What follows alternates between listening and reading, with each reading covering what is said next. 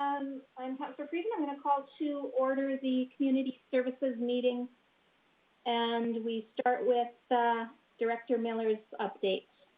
All right. Thanks, Chair Friesen.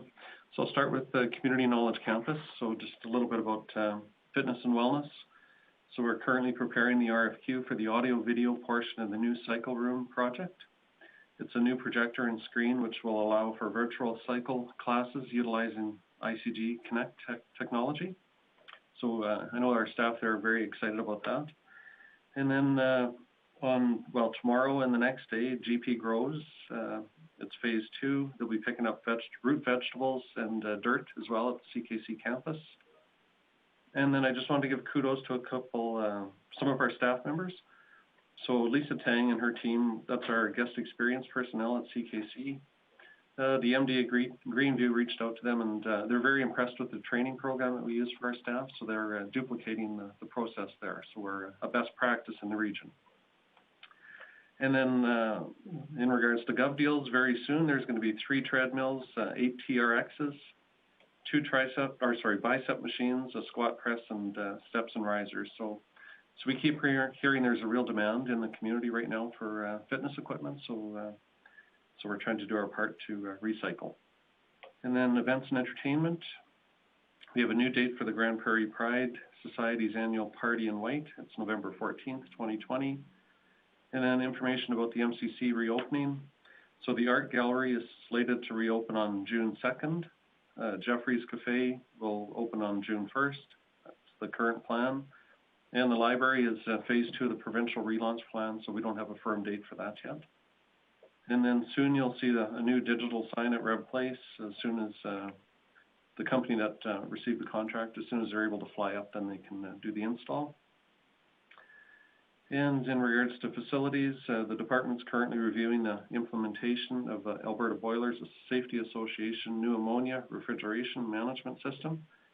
It's AB-538. It's ammonia refrigeration systems that we use in rinks and arenas. And then they're also busy doing seasonal maintenance of the HVAC systems and getting the air conditioning ready to turn on as soon as we get some nicer weather. And they're also planning and doing the preparation of the tender for the roofing project at Rising Above facility. And Fleet has been busy maintaining the sweepers. Currently, we have 3 of the sweepers that are operational. Had a recent issue with one, and we're just waiting for some reprogramming to happen from the factory, or by the factory. And then most of the mowing equipment is ready for when the grass starts growing. And they're also busy working on the road repair equipment to maintain that. With sports development, wellness, and culture, the applications have now closed for the community group funding. That was as of April 27th. And recently, last week, there was an engagement session offered to community groups and agencies, and it was intended to support them helping to complete the applications and answer any questions that they may have about the process. The application, I think I mentioned already, is used to be 12 pages long. Now it's down to about 5 pages. Oh, sorry. Little correction. Applications opened on April 27th, and will be closing shortly. And then in regards to transit, ridership has been increasing this week, resulting in instances of full buses. And the commitment from the transit department is when there is a full load of passengers waiting, that as quickly as possible they send a second bus so people aren't waiting. And then we're also reviewing the options for safeguarding transit operators, including assessing if the free fare period should be extended beyond the end of May. I think I mentioned before as well that it is causing some conflict on some of the buses. So we're assessing if we should continue into June with that program or not. But, so there'll be more information to follow on that. And that's my report, Madam Chair, unless there's any questions. Are there any questions for Director Miller? All right, thank you. I think Mayor Gibbon has a question.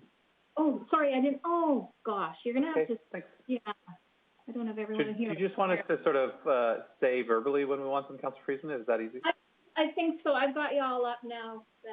Okay. But yes, Thank you, Mayor Given. Go ahead. No worries. Thank you.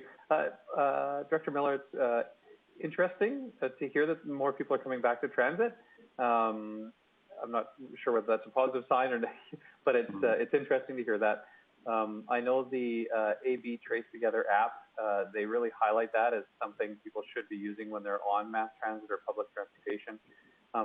Is there anything that we could do to, use that sort of captive audience to help promote that app so that people can see it? I think maybe that hadn't been top of mind for a lot of us. We're sort of thinking that we had an LRT. But if we're getting to the point where we have full buses, we should be encouraging people to use that contact tracing app to help identify exposures if we're starting to get more people congregating. And since we've got buses and we do advertising in them, it'd be great if we could consider that.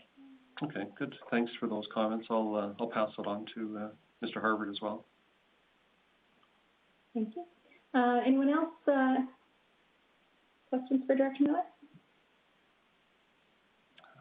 I don't see any. Perfect, thanks. All right, thank you.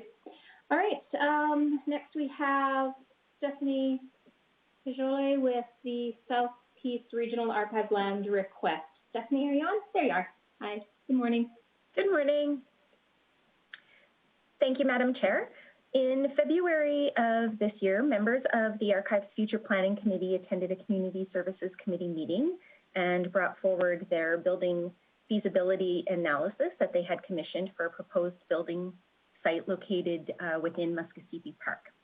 So administration consulted with numerous internal city departments regarding development at this location, and there were definitely a few considerations that were identified. So one of those was that due to the increased runoff in the storm system, that an inspection of the storm pipes was recommended. Also, some sanitation upgrades would be required to tie the proposed facility into the existing sewer lines and also the lift station at Muskosipi Park. There are a number of public amenities already within the park, so that will certainly add to the limited available parking if development were to take place. Another consideration from internal departments was that an increase in pedestrian and also vehicle traffic would have some impact on operations within the park, such as snow clearing, garbage removal, turf mowing, so definitely something to think about. Development at this location was also identified as having an impact on the aspen forest in the park and the canopy of 2 heritage trees. In consultation with planning and development, the bare land valuation for this area would be in the range of $300,000 to $335,000 an acre. So the value of the actual lot, they estimated as between $67,000 and $75,000. The estimated budget for the proposed project is quite significant. It was about $5.9 million based on the overall developed area. And of course, there would be ongoing operational costs associated with a new facility. So in light of those considerations, it is administration's view that the anticipated costs and impact to the parkland does not warrant construction of a new facility at this site at this time. However, in consultation with the Southeast Regional Archives, administration would like to recommend that committee direct the Sports Development, Wellness and Culture Department to continue to work with the archives to explore and facilitate the relocation of the archives to Center 2000. So that would be within the existing footprint of the Heritage Discovery Center at that location. The museum and archives certainly complement each other. Center 2000 is also thought to be a very good fit with the tourism and visitor information services already located within that facility. So we certainly, relocation would require a portion of the existing HDC or Heritage Discovery Center collection to be relocated and some anticipated, some facility renovations would be anticipated to make the space viable for both partners, but administration has consulted with the archives on this, and they're certainly willing to pursue planning for this option. Thank you. Are there any questions for administration? Okay, I have, and then Councillor O'Toole. Yeah, thanks very much. So I really like the solution. I think this is a great idea. It's about time something happened with the HDC. It's getting a little bit dated, and I think this would be a good use of space. Just a question about capital. Is this the kind of thing that council would be likely to see at our fall budget discussions, or is there potential for making some kind of provision for this in our expedited capital that council will be seeing, I think, later on this afternoon or later on today? Thank you. Through the chair, Mayor Given, I think we haven't got to that point yet where we have an anticipation as to what type of costs would be expected. So I suspect it will likely come through either if there's any money that could be reallocated from an existing capital project. We have a museum expansion project that is scheduled for later this year. So I don't know if there's any ability to work with corporate services to look at that. But if not, I would anticipate that it would be through capital budget requests as part of budget deliberation. Thank you, Mayor Given. And Councillor O'Toole? Yeah, Mayor Given kind of took some of my questions. Was there any possibility that the Archives Board could ask for grants for development? I know this is probably premature, but did they ever come up with any suggestions that they might be able to get some federal or provincial grants? Stephanie? Through the chair, we haven't really discussed that as of yet. I know that they do have a dedicated building fund, so we did have some discussion that there could be an opportunity to pursue discussion to see if there is a way that some of those funds could potentially be allocated to required renovations. So as a society, they would certainly be available to apply for grants. I'm not sure what's out there, but definitely something we could consider. Thank you very much. Thanks, Councillor O'Toole. I see Councillor Platt. Thanks, Chair Friesen. I really want to thank Stephanie and Arlen for this and the work administration's put on this. I know this has been a file that's been kicking around for quite a while, and I really appreciate that they've got their thinking caps on a new home potentially for the archives, and I think it's a great location for the archives. So thanks a lot for that, Stephanie and Arlen. I know you guys have been on this for a bit. I just did have one question about it. I'm just curious, and I know it's kind of early, but what sort of square footage do we see that we can allocate specifically for the archives in this facility? I think, on the plan, they're saying 4,600 square feet over the next 10 years. I think the archives is kind of feeling more like 6,000 feet is what they think they needed in that range. So I'm just kind of curious if you can tell me what sort of square footage we feel we'll be able to allocate right off the start. Through the chair, I don't have a definitive answer for that. For all of the drawings that we have, I don't actually have anything that has the square footage of just the HDC space on it. I'm estimating it's somewhere around 8,000 square feet. So I think that we'll definitely work with the archives to figure out what they need. I mean, one of the considerations certainly is, you need a space for bathrooms and for a common area to be able to have meeting space and things like that. So there is those amenities do exist already within the footprint of HDC. So if that layout is conducive to what both parties agree on, then certainly that may reduce the required space that the archives needs, but we haven't really figured out exactly what that is, and we have not yet toured that space with the archives. So definitely in the early planning stages. Okay. No, I appreciate that, and thanks, and I'm sure it's going to be a great fit for the archives over time, so appreciate that. Thank you. Thank you, Councillor Platt. I think Councillor Minhas, did I see your hand?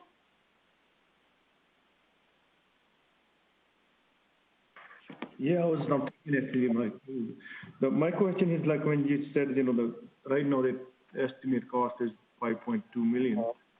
And then if we move it to the 2,000 center, 2,000 close, it'll be change the cost, or it'll be the same, or how that could be worked out?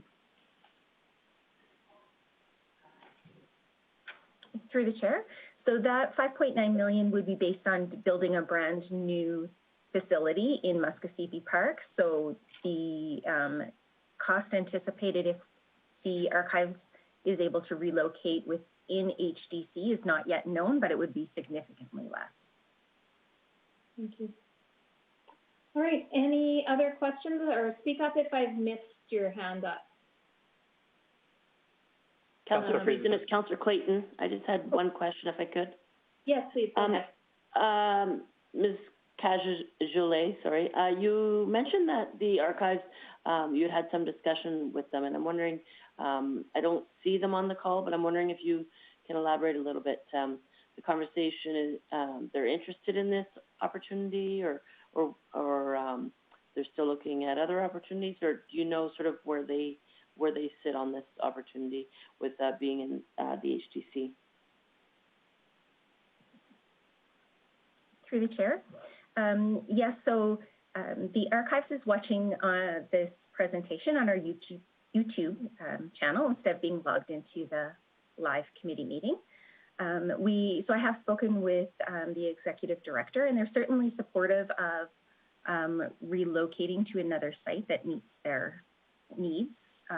We have specifically talked about this, and they're definitely willing to pursue this as an option. So there is definitely some work to be done, but they are willing to work with us on this.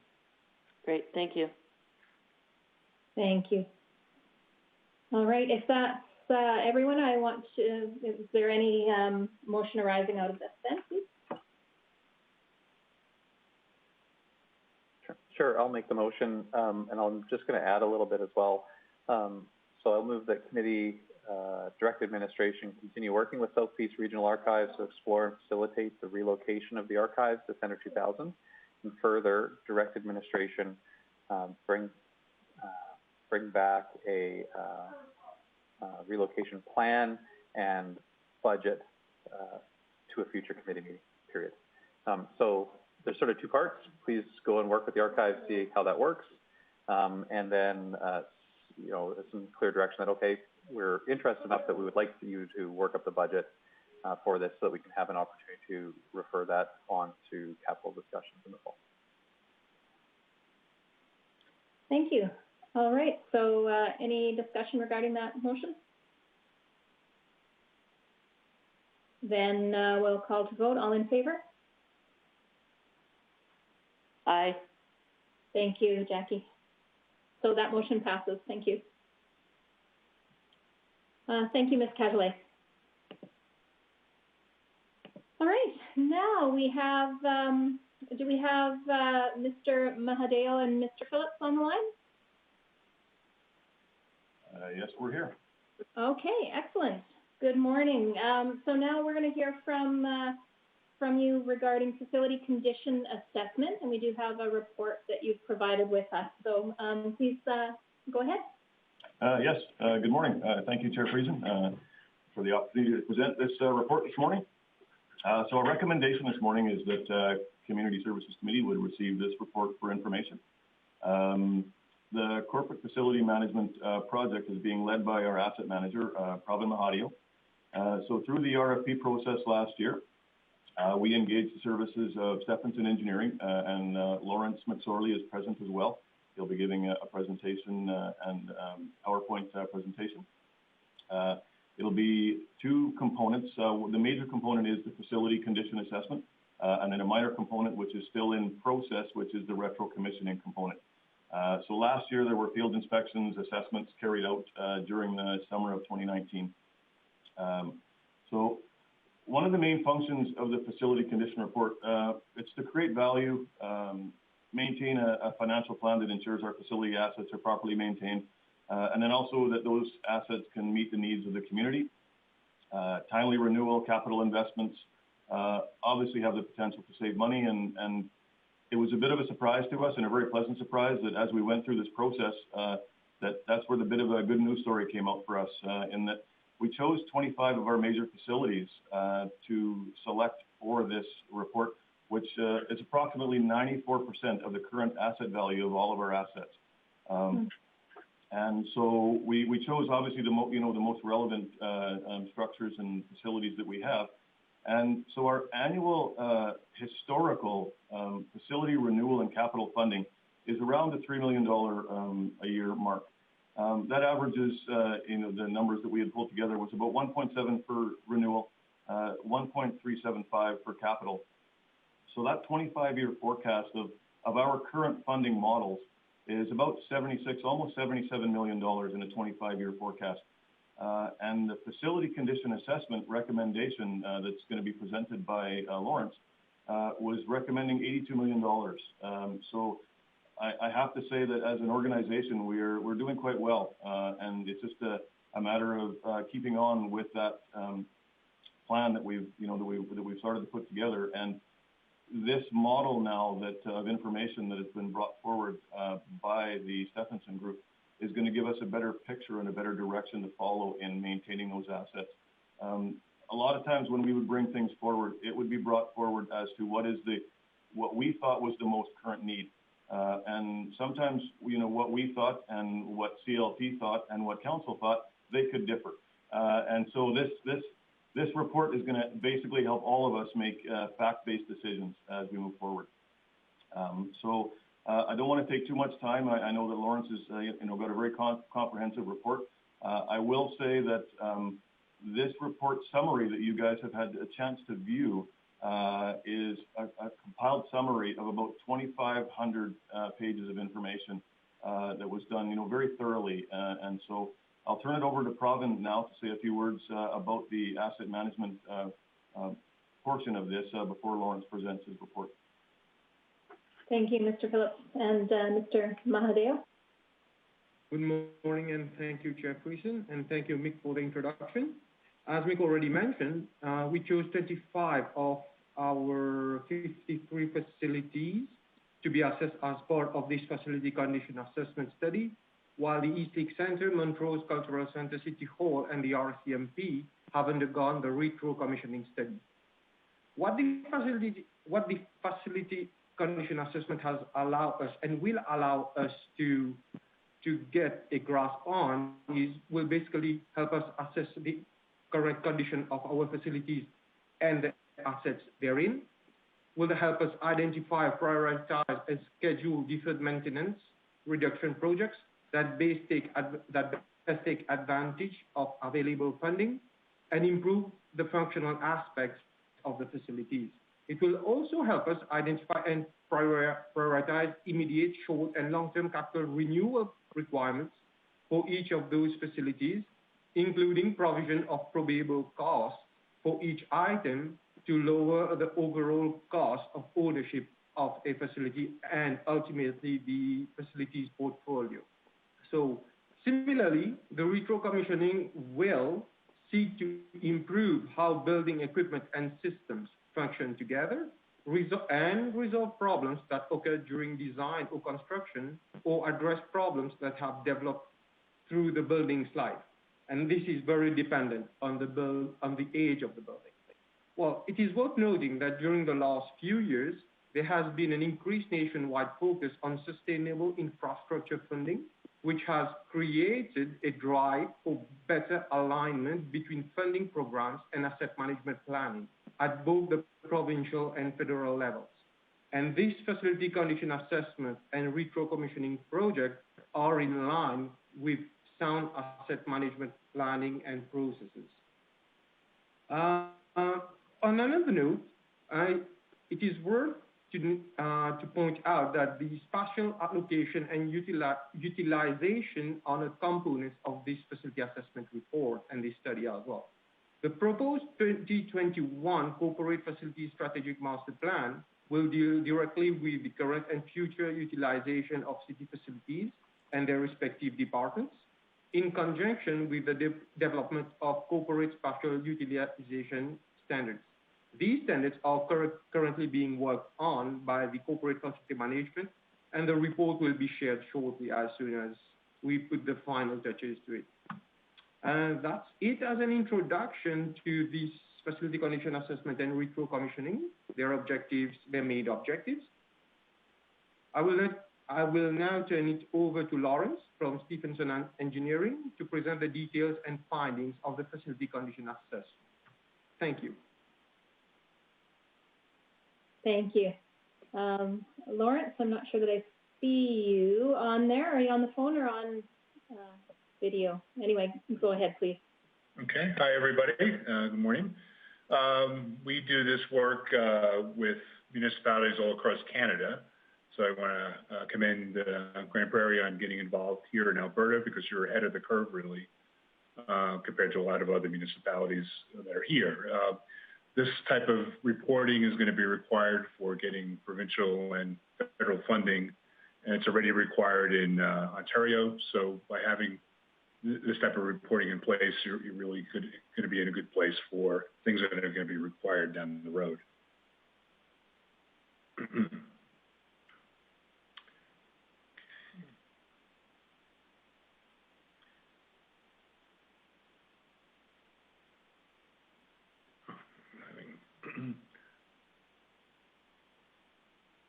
Shoot, hold on, I'm having problems. Hold on one second. We did see it, we did see Okay. your on the screen there, Mr. Scott. Okay, there it is. Okay. This one. Okay. Why is it not going? Okay. Not going. Oh, Did you get it? okay. Okay. Yeah. Okay, there we go. Sorry. There, yeah. So how we started this process is that we went to each of the sites this summer. We spent 2 weeks up in Grande Prairie.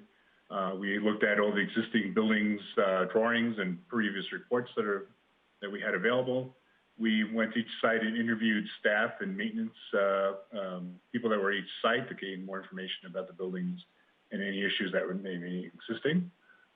We did a lot of documentation. We went into every room of the building, the roof, the parking lots, every maintenance facility, every closet, and we did a photo documentation of everything as well as taking notes. We probably have about 8,000 photos of your facilities now completed. What we did is we looked at a 25-year timeline for your project. These are the 25 buildings that we took a look at. They ranged anywhere in age from 6 years to 66 years, so quite a range. The oldest being the Center for Creative Arts, the youngest being one of the fire halls, and also the size of the facilities were quite large, spread. There was something as small as the Bear Creek Pavilion, which was 6,000 square feet, all the way up to the East Lake Center, which was 350,000 square feet. Big range of types of facilities, functions, use, types of construction, so it really had a very wide range portfolio. The results of all this is what we did is, if you think in terms of what we looked at in your facilities, it was almost like you took a shaker, turned the building upside down, shook it, all the pieces that come out. We broke a building down by all those pieces. Each piece was then given a condition rating, anywhere from critical to excellent, as far as how it overall scored. And then what needed to be done with those pieces over time. Were there repair items that had to be done? Was there maintenance issues? And then we also looked at life cycle replacements, that things wear out over time. Typically, things in a building may wear out several times over a 25-year period of time. If you think in terms of carpeting and paint, those things have a much shorter lifespan as opposed to, say, the bricks on the outside of the building, which can last 80, 100 years, really. So it really depended on all the pieces is how we looked at this. So when we looked at this as a summary, what we did is we found that after 25 years as a portfolio, as you were told just before, there's about an $82 million value in today's dollars that you would have to make a reinvestment into these buildings in the next 25 years. This would be maintaining them in their current status. It's not taking advantage of any additions or major interior renovations or really considering any functional changes to the building. So it's more or less status quo, keeping everything that's working there now in a functional state for the next 25 years.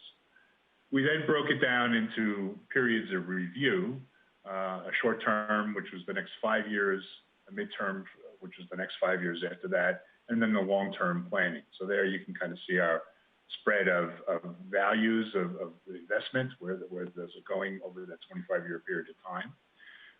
The immediate item is really for things that we identified that were things that need to be looked at in the short term, the next 90 days. They typically were fairly small items. They were averaged about $10,000 per building. Sometimes it was just to do a study on something that we saw that needed further investigation. So those are things that the city is being active on right now. All those things are being taken care of. So really the focus on this report is the 5 to 25-year period of time. When you look at how this breaks down as far as where the money gets spent, it breaks down to the heavy end of it is the architectural components. And that's true for every one of the snapshots that we had, the 5-year, the 10-year, and then the long-term place. That's a lot of the wear and tear items, the paint, the carpet, as we mentioned, roofs, finishes. It also includes things like site elements, so the site parking lots, paving, concrete outside. And then the electrical and mechanical pieces were pretty consistent across the board as well. This actually correlates with a new construction as well. If you looked at a new building, the architectural components make up about this amount of the overall cost of the building, and then the electrical and mechanical also have those portions as well. A lot of the mechanical electrical items here are really dealing with end-of-life replacements. So as things cycle through their lifespan, 25, 35 years, they have to be replaced over time. So that's a big portion of what the electrical mechanical costing is here. What we had done is that we had looked at, just to see if there was any correlation between building size and building age. We broke those out a little bit to take a quick look. Not surprising, the older buildings didn't fare as well. They had a lot more issues with it, which makes sense. And also it was unique that a lot of the smaller buildings tended to have more problems than the bigger buildings. And that also makes a certain amount of sense because bigger building can spread the cost out over a much larger square footprint. Smaller buildings don't. So if there's some issues, it kind of makes it more critical to that building. Each building has its own unique requirements, so not all of them are the same. So that's why we looked at them all individually. So each building had its own report. We looked at things that would be required to be replaced. And like I said, what we did is we looked at things that on a typical expected life of something, you know, we give, say, 10 years to carpeting, 10 years to paint. That doesn't necessarily mean that you have to do it exactly on those years. It's just a general guide for your capital planning. There may be times when you can look at a building after 5 years and you might say that we could defer that expense to the next 5 years. So it really can be done as a case-by-case basis, but you always want to keep tabs of where all this is overall on the building, because at some point these will have to be addressed in the building's lifespan. We also developed what's known as a facility condition index, which is it's really the gold standard. This was developed by the U.S. military about 20 years ago. It's a way of comparing buildings to each other. It's a benchmark statistic. It gives it's a fairly conservative factor. What we did is we look at the outstanding costs that you have to reinvest in the building. We divide that by the replacement value of the building that we developed in today's dollars. So if you want to replace a facility, we kind of did an estimate. If you had to replace that building today, what that would be. And then we came out with a factor. And then you get a score of critical to poor. So that's something that you can compare your buildings to buildings in other provinces. Again, it's a benchmark that you can use as a tool. This is the portfolio and how it all fared out with the comparison. We found that over time, the 25-year outlook skews high, which makes a certain amount of sense because some of, like I said, some of the items are being replaced several times. So it's good to have an idea of where that is as a factor, but it's really the 5-year outlook that's the more meaningful, because those are the areas that you can have the greatest impact. So the 5-year, the first column there is the 5-year total that for each building that we would see that it would have to get reinvested to keep the building currently maintained. The next column is the 25-year amount, so you can kind of see the correlation between those amounts. And then also the third column there is, the fourth column is the replacement value of a new building today. There's the scores of the FCI, and then you can see the impact of the 5-year reinvestment significantly changes the score that a building has. So it can be dramatic on many of the buildings. There's always going to be a few buildings that it doesn't change out of the critical. And here, that's the city 99 on this particular view. But that's one of your older buildings, so it's a 52-year-old facility. You can still see that we have a dramatic reduction in the FCI, but these are buildings that you still want to always keep tabs of going down the road, because they are your weaker assets that you have to take care of. Here on the right, we kind of did the comparison by building age and building size. And like I had said, the older the building tended to be where the FCIs were higher. And then really the smaller buildings, again, down here on the next chart, also tended to skew high. And that's related to how things get divided by the footprint of the building. If we took an example of one of your buildings, Revolution Place, the current FCI scoring for its current status is 38.18%. After you do the 5-year reinvestment, that drops all the way down to 8%.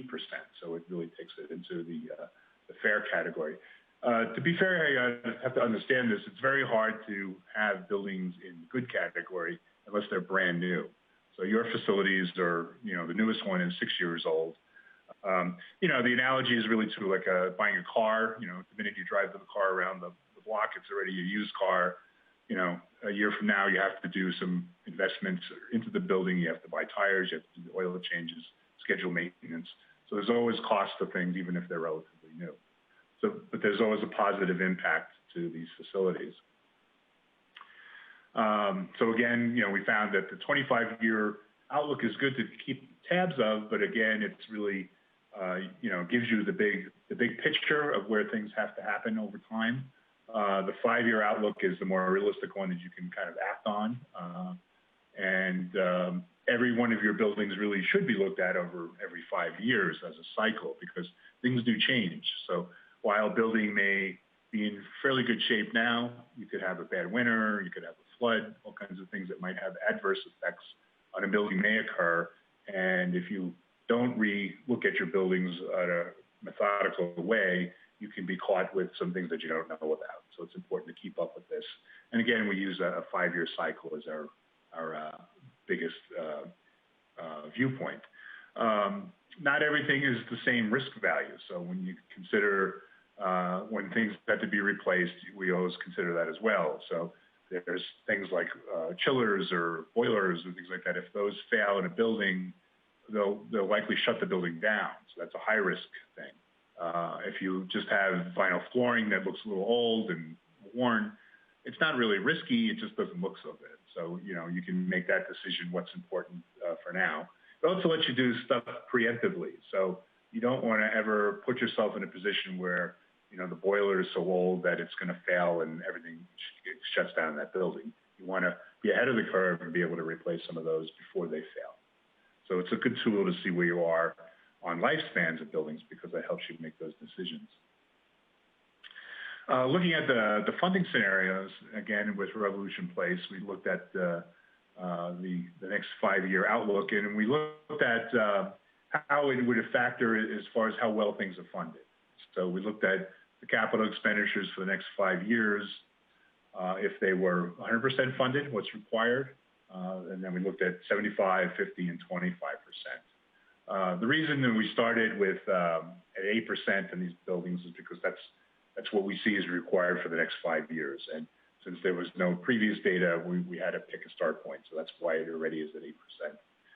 So if you keep up in the way these, the chart on the right shows that if you're keeping up with the requirements in the next 5 years, you have a positive impact on a building. So here you can take the building from 8% down to about 7%. But the minute you start laxing off the funding, you can start to see that it does start to have negative impacts on the building. So again, the 75%, it really starts to go up by a percentage.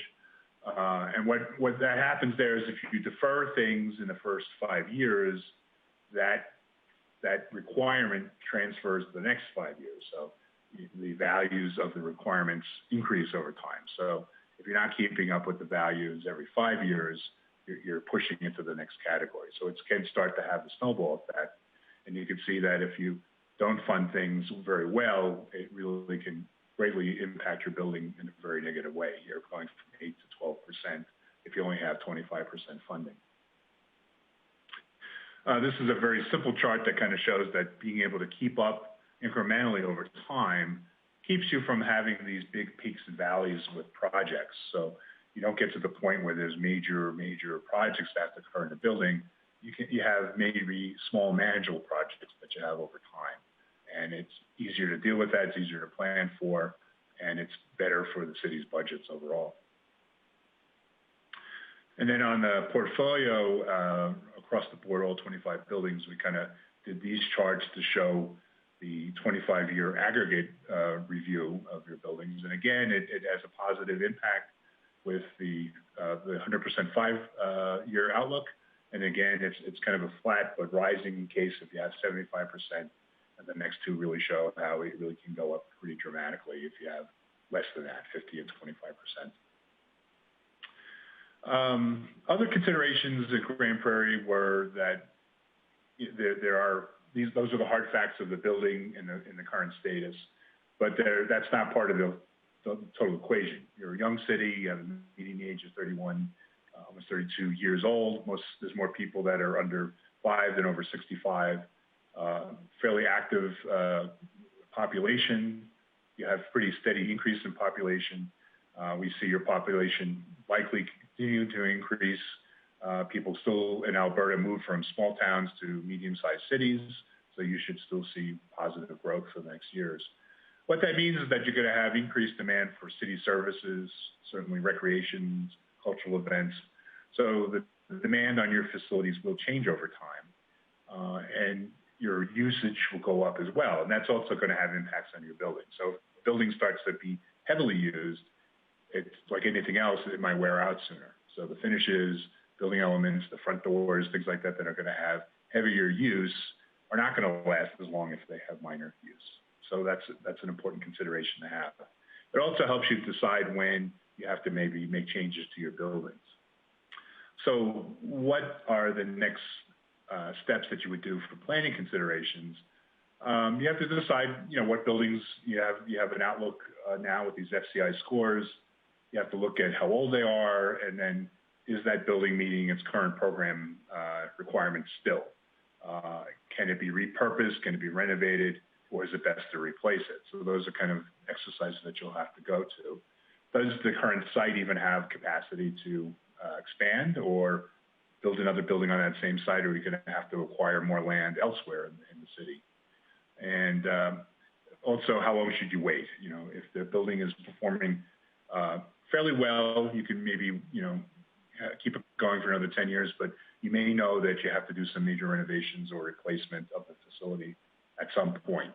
So this is always going to be one of the tools that you have in your toolbox to have a good idea of where things stand over the next 25 years when you're thinking about some of these.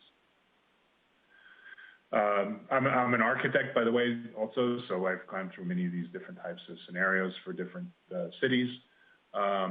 You would have to look at existing programming in the building, and how you go through that is you have public engagement sessions, you have staff interviews, you kind of look at, is there a possibility of combining facilities together that may be more efficient than having standalones?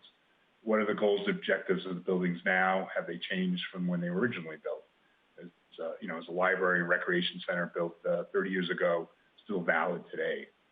And also, we had mentioned earlier that the feasibility studies of what these things are going to cost, you know, the sustainability issues that are there, if there's constraints and opportunities at each site, and then really the keeping up with the funding scenarios and population growth. These are all considerations that are part of the equation that you have to consider. And then the other part that this project did with our partner AEME Group was we did a snapshot of 4 buildings. It was the Eastlink Center, the Cultural Center, City Hall, and our CMP building. And what we did is we looked at those buildings. These would be fairly typical of your portfolio. Each building is going to have some issues that are similar. They're underperforming in some areas. In some cases, we had mentioned that they were not ever commissioned when the city was given the project, so there were issues with the consultants and the contractors when the buildings were turned over, as far as some of the systems maybe not running up where they should have been when you took control of the buildings.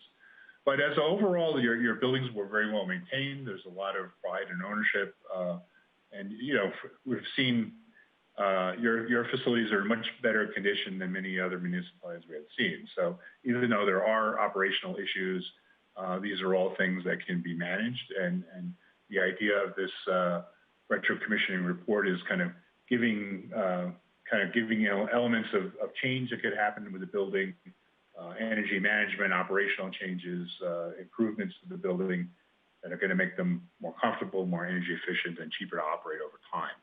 So we're kind of developing that right now with city as a strategy. Some things could be implemented over the next 5 years. We call those low-hanging fruit. Other things will have to be phased in over the next 20 years due to cost. So really, this is kind of a way of looking at a building backwards, but making the changes that are needed to make them work better than they are today. That was kind of all I had. If there were any questions, there was a lot of information. All right, are there any questions? A weird feedback. And if the presentation is up, I can't see everyone, so just speak up when you do have a question, please, councillors. Thanks, Chair Friesen. It's Councillor Flaud here. Just pretty lengthy report. I went through it, and I appreciate you talking about it, so it makes a little more sense.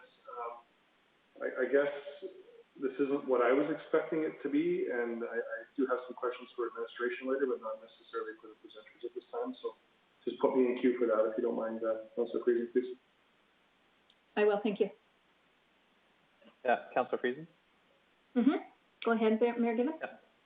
Yeah, so I just wanted to confirm, so the report identifies, 100% funding of the recommendation, the recommended levels, would see that decrease over time, in the index number, but that positive decrease.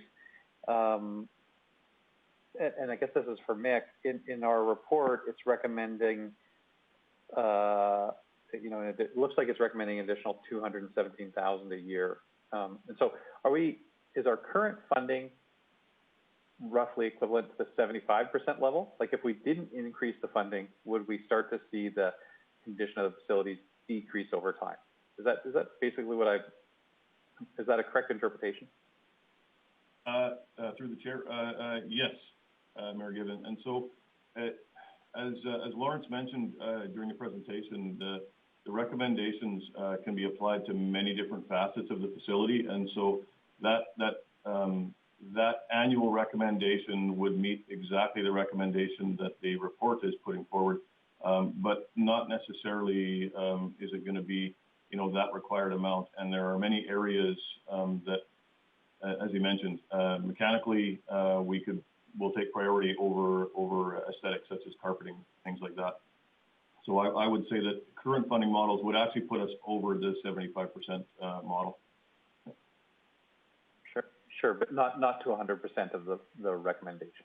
That is correct. Not to 100%, but I believe that and the calculations that we used obviously we didn't include capital projects that, as were mentioned, were major renovations or new projects, and so the current capital funding combined with the renewal funding would easily probably put us within that 80-85% margin.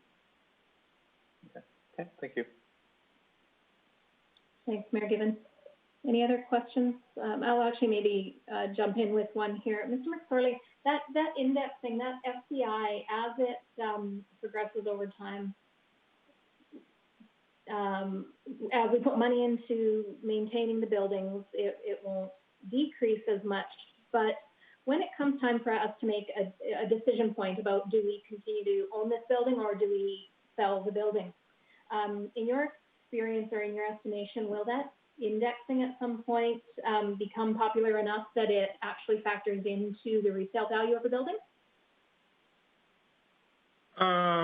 Possibly, yeah, because, you know, most buildings can have a second life to it. So it may not be, you may decide that it's not in the city's interest to own these buildings anymore, but you could repurpose the building for something else. It could become a private daycare center. It could become, you know, another private entity, maybe a similar function, but then, you know, is it something that can be easily renovated? So some of your buildings, you know, can work quite well as office space. You know, I know that City Hall is aging. Some of these other buildings could take on the increased need of additional officing areas as a temporary measure. You know, that might last 10 to 15 years possibly to kind of be a stopgap. So it's not, I mean, an FCI isn't directly necessarily related to the value of the building. It's kind of more of an indicator of the value to the city. So, you know, the replacement cost is something to keep in mind. Thank you. That's great. Any other questions?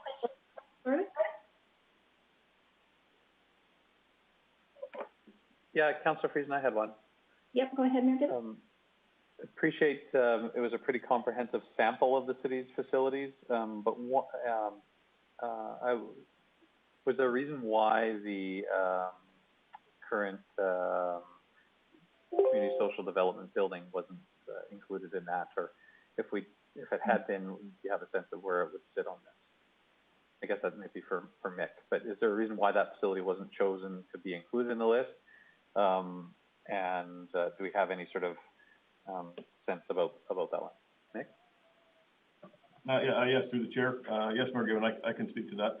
We struggled with that one, and we decided that because there were numerous options that had been presented for what to do with the community social development building, we decided to leave that one out of this report, and then we would address it independently if CLT and council had a chosen direction that they would like to go in.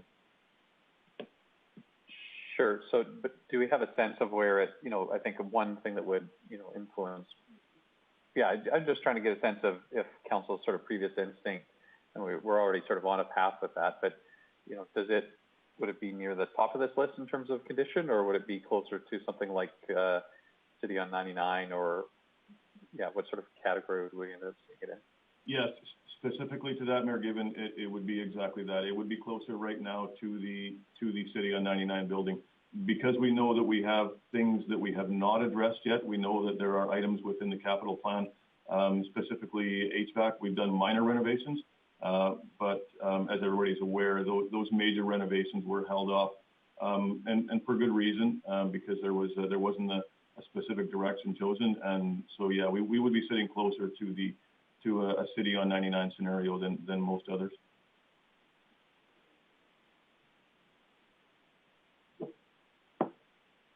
All right, any further questions?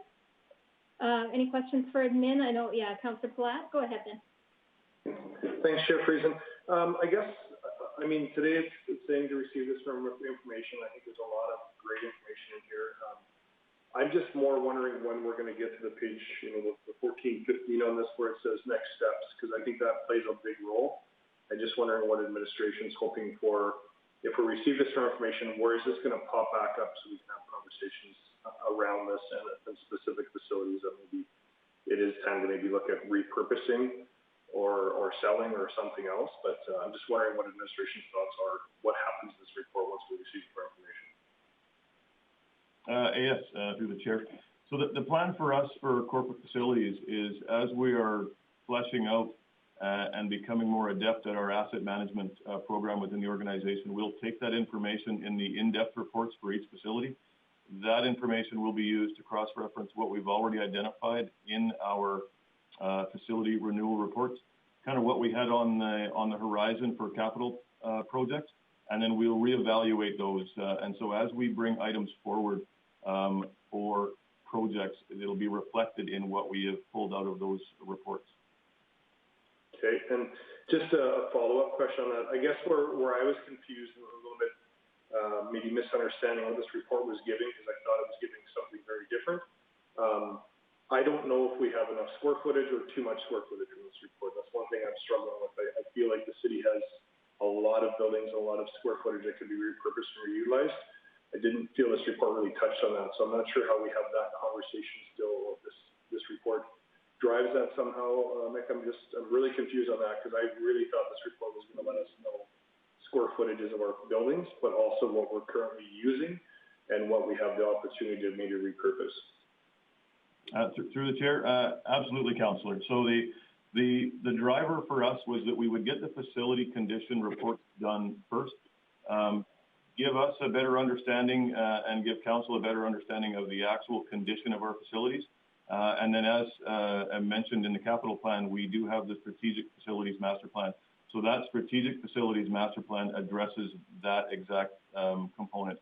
So once we know the condition of the facility, then we'll present what the actual usage of the facility is and how well the facility is being utilized, how it's being utilized in the past, moving forward, knowing that as our departments are changing, which with the current COVID crisis we obviously never seen coming, is going to force us to look at many different ways of operating within our facilities. And so that information, one, what is the condition of the facility? Two, how is it being used? Two very different reports, but one that we are planning to do next year. Okay. And just similar to Mayor Gibbons' comment, I was kind of curious why CSD's building wasn't on there. I don't see it on the report as well of potentially the square footage that we could end up with the Park Hotel site. Is that going to be reflected somewhere in needs assessment or something later on, or is that just because it's not official yet? Like, I'm just kind of curious how that potential 10,000 square feet enters this conversation at some point.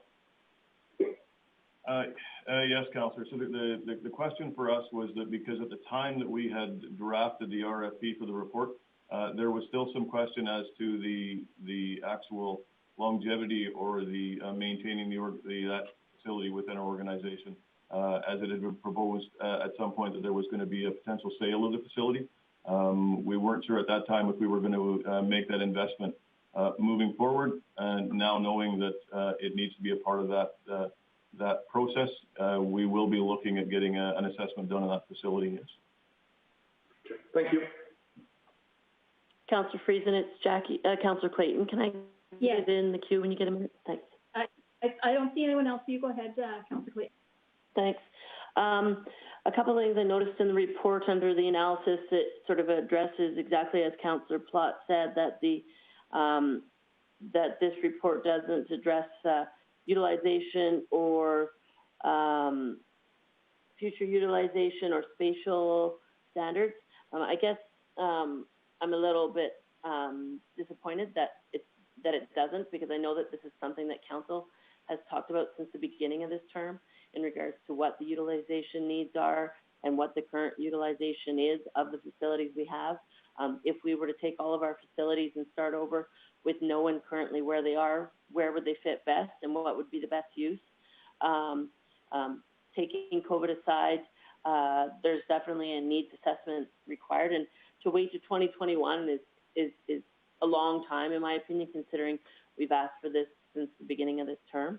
I think that there's a lot of useful information in this report. I have a question for Mick in regards to the report. I'm curious on why the choice to highlight Revolution Place. There wasn't, any indication from council or, to my knowledge, any discussion of, hey, let's be curious about what this looks like. So I'm curious why you're highlighting that one. Through the chair. So I can answer two of the questions, Councillor. So the first question is that in regards to spatial, so that actually is being worked on as we speak. So as far as spatial allocation, how it's being used, and facility standards, Province is actually working on that as we speak. And so it isn't something that council will have to wait for. We're putting that together now. And the second question is, we actually didn't choose Revolution Place. We just let Mr. McSorley choose something that he thought would be a good example to present. So there was no method or reason for selection. It was completely selected at random. Okay, thank you. Thanks, Councillor Clayton. Are there any more questions? All right, seeing none, then I am looking for a motion. I'd be prepared to make that motion, Councillor Friesen, if you want. Thank you. Go ahead, Councillor Clayton. So, as in the report that the Community Services Committee received this report for information. Thank you. And all in favor? Aye. Thank you. All right, that motion passes. Thank you very much, Mr. McSorley and Mr. Mahadio and Mr. Phillips. And now, do we have Ms. Ridgway on the? There she is. Hello. All right. So we are looking at the vision. Okay, so you go ahead. Thank you, Madam Chair. So I'm not able to share my screen.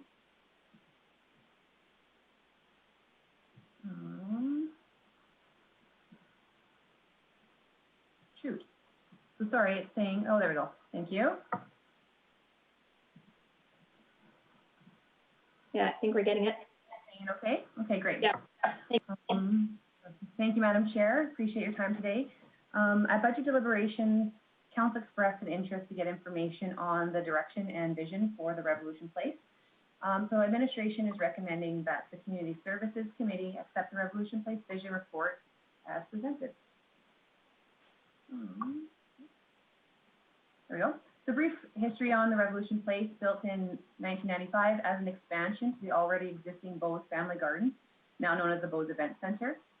There have been master plans developed for the venue in 2002 and 2013. The 2013 master plan is included as an attachment on this report. Many of the findings within that 2013 report still hold up today. In 2016, the Bose family were engaged during the process of rebranding the Bose Family Gardens into the Bose Event Center. With this rebranding and having a dedicated employee to selling the space, the BEC has gone from 47 event days in 2016 up to 107 in 2019. So we're continually evolving and changing our business model to keep up with trends in the market. Yet we are challenged within our space that was designed for one purpose, yet being utilized in a completely different way. So we aim to provide best-in-class service in the events and entertainment industry. The venue plays a huge role in the success of our events. Grande Prairie is known for its world-class facilities, and think of the Eastlink Center, Grande Prairie Regional College, MCC, and the new regional hospital. All of these spaces define the city, and it's the standard we're going to hold the Revolution Place to.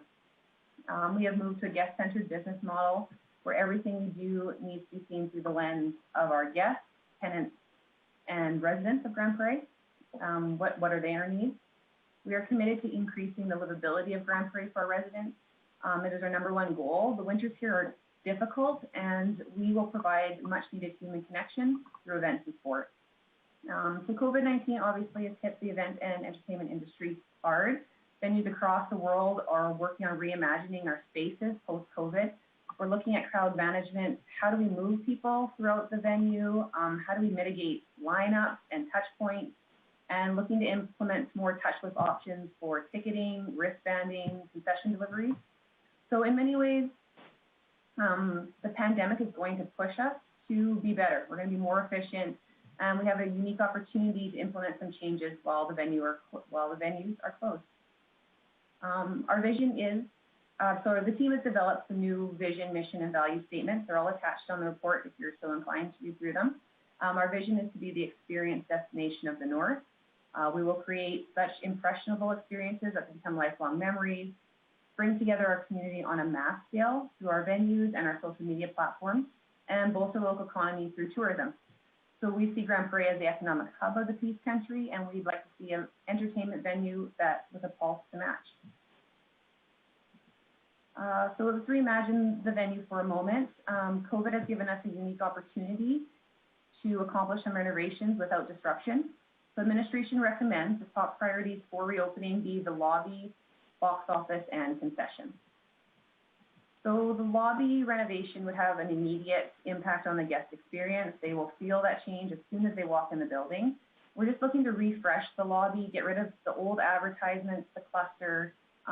This would allow the wayfinding to be a lot easier for guests and increase the sponsorship value within the lobby area. We also want to see the storm highlighted in the space. So here's a quick rendering of our current state. The green roof is very eye-catching. As you walk in, Crystal Center is still the main focal point. And as you can see, it's very cluttered all around the building. Corporate marketing came up with a new reimagined rendering for us. To clean up the space, allow it to breathe, get rid of the green roof, have the storm as our main focal point as you walk in the building. And of course, the upgrades to the concession will just liven up the space. Okay, moving into the box office. So the box office has been identified in the capital plan for improvements in 2020, yet we're finding it problematic to justify putting money into an area that we know it's not best suited for. So best practice would be to have the box office accessible as soon as you enter the building. Having the box office inside the building elevates the custodial costs and our security needs throughout the year. It also contributes to congestion within the lobby on event days. So administration is recommending exploring options for moving the box office to a more appropriate area before putting money into that existing space. And concessions. So also with the concessions, they have been identified in the capital plan. Corporate facilities came in to do their initial walkthrough and assessment of the project and identified that there is insufficient funds to do the work. The lobby concession in particular needs upgraded ceiling tiles and drywall to bring it up to building code, which aid into the great majority of the allocated budget. Administration will require confirmed designs and drawings to come up with the actual cost, but corporate facilities is estimating a need for up to $200,000 to complete both concession projects. We also want to explore the implementation of some touchless service options during the renovation, such as maybe a kiosk with a pickup option, or many venues are looking at apps with to-seat delivery options. This concludes the immediate needs. Looking into the future, although not the only opportunities we have to enhance service levels at Revolution Place, these are the recommended priorities going forward. An East Arena expansion, a loading dock, arena and dressing rooms with amenity upgrades, and a Bose Event Center dressing room. So looking at the East Arena expansion, when I'm discussing this East Arena expansion, I'm actually pulling from that 2013 master plan. This proposed expansion addresses many of the key deficiencies in the building, such as the box office location, additional fixed seats, the addition of premium seating options, and as a bonus in this plan, it had the separation of the Bose and arena lobbies, which would equate to some great efficiencies. So here's an image that was pulled from that 2013 master plan. And when I'm talking about the east end, I'm talking about just this east portion of the arena that we're looking at here. So highlighted here is that box office vestibule that they proposed. This brings the box office to the front of the building and allows it access to both sides. So at the current state, the box office is right inside the lobby, so people need to enter right into the building. This way we'd be able to secure the building, especially on the concert days, would be very efficient. Okay, and then on the east side of the expansion here, you would see the addition of nearly 400 fixed seats, and then up to 8 to 10 premium seating options up above 4 suites.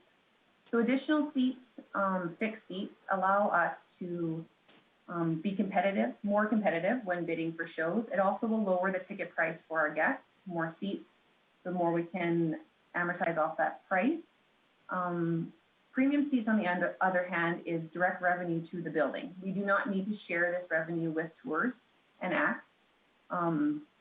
And on average, in Alberta, a suite sells for between 15,000 to 35,000, depending on the number of guests per suite annually. So on a conservative estimate, I'm estimating if we have 18 suites, it would bring in, on the low end, approximately $216,000 plus food and beverage to the venues per year. And also filling in the east end would increase the capacity and seating options, which is great. It would also greatly increase the acoustics within the building. The artist is now singing at people as opposed to that concrete wall. Okay, now moving on to the back of house upgrades that we would recommend.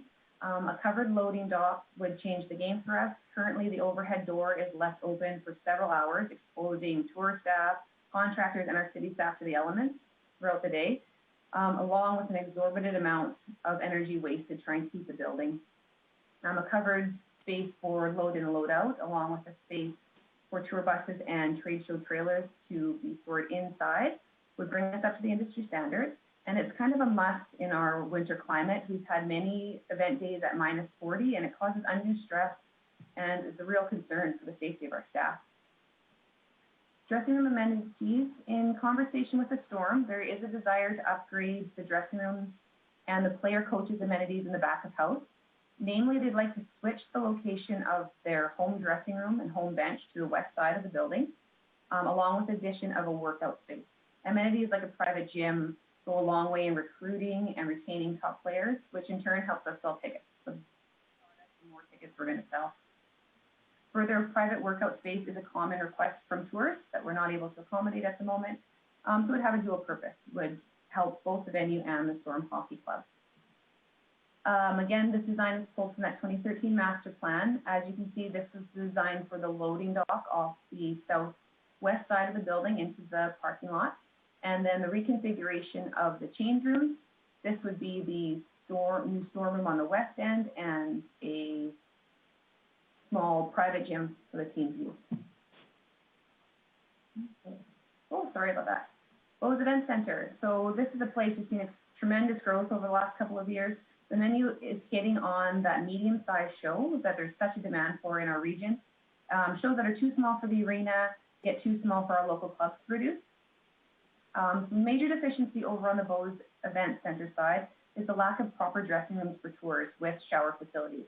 Currently, we're readjusting our ice users' time so that the tour can use the dressing rooms over on the arena side. So we're not maximizing our ice revenue during those days, and it increases the security costs as well to secure such a large portion of the venue. And moving into focus areas to choose direction. Of course, Revolution Place hits on community in a big way. There's very few things that bring us all together in such a mass scale as events and sports. Economy, we are always conscious of closing the gap between municipal funding and the recovery rate. We are also always pushing to entice events that will bolster our local economy, especially in the downtown core. We were actually in the middle of working with Travel Alberta to compile our economic impact numbers for our events in 2019 and Q1 of 2020. Unfortunately, the COVID outbreak kind of put that on pause for us, but we'll pick it up as soon as we're able to, and we're really excited to share those numbers with council as soon as we get them. Service, of course, we are committed to the highest standard of customer service, and elevating the facility will only help us accomplish those goals. An economic impact, we feel an investment in an enclosed loading dock would have it be a significant green initiative, greatly enhancing the energy efficiency of the facility. And an economic impact and the investment that we can put into the facility will increase our event revenue. Dealing with our stakeholders, we're always collecting guest feedback after every show, during show in real time. We have about 3 years of compiled information. Same with our clients and stakeholders. After every event, we're asking tours and event managers to come to us with their feedback, and we engage our current staff, and we looked at the 2013 market research that was compiled in the master plan. So budget financial implications. Capital budget has been identified, like I said, for 2020 as the venue's top priorities. Some additional funding has been allocated in the capital plan presentation that will be coming to you by corporate services today. And again, a full-scale renovation of Revolution Place would be a significant investment and required additional funds. So in conclusion, overall, that 2013 master plan that was presented still holds up and does address the majority of the major deficiencies in the building. I can understand how management put off making modifications to the buildings in hope of receiving that full-scale renovation. But my recommendation now would be to start investing in the Revolution Place and not allow it to fall farther behind the industry standards. Revolution Place does have the market advantage, being located in the downtown core of our most populated city in the Peace region, and there is opportunity for market growth. A 5,000-seat arena remains an opportunity for return in the market. With 5,000 fixed seats, Grande Prairie would be able to attract most of the top-tiered performers on tour. And the event industry will come back in time in a big way, and we'll be ready. Thank you. Thank you very much. Questions?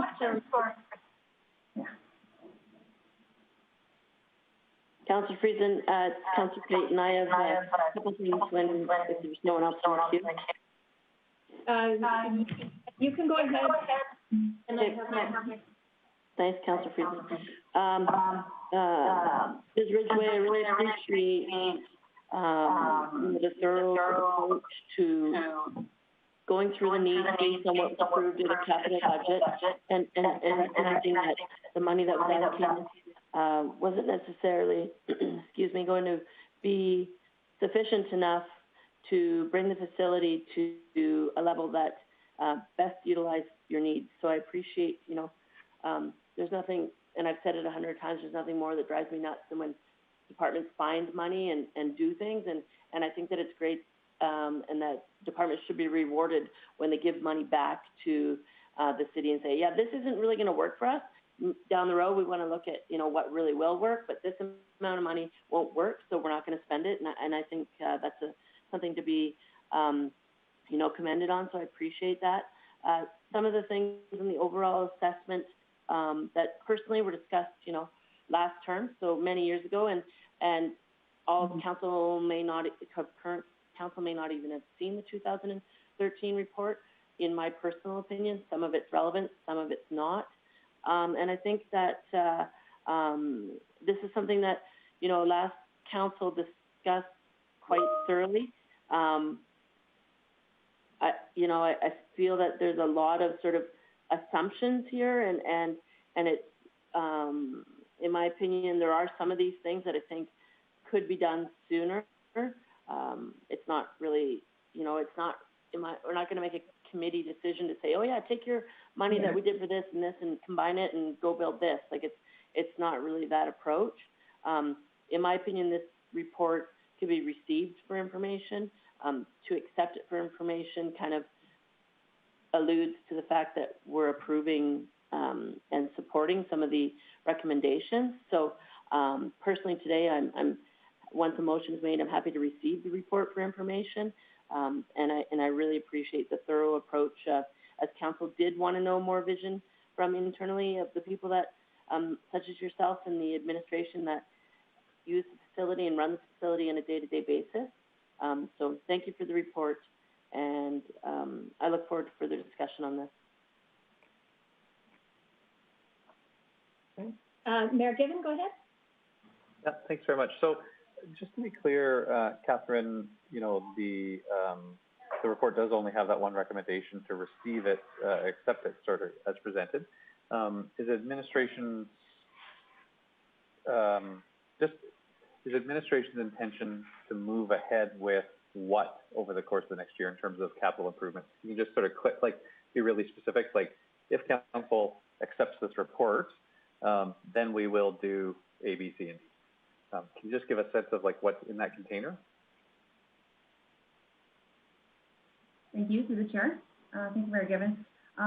There is a presentation coming forward to committee as a whole this afternoon from corporate services, and a lot of these things will be identified. The lobby, the concession, and the box office are the main issues that we'd like to see addressed during this downtime for COVID. So we brought this information to you for that presentation that will be coming later this afternoon. Okay. And so, and I mean, they kind of do go together. So if we have to talk about the one that's coming later on this afternoon and maybe do that twice today, then that's okay. But so does the information that we'll see later on, do the changes to the capital plan have enough money to do the box office, lobby, and concession? Through the chair, not at the moment, but there is the facility fee fund and some past unused money that we're hoping that will get changed over into this project. I don't know if Director Miller has any other sort of big picture advice for us on that? Sure. Through the chair, if I could. So the plan is, like Ms. Ridgway did comment, there is some leftover money from several years ago that we were bringing forward this afternoon as well as part of the discussion. And it's capital projects that, a couple that were, I guess, leftover funds and one project that didn't proceed from a few years ago. So bringing that forward with the other money that will be talked about in the CCW this afternoon. And then we have recommendations specifically what we could do to work towards achieving the vision, if that helps. So when will we see those recommendations? Like it's just I appreciate sort of the presentation and the timeliness of it and getting it here today. That's great. But I think sort of the question is, so if there was support among council to move forward with doing something, what specifically are the things that you would be advising us to do, and how much specifically do you need to do them? Okay, I can add a little bit more.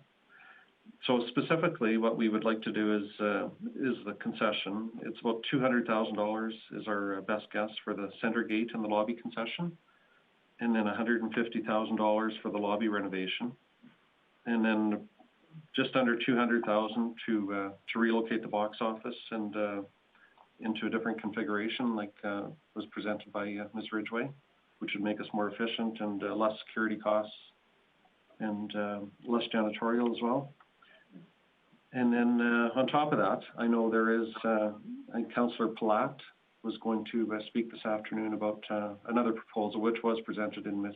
Ridgway's presentation for the suites and the additional revenue that we could achieve through that. So we're hoping to have a good discussion with council this afternoon and work towards achieving the vision. And it could be a combination of what I already mentioned, or perhaps if council decides we could stall some of those and work towards a bigger project with the suites and which would be revenue generating. So we're looking forward to that discussion. Thank you. I see you, Councillor Platt. I just want to put in one question here, Director Miller, that moving the box office, I think you said that'd be just under around about 200,000. That doesn't include what looks like an addition out the front, does it? I might have to ask Catherine to comment on that. Oh, okay. Sorry. Yeah, Ms. Ridgway, because then that would require, I think, moving the road and all. Surely we're not talking about all of that, are we? You're right. We would look at a different design at the 200,000. Oh, okay. All right. The 2013 master plan, because we had those images to show you. Thank you. Okay. Go ahead, Councillor. Thanks, Chair. Just, I guess, on the east expansion, where we would look at redoing the box office and potentially adding about 400 seats, the skyboxes. Do we have a kind of preliminary number of what we think that would be? At this point, do we have a best guess? I know this is not normal. We're trying to fast forward some stuff here and has went through proper procurements and everything else, but do we have a best guess of what we think that would be? Through the chair, Wade, I did speak with the designer that had designed this initial plan, the 2013 master plan, and he had indicated that if we did all of the renovations as proposed with the loading docks, the dressing rooms, and the east side, he was estimating about 18 million. But I could get a hold of him and see if he can piece out just that east expansion for us. He did have it kind of broken down for us. I could get those numbers for you.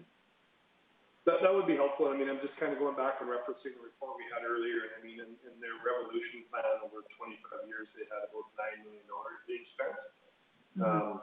So, you know, this is a $15 million project. We've already went way past the scope of what the report we already received for information is. I know for me, if we thought we could increase the revenue by 220,000 in that range a year, you know, all of a sudden it's not a big deal to maybe go look at debt servicing $2, $3, $4 million and create a better experience. But I guess I'd love to see some numbers in a little bit more detail before I'd want to support those. And it kind of goes counterintuitive in some ways. As much as I'd love to see us redo the concessions and the box office, to spend $200,000 to move it and then have this other plan, I don't know if it might be just kind of throwaway money. So I really appreciate, Catherine, you brought this up today, and we're having a chat about Revolution Place. I think it's probably long overdue for council to be having a good conversation about what we think Revolution Place looks like today, 5 years, 10 years, 20 years from now. So I really do appreciate you bringing this forward for us to have this chat today, Catherine. Thank you, Councillor Platt. Are there any further questions? Councillor O'Toole and then Councillor Bessie. Hello, Mrs. Ridgway. How are you today? I noticed in your report, the previous report done in 2013 proposed some meeting rooms off of the Bose Center, and I noticed it wasn't brought up today. And there's probably reasons for it, but is that something that you would see in the future? And is there a possibility of making money with having those meeting rooms? Through the chair, thank you, Councillor O'Toole. There definitely is a market for those meeting rooms, but in our present state, they aren't critical. The Bose Event Center is doing really well in it's the size that it is right now. I don't see a need to expand that space, but additional meeting rooms, there is a need for it, for sure. Okay, thank you very much. Mm-hmm.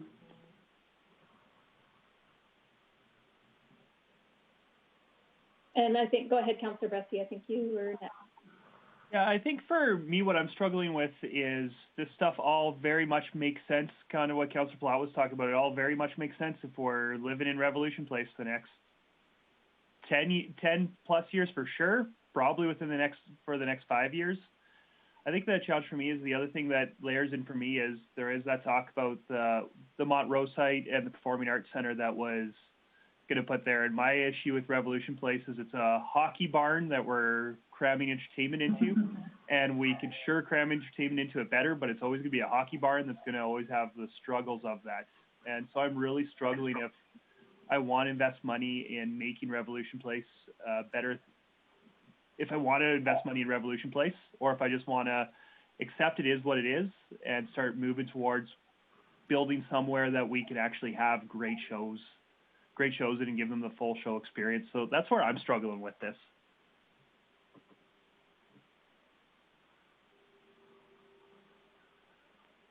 Thank you. Mayor Given? Yeah, just to speak to that point, you know, I think from last council, you know, the purpose of the two venues are really, really different. A show that would, you know, that would be in a 5,000 seat arena would be very, very different from a show that would be in a 1,000 seat soft seat venue. So the types of performance, that there really are two different type of performance spaces. Fair question to say, you know, how do we, if we have limited resources, what's the best investment? But I think there are two different investments. I don't think they're necessarily, you know, so really, Councilor Bresky, you know, I think it is about, if we have limited money, what do we want to put that limited money into? And, you know, I guess that just for everybody, you know, I'd be open to considering what you know, a more proper, you know, sort of a full enhancement would look like, because I think that is a closer investment than the, you know, the Montrose site is a completely new facility.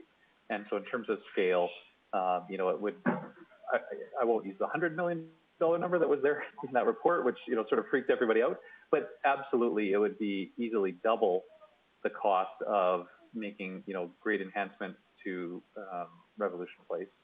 So, you know, I would be interested in hearing from administration, you know, what some updated numbers on the Revolution Place enhancements would look like, to really look at some of those things that in this report are listed as longer term improvements. I'd like to see what's possible in that, recognizing that there is, in terms of cash that's available now that could decrease mortgage payments over time. Like, anything that we pay for in cash reduces the amount of the mortgage or carrying costs of any other renovation. And so, and this kind of opportunity doesn't happen all that often. So I would be really interested in getting some advice from admin on how we can do a proper renovation of the facility that doesn't have as much throwaway cost. And I don't see that as competing with, the Montrose site, other than it does use some of our capital, our money. But I think that we're probably not in a position to do the Montrose performing arts sort of site. Thank you, Mayor Given. Councillor Platt? Thanks, Chair.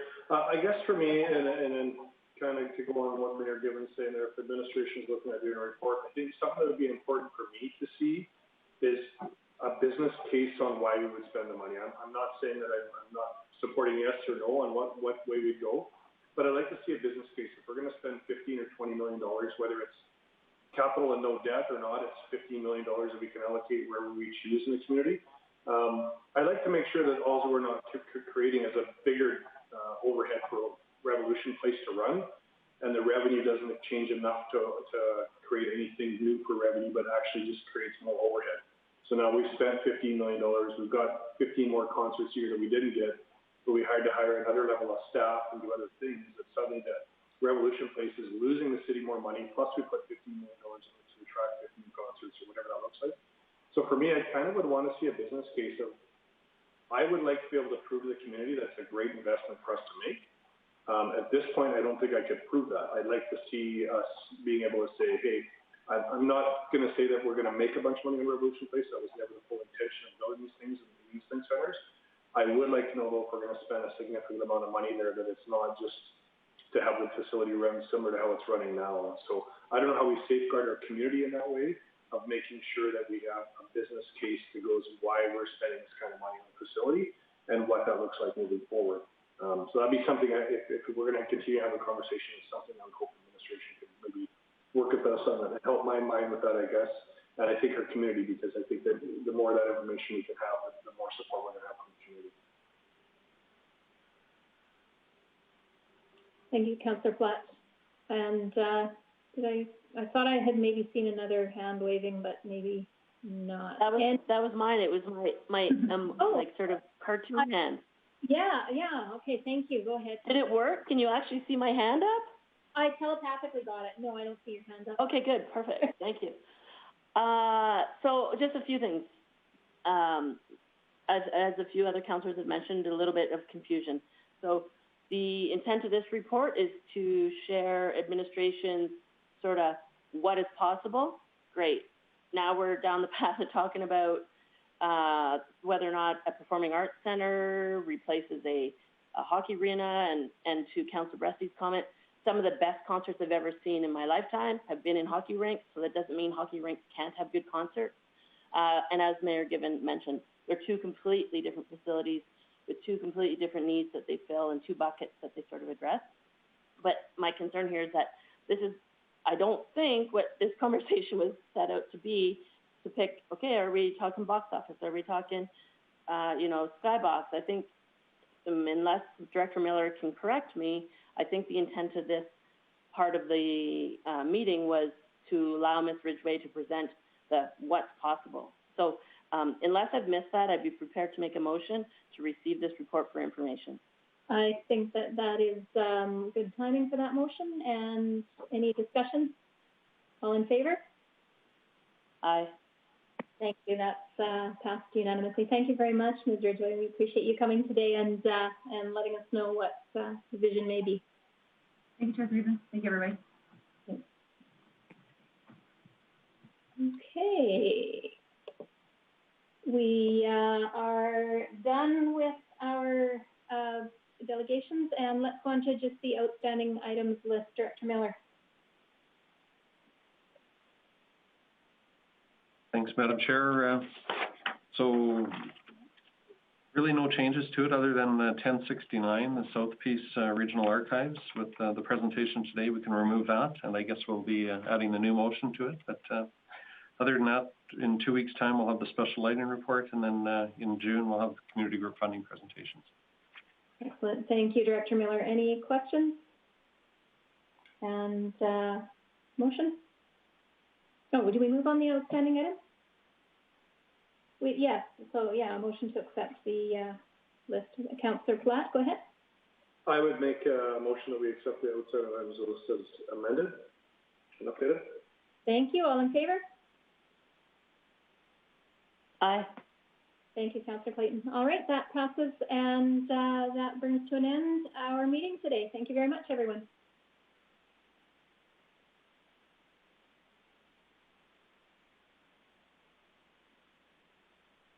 Just as we're getting organized for our next committee meeting, can I just suggest that we give everybody maybe a 10-minute break to be able to get themselves organized and sort of reset before we start up? Does that make sense?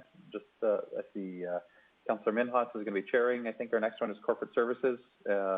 Shane, does that make sense to you as well? It would actually be infrastructure and economic development is scheduled next. Oh, sorry, my mistake. Yeah, and I'm happy. So why don't we do 10:45 as a 5-minute break enough for everyone? Great. 10:45. We'll start the next meeting.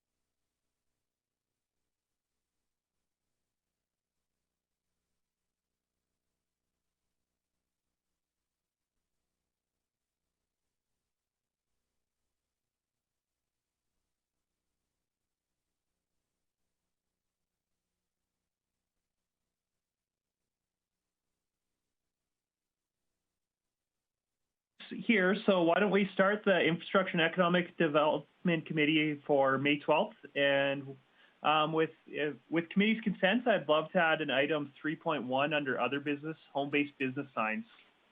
So would there be any objections to that? Okay, well then we'll get into item 1.1, Director Service Area Update, Director Glavin. Thank you, Chair Bressi. We'll start off with economic development. The Economic Development Advisory Committee is meeting this week to review the draft of the industrial attraction strategy. If that continues to be on track, we should see a presentation to committee sometime late June or early July. As well as part of GPREP, but also economic development, we have the PPE for Biz program that opened up this morning at 8 o'clock, and this program allows businesses that register to get access to masks, gloves, and hand sanitizer, which are some of the preconditions in order to reopen as part of the initial wave of businesses on the 14th, if that occurs. And as of 9 a.m. this morning, they already had 12 applications, so about an hour in, and there's already some decent uptake there. In energy and environment, GP Grows Phase 2 begins pickup today. There's approximately 1,300 registrants at this time, but we do have capacity to fill nearly 3,000 should we have that demand. And if we don't have that demand, we have some other ideas for how we can redeploy any of the unused items. In engineering, we posted a number of tenders and RFPs. We have the storm flushing and inspection program, the 132nd Ave ditch regrading project, road rehab, an additional phase of road rehab engineering for 2021 and 2022. So that's just the design, as well as trail engineering work for 2020 to be awarded later this year. Since last meeting, we've awarded the Phase 1 sidewalk rehabilitation. That will cover areas in College Park, South Patterson, and Swanhaven. As well, we've awarded the 100th Ave overlay tender, and that's the one on 100th Avenue between 108th and 124th Street. With asphalt plants are expected to open over the next week or so, so we should start to see our contractors start work before the end of May. In transportation, we're currently doing a wayfinding project for Muskosipi Park. This is a project that's been on the books for a little while now, which is updating and all of the signs throughout Muskosipi Park, enhancing some of the wayfinding so that people are better able to know where they're going in the park, especially if you're not from here or not familiar with it. In traffic engineering, they're completing a few bylaw amendments for the traffic bylaw. We expect to see that come out this summer. As well in transportation, with the asphalt plants opening, we plan on doing some work on the bypass outside of what is being done on 100th Avenue, or the former bypass, from the Staples intersection north to city limits, where we'll do some more durable pothole patching, as well as some very thin overlays on that section to improve the ride quality. We continue to do the spring cleanup on grass boulevards and Priority 2 roads. Trail sweeping is approximately 90% complete. As soon as we lift the road bans, which we're anticipating by the end of May, we will begin some of the gravel work that needs to be done in the rural service area. And in parks, we've completed the mosquito control program for this year. And in Hillside, as part of the area redevelopment plan, we will be planting 126 trees starting tomorrow. So you should see that happen over the next few days, and that's my report. Great. Well, thank you for the report. Are there any questions from council for Director Glavin? Not seeing any. We'll move on to item 1.2, which is pedestrian safety at 110th Ave and 102nd Street, and I believe that's Mr. Hutchinson. Good morning, Mr. Chair, Mr. Mayor, and councillors. Thank you for allowing me to present this report, which administration recommends that committee receive for information. I'm just going to share my screen. There we go. That isn't the screen.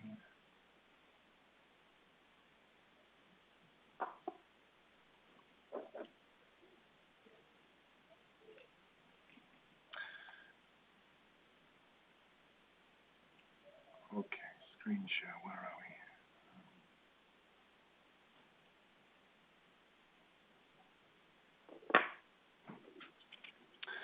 So this report came about because of a motion that was passed at the council meeting of the 10th of February. And during that motion, council asked or directed city administration to investigate pedestrian safety at the intersection of 110th Ave and 102nd Street. I apologize, I'm still getting the wrong screen that I'm trying to share. Stop share, let's try again.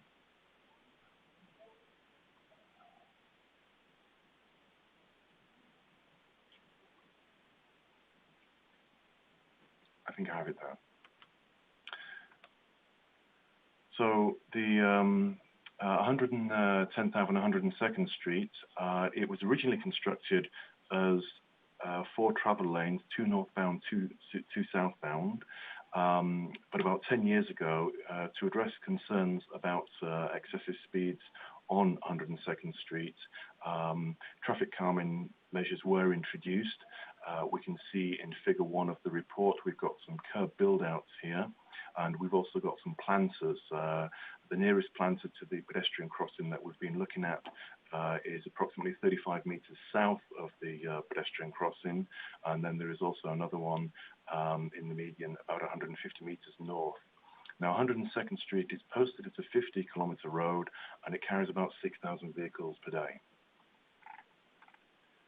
Figure 2 of the report shows a Google image for northbound traffic, and you can clearly see the planter in the median there, and also visible are the pedestrian signs advising vehicles that they're approaching the pedestrian crossing. And the other thing worthy of note there is that we do have parked vehicles on both sides of the road there. These are allowed on this urban collector, but certainly at the pedestrian crossings, because of the curb build-outs, it is possible for pedestrians to see past the parked vehicles there.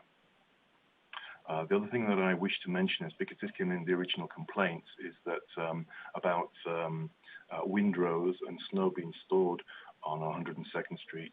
102nd Street is a priority 2 snow clearance road. That means it's not cleared until all the priority 1 roads are cleared. But nevertheless, while snow may be stored temporarily in the median here, the intersections are always kept clear, and also the marked crosswalks are always clear. So we shouldn't have pedestrians stumbling over windrows or marked crosswalks. To facilitate the preparation of this report, traffic engineering did make several visits to the site. We checked the street lighting levels, we looked at road traffic collisions, we set up radar equipment and traffic counters. We observed 16,000 vehicles during a 3-day period. We noted that the street lighting level exceeds current street lighting standards. During the AM peak, this is before the COVID closure, during the AM peak we observed 16 pedestrians crossing 102nd Street, of which 14 used the marked crosswalks and 2 decided to run between the parked vehicles to the other side of the road. The measured 85th percentile speed was 48 kilometers per hour, and this would also indicate that the traffic calming measures that were introduced do seem to be working, as most vehicles are traveling at or below the posted speed limit. The crosswalk at 110th Avenue and 102nd Street is appropriate for the width of the crossing area, the number of vehicles that we're seeing, and also the speed limits. If we were to upgrade the crosswalk to an illuminated crosswalk, then according to national standards, we would need to see another 50% more vehicles that we're currently seeing, or we would have a 60-kilometer road, or we'd have a much wider crossing area. Out of interest, I also did a signal warrants assessment to see how close the intersection is to warranting traffic signals. This again is following national standards. The threshold for warranting signals is 100. This intersection currently stands at a score of 10, and I know that we have more than 75 other intersections within the city that score higher than this. So at the moment, this is not considered a high priority intersection for the upgrade to signals. The curb build-outs, as mentioned, they serve two purposes. There is certainly a benefit from having the traffic calming measures of them. They also allow pedestrians to see past the parked vehicles that we see on this urban collector. Now, whilst on site, I did note that the planters do momentarily obstruct sight lines, certainly for anybody on the west side of the intersection travelling north. There is I would call it a shadow of about 25 metres where vehicles are momentarily masked behind the planter. This equates to about 1.8 seconds of travelling time, and it certainly doesn't help pedestrians, especially if pedestrians are only taking a quick glance before crossing the road. I would also add, though, because I did look at, well, maybe we could improve the sight lines by taking out the planters, but we would certainly see an increase in speed because we would lose all traffic calming effects that we originally installed the planters for. The second thing I noticed was that having reviewed all the road traffic collisions for the last 5 years we have on record, there are no collisions at this location with regards to pedestrians. So that essentially is my report. It meets the strategic directions of infrastructure where we're trying to provide a well-maintained and reliable transportation system. There are no environmental impacts identified with this report, no economic impacts, no social impacts. The relevant statutes and master plans I mentioned were the Transport Association of Canada's Pedestrian Crossing Control Guide. There was no stakeholder engagement during the preparation of this report, but as I say, approximately 10 years ago, before we installed traffic calming, there was considerable community engagement for the before the traffic calming features were installed. In summary, the field surveys and the analysis of the traffic data indicate that the vehicles and pedestrians are mostly behaving as desired. Vehicle speeds are not excessive. Existing illumination levels exceed current standards. The type of marked crosswalk that we have at this location complies with national guidance and is appropriate for this type of road. The vehicles that were quantities that we're seeing. The curb build-outs and the planters provide traffic calming, and if we would take these out, then we would definitely see an increase in speed. In summary, it's my opinion that the pedestrian infrastructure we have at this location provides a far higher level of service for pedestrians than we see in most of the locations of the city, and for that reason, I don't consider it worthy of extra upgrades because we have other pedestrian crossings that I consider of a higher priority. And that's my report. Great. Well, thank you for the report. Just looking to committee and the rest of council and asking if there's any questions. And I've got Councillor Thiessen, then Councillor O'Toole, then Councillor Blackburn. Thanks for Chair Bressie, and thank you, Mr. Hutchinson, for your report.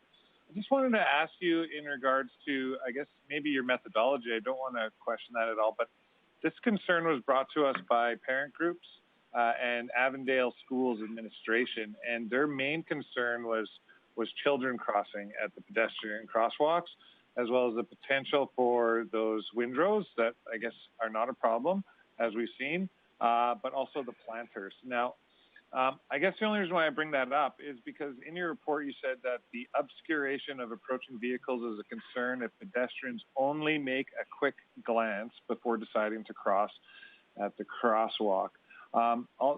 Further down, you also talk about sight lines. So my question for you is, when we studied those sight lines, did we study them from the perspective of 1 meter tall child crossing the street at the intersection, and also taking into account maybe their own pedestrian crossing habits? I know later in the report you say we can do some education with the school, but how did you go about finding those sight lines, and is it a concern for children's pedestrian crossing at this crosswalk in your estimation? Through the chair, if I may. Thank you for the question about the sight lines. When we measure sight lines, we typically take a driver's eye level, which is considered 1 meter and 5 centimeters, so a little bit more than the 1 meter level. And we're looking for objects or hazards about 30 centimeters above the road. So there is the downward angle, and certainly when we took the sight lines, we did measure it from the driver's perspective and also from the pedestrian's perspective, and that's when we noted that adults can certainly see over the planters, but if we look at the 1 meter tall, there may be some obscuration of the planters, as I say, for northbound approaching vehicles. Okay, so I guess, Mr. Hutchison, I guess what my question is for a child, their sight lines are like this. For an adult, their sight lines are like this. So did we measure the potential of a child sight line and the potential that a parked car, windrow, or the plant might obstruct their vision from seeing cars come? Again, through the chair, as I say, when we measure sight lines, we're no taller than 1 meter and 5 centimeters. So we are crouching down. I have a pole with that measurement, so I'm always making sure that I'm at the right level. So I would say that yes, we did view it from the 1 meter level of a child. And then, as I say, we measure both the sight lines from a driver's perspective and also from somebody stood at in the curb build out there. On the days that we did go to site early March, there was certainly snow around, but there was no windrows or anything around, so I couldn't comment about the obscuration by the windrows. Okay, thank you. Councillor O'Toole. Yeah, thank you very much, Councillor Bressie. This concern on this street, 102nd Street, has been brought up in 2009 by myself on the corner of 113th and 102nd. At that time, we put larger stop signs that are normal in that intersection and trimmed some of the trees because when you come down off the bypass, there's no, the residential is park on one side, residential on the other, and people seem to still think that that's the bypass. And when they were coming up, there was the four-way stop, and I can tell you on two hands how many times that I almost got hit. Now that's that one intersection. And then where the old Avondale store is the intersection we're talking about now where the crosswalk is. I was wondering what the cost would be to have one of those solar-powered flashing lights that when they do need to cross, there is that option. And I'm just looking at maybe in the future, we can start implementing some of those in neighborhoods. Just a question that cost. And how long would it take to install? Again, through the chair, if I may, the rapid flashing lights that I think 2 years ago we installed 7 sets. Talk about totally missing the point here. Oh, sorry. Are you paying attention to that? Well, I am, yeah. Sir, we're getting a little... Director Manuel, you're not muted, just so you know. We're good now. Okay. I had a conversation only yesterday about the purchase of more of the rapid flashing beacons. We do deem them to be a success within the city. We are looking at procuring a number of more sets for this year. We are looking at, we would get change from $10,000 per set. But I would say that I think we've already identified or prioritized the locations for this particular year. So certainly, I think they are respected by most drivers. They are mostly used by pedestrians, but we do have experience where pedestrians are not pressing them. And I remember a conversation recently with the Director of Public Works in another town from here. Is they've installed them and pedestrians are just not using them. So that's another issue. But we are looking at purchasing some more units, and but I don't think this would be a priority location at this moment in time. Just comment, the school has come back a number of times to council.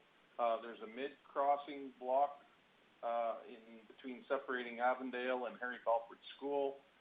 This has been a concern for, I'm going to say, over 11 years. And we haven't really done anything in that timeline. And I would like to see it put on that priority list. I'm not on this committee, but I would be one in support of spending the amount of money to put something there to show that we care about children. There's the Composite High School there will be going up, and we have a number of facilities that people go to in that neighborhood, and that's a major highway as far as anybody's concerned, whether you think it is or not, but there's a lot of traffic on that road, and they don't always follow the speed limit. I can show you video on my phone of people going very fast and racing on that road. So with that, thank you very much. Great. And Councillor Blackburn. Thank you, Councillor Bressie. Mr. Hutchinson, I appreciate the thoroughness of the report that you've given and the amount of study that went into it. And I don't mean to be critical, but it appears to me that from an engineering and a national standards point of view, we've done everything right.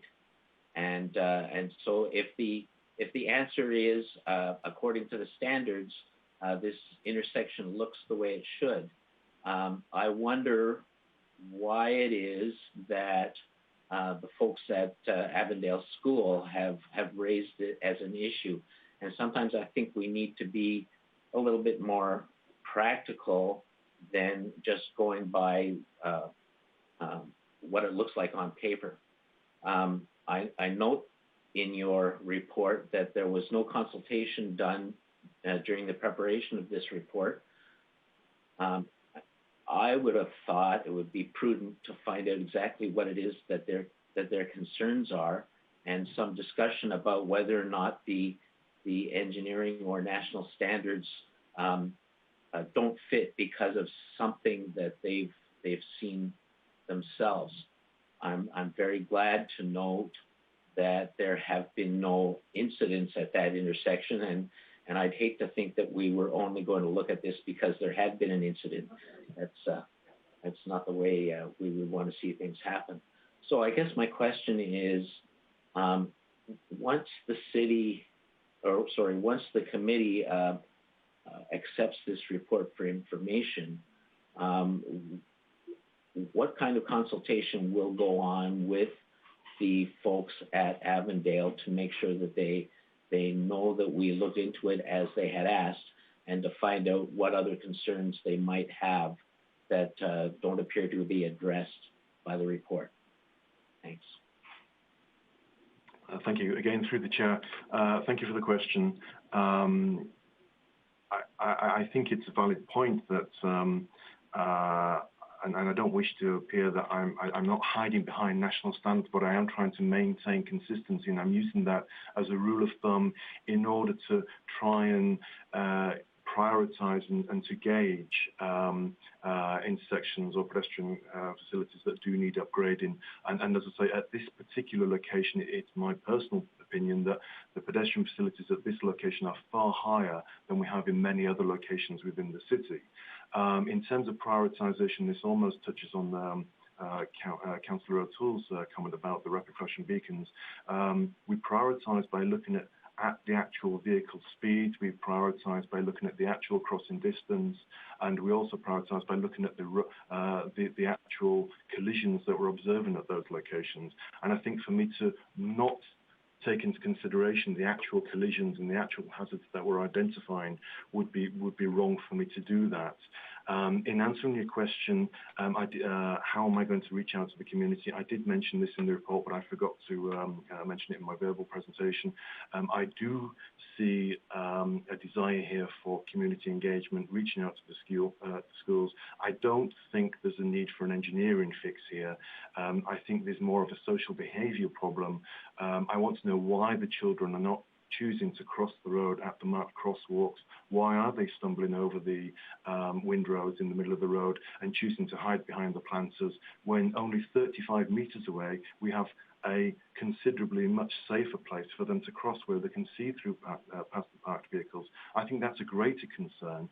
So it is a desire of mine and road safety within the city to reach out to this community and somehow try and fix those social behaviour issues, but I don't really see it as an engineering fix. Thank you. And I see Mayor Given wanting to get in, then I'll insert myself, and then I'll come back to you, Councillor Thiessen. Thanks very much, Chair Bressie. And I'm going to have to go off the call shortly for another phone call. But I just, want to make the observation to council, that all evidence says that this is a road that is not particularly high volume, although we may feel that it is, not particularly high speed, although we may feel that it is, doesn't have particularly high pedestrian traffic counts, although we may feel that it does. And so if, so I think that there are, objectively, there doesn't seem to be a significant safety concern here, objectively comparing it to other intersections across the city. If we want to do something to satisfy the demands of the school community and the parent council, then fine. That's totally legitimate, and that's a legitimate reason for elected officials to do something. We just need to acknowledge that. Our professionals have said, look, based on all the data, that we can compare this intersection against every other intersection where we could potentially spend money, this one doesn't rate. And so we need to say, okay, well, that's fine, but we choose to do something because we want to respond to a public concern. And if that's the direction the council wants to go, fair enough. But it's not about the numbers at this point. It's just about saying we had people raise a concern to us and we want to be responsive to their emotional sense that this intersection is not safe, contrary to all the data that could potentially be collected. We just feel that it's not safe. Well, that's not an unreasonable thing to act on. I'm not saying that it's a bad idea to act on that. We just need to acknowledge that that's what we're doing here. And if that was the case, then we might want to say, what could we do to help everybody feel better about this intersection when our administration is saying, if we, again, have limited resources, limited money, and there's a whole bunch of places that we could put it, administration could find 10 or 15 other places that would actually improve safety for people better than this. So I just want to make that observation. I guess, so council, let's just be direct about the fact that if we want to do something, it's not because the data says that we need to do it. It's because somebody asked if we want to do something. That's, we're politicians. That's what we can do sometimes. But we should just acknowledge that that's the reason why we want to do it, rather than that it is actually a identified safety concern. Great. Well, thank you, Mayor Given. I'm glad I didn't insert myself before you because you said basically exactly what I wanted to say in terms of, I think that, I don't know if this site's the prime candidate put top on the list, but I definitely think that I hear from a lot of parents in the community, they don't feel safe with their kids walking to school. And I think feel's the identifiable word there. I remember a couple years ago, we got that heat map with all the accidents in the city, and I think it was 3 accidents were around schools, and one of those appeared to be a wrong address, and 2 of those were actually parking lots, if I remember correctly. And so we've got pretty good evidence that our school zones that our walks to school are safe, but there's a lot of parents in this community that don't feel they're safe. And I really do strongly believe that we need to invest money on giving those parents that feeling of safety, and we're letting those parents down. But again, exactly as Mayor Given said, I think that's very much me putting my the feelings that people have lens on. I trust our engineers when they say that these actually are safe. Director Gallant, or City Manager Galante, are you hoping to get in? Yeah, okay, thank you, Mr. Chair. Just a quick comment in order to satisfy and for both sides of this report. I totally agree with the perception piece, but perception is reality for them.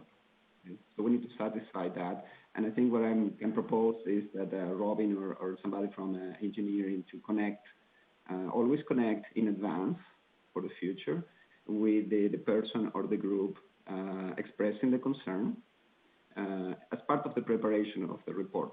Sometimes a quick phone call, a 10-minute phone call or a visit, trying to explain the standards in a non-technical fashion, because there's a lot of calculations and technicalities there, but I'm sure that Robin and his team can translate that into a non-technical fashion to the group or the person expressing the concern. That will bring for sure a sense of calm and fulfillment in terms of understanding what the engineers are doing. And after, in this case, after the fact, we can for sure connect with the group and explain this. The solutions sometimes are very cheap. You know, $10,000 for an activated beacon is not the end of the world. We can do that. The thing is, we need to be consistent as well, and that's the reason we have a scale and priority system. Otherwise, we'll have these beacons popping up all over the city, and we don't want that. We need to install the traffic safety devices where needed. So anyway, so my recommendation would be to connect with the group, have a chat, and explain in non-technical fashion this situation. Thank you, Mr. Chair. Great, thank you. Councillor Thiessen, are you still hoping to get in? Please do.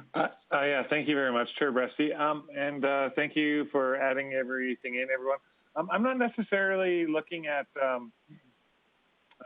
the flashing light set.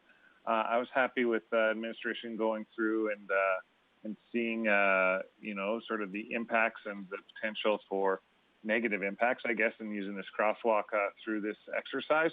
I'm wondering if there, as Horacio said, an even cheaper traffic control measure that we can take simply by providing larger crosswalk signs at that intersection. Like, we have a sign shop. It seems like that could be relatively cheap and installed relatively quickly. What it does is it sort of markates for the pedestrian, this is your crosswalk, and it also exclamation points to the driver that you're approaching a crosswalk that might have small children. I guess my concern and the parents' concern and the teachers' concerns in this is the fact that this intersection isn't too far removed from a school zone. In fact, there's one layer of housing that goes along the road, back alleyway, and then you're in the school zone. So is that possible, that to implement a larger sign at that crosswalk? And do you think that would have an impact, Mr. Hutchinson? Through the chair, that would be an inexpensive solution here, but to be honest, I'm not sure the problem is that drivers can't see the crosswalk. As we noted from our field visits, the existing signs are clearly visible. To me, the greatest concern here is that we do have a very good pedestrian crosswalk, but we still have a minority of pedestrians who don't want to cross at that location. So I have no problem with replacing the signs to a larger sign, but and this comes back to a couple of comments ago about making people feel safe. In my opinion, collisions and injuries are more likely to occur when people relax their guard because they feel safe. I don't really have a concern as a parent if parents or children are maintaining that level of vigilance and being more cautious when crossing the road. It's when they feel safe, they tend to lower their guard and look at their iPhones or whatever. So in response to your inquiry, I can replace the signs there to increase the pedestrian warning sign. I don't think that's the biggest issue here, though. I'm more concerned about some pedestrians choosing not to cross up the crosswalk. Well, and a bit of context I can give about this specific request is what prompted this specific request was a kid crossing the crosswalk and on a day with a windrow, and I can't tell if if this happened twice or if it got back to me both from the driver and the kid's perspective, but it was a close call where a kid started to step out, a car started to go, and it was, I don't know if it was actually a safe call, but it felt like a very close thing from a perspective. And either it happened twice to a driver with a different kid, or else I heard the same story twice. But that's what this came out of, was a very close call with those windrows. But again, it was the kid started to step out, the car started to go. But this was a very specific concern that made them come was at that crosswalk, not the mid-cross. And I give a bit of context about why they showed up that one particular night. But Councillor O'Toole. Thank you very much. I totally agree that there should be, the school should incorporate some kind of program talking to both the parents and the children. I totally agree with that. But I also wanted to mention that on that original intersection, the four-way crossing, just up the street, a couple blocks from the location we're talking about, this was in 2009. There was people not stopping at that four-way stop. And to do a cheap fix, they put highway-size stop signs there. And for a couple of weeks after, they had bylaw and RCMP kind of patrolling that area, stopping. And the amount of people that got stopped for not stopping for the stop sign was quite high. And then after that, it sort of slowed down, and I don't know what the numbers are now, but occasionally you do see a bylaw or an RCMP officer there, and I think that when they're there, they can pay their wages, basically. But I'm in total agreement with maybe making a larger sign. I just suggested the flashing lights and maybe put that up for discussion. That was all that purpose was. I know there's an expense there, but truly, this has been an ongoing problem, and I don't know how to solve it. I remember as a child living on that street, there was one incident where a young person was killed, and it was in the middle of the intersection as well. So that goes back 35 years ago. So if you can, 40 years ago actually, and but that's not the same location. Since then, the road has been divided and expanded out to the bypass.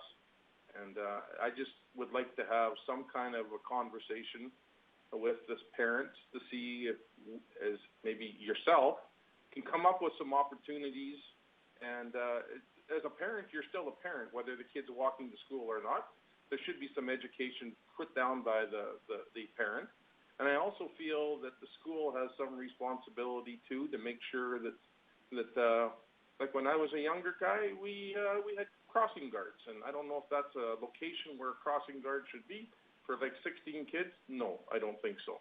But I just think that the city should be involved in some kind of conversation with the school board, the school's parents, and the administration to come up with a solution that maybe we can jointly work together with.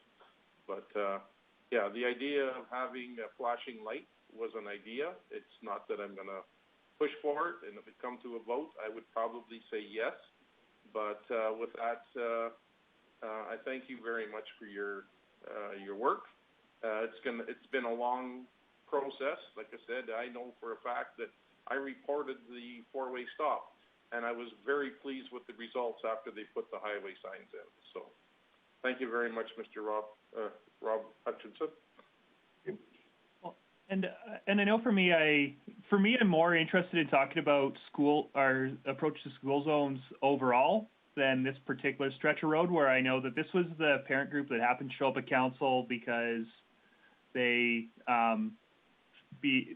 had that one incident, and also frankly because they see me every day and they got sick of me saying, well, given the same answer, they thought and so they took me up on my offer to come to council. But I know that it's a complaint and a concern I hear across the city, parents concerned about their kids going to school, and I really think that education piece is part of it. And I can't make any motions, but I wonder if a motion committee might consider is taking the step of reaching out to the school boards and asking our trustees, is this something they hear too? Because maybe it's not a big concern if we're the only elected officials hearing about it, but if our school board trustees are hearing a lot too, concerns about kids getting to school safely, then it goes a lot higher on my priority list.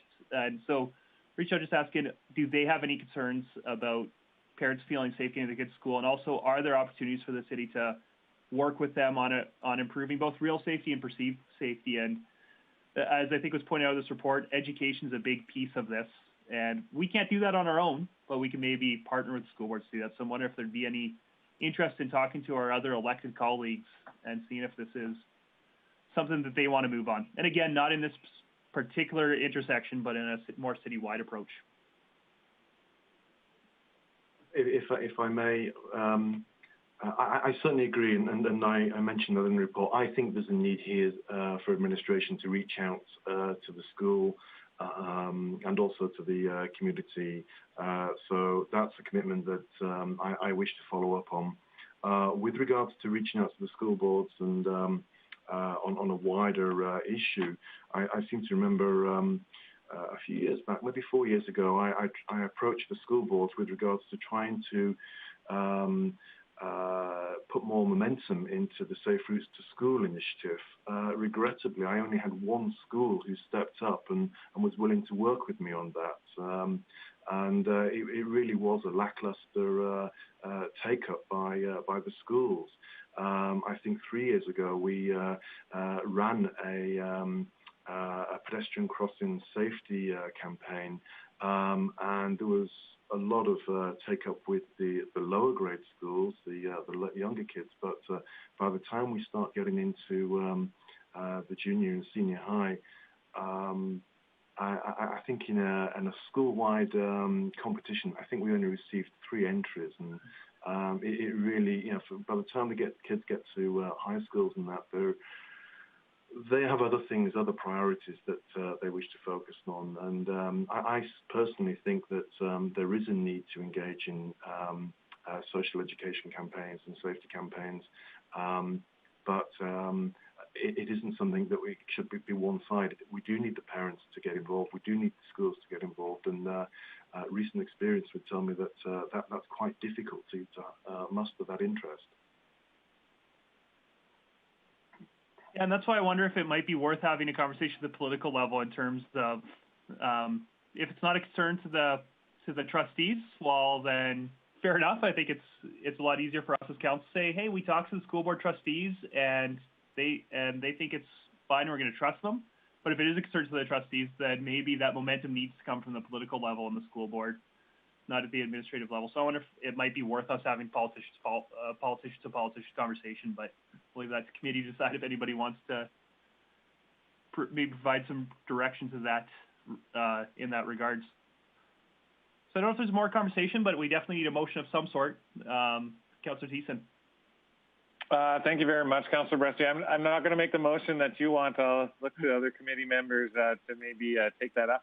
I did write down a motion that I think might be appropriate for this specific purpose. And just reference back to what Councillor Blackburn said, and as stated in the report, that there has been no stakeholder engagement during the preparation of this, at least recently. So my motion is to direct administration to follow up with Avondale School Administration and the concerned parent groups to discuss the concerns with this intersection and potential solutions and report back to committee. And just speaking to that motion, it's just simple. I get it, what Councillor Bresty wants is to have that political discussion, maybe do a citywide. This is a very specific request from people that we already know how to get in contact with them. And I think if I were to contact them at this point and say, well, this is what they said, not having any communication with their administration as to sort of address their concerns, I think they might push back, and we'll see this come up again in a future council meeting. So one thing this council has been very big on is our communication and our communication to the general public, both politically and administratively. So I would encourage committee to support this motion.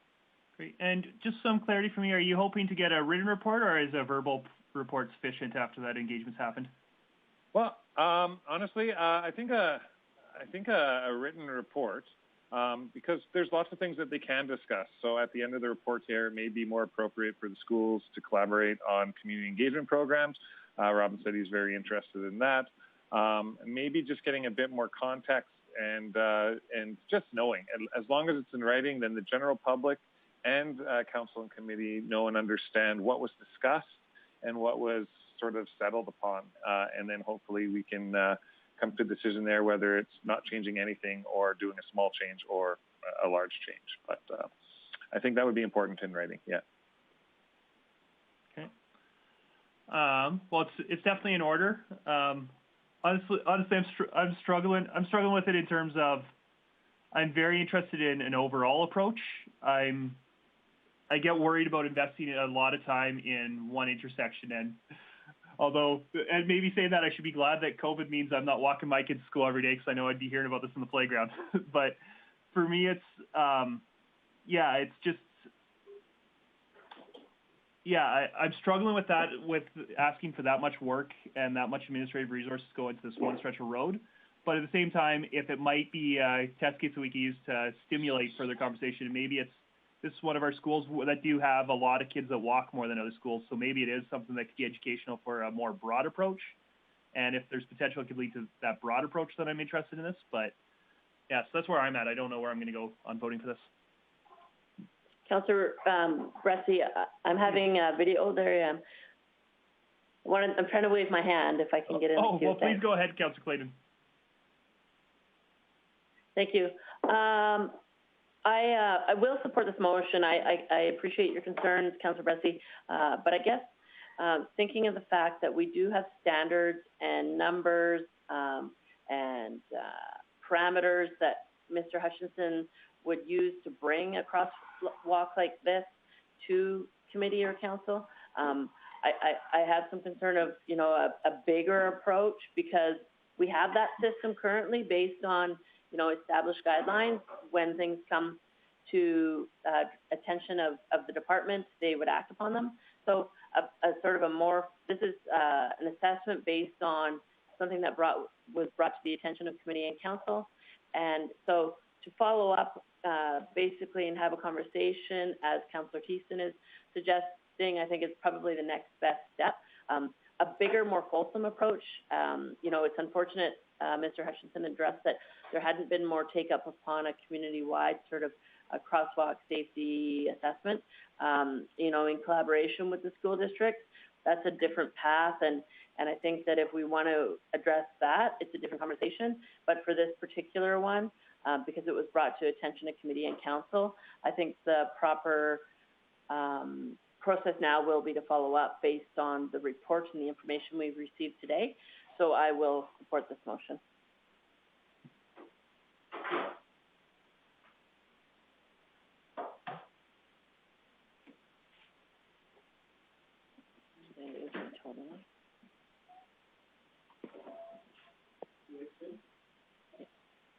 Sorry, folks. I'll call to vote. All in favor? Sorry, is there any other discussion or debate? Can we just get the motion clarified again? Sure. Councillor Thiessen. Yeah, direct administration to follow up with administration. I don't know if you can hear me, but Hi, Jackie. Okay, here, I'll start over. Direct administration to follow up with Avondale Schools Administration and the concerned parent group to discuss this intersection and report back to me. Great. Everybody got that? Great. And then, so that I'll call it to vote. All in favor? And Councillor Clayton, I think I'll need a verbal from you. Aye. Great. Well, then that motion carries. Is there any other business coming out of this report? Not seen anything. We'll move on to item 1.3, secondary suites, and that's Mr. Johnson presenting that report. Thank you, Chairman Bressie. Given the time and where we are in the agendas and whatnot, I'm going to keep my presentation very brief. I'll let the report stand on its own. The one thing I did want to touch on is that the council motion that was captured in the minutes and provided in the report stated that administration to bring forward a report on secondary suites showing that the city is achieving the objectives as set out by council. I did watch that council meeting where that motion was discussed and ultimately passed. And there was a little bit more discussion that I think kind of falls outside of the official motion that was recorded, and ultimately, I think there might have been a little bit of confusion with a different MDP policy regarding the city when we have a target of 25% for multifamily units in new neighborhoods. The secondary suites regulations, which limited the amount of secondary suites to 3 within a 50-meter radius of a proposed property, was not so much a target in that we were hoping to achieve an overall neighborhood density of secondary suites or an ultimate number, but more so that the regulation is designed to maximize the proliferation, or sorry, it's a limit on the proliferation of secondary suites. So it's not a target, it's a maximum. So that's one thing I wanted to clarify.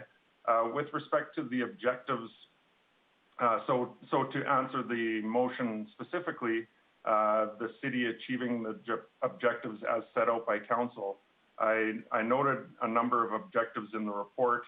There were 5 points that were made. And from an administrative perspective, I believe that we are meeting council's objectives in that regard, and that we are regulating the proliferation of secondary suites. We're providing a reasonable opportunity for secondary suites, but we're also regulating the proliferation of them.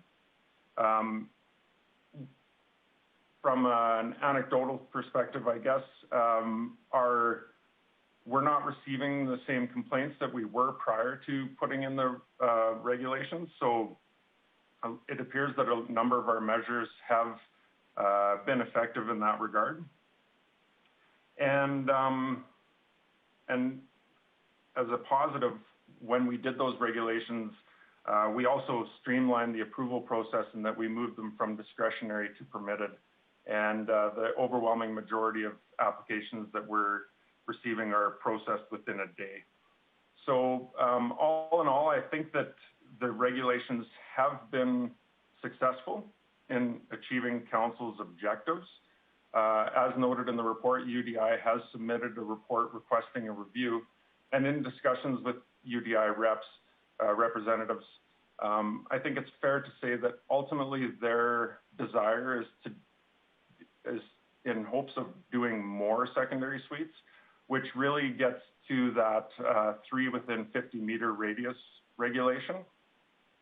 And that was a very in-depth conversation that we had with council. In the report, I showed a theoretical distribution of secondary suites in the Crystal Landing neighborhood based on various percentages. And ultimately, council zeroed in on 20%. The regulation is designed to achieve that.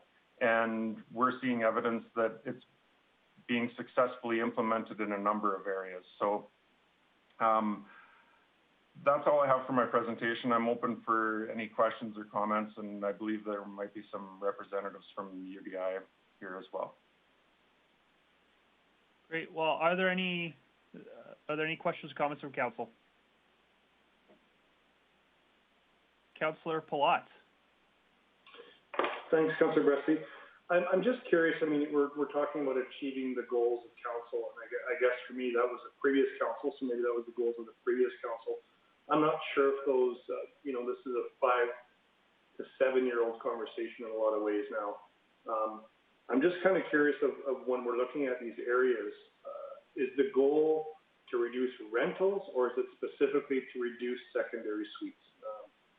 Because I think there's a bit of confusion for me, and I think maybe if the administration can tell me what that goal was, or was it specifically secondary suites, or are we naively thinking we're trying to reduce rentals? Thank you, Chair Bressie. No, I think that it was designed to reduce rentals per se. I think that the land use districts that allow for rentals in the form of multifamily housing and whatnot are easier to plan for and easier for the neighborhood to know what to expect. And in the case of secondary suites, people were buying into neighborhoods and quickly realizing that the majority of the area was predominantly secondary suites and in the form of rentals up and down, and a lot of complaints came in. Now, I don't think it was council's objectives to eliminate secondary suites or rental opportunities in the neighborhood, but more just to direct them to the sites that were designated for multifamily. So the secondary suites are permitted in pretty much every land use district or residential land use district.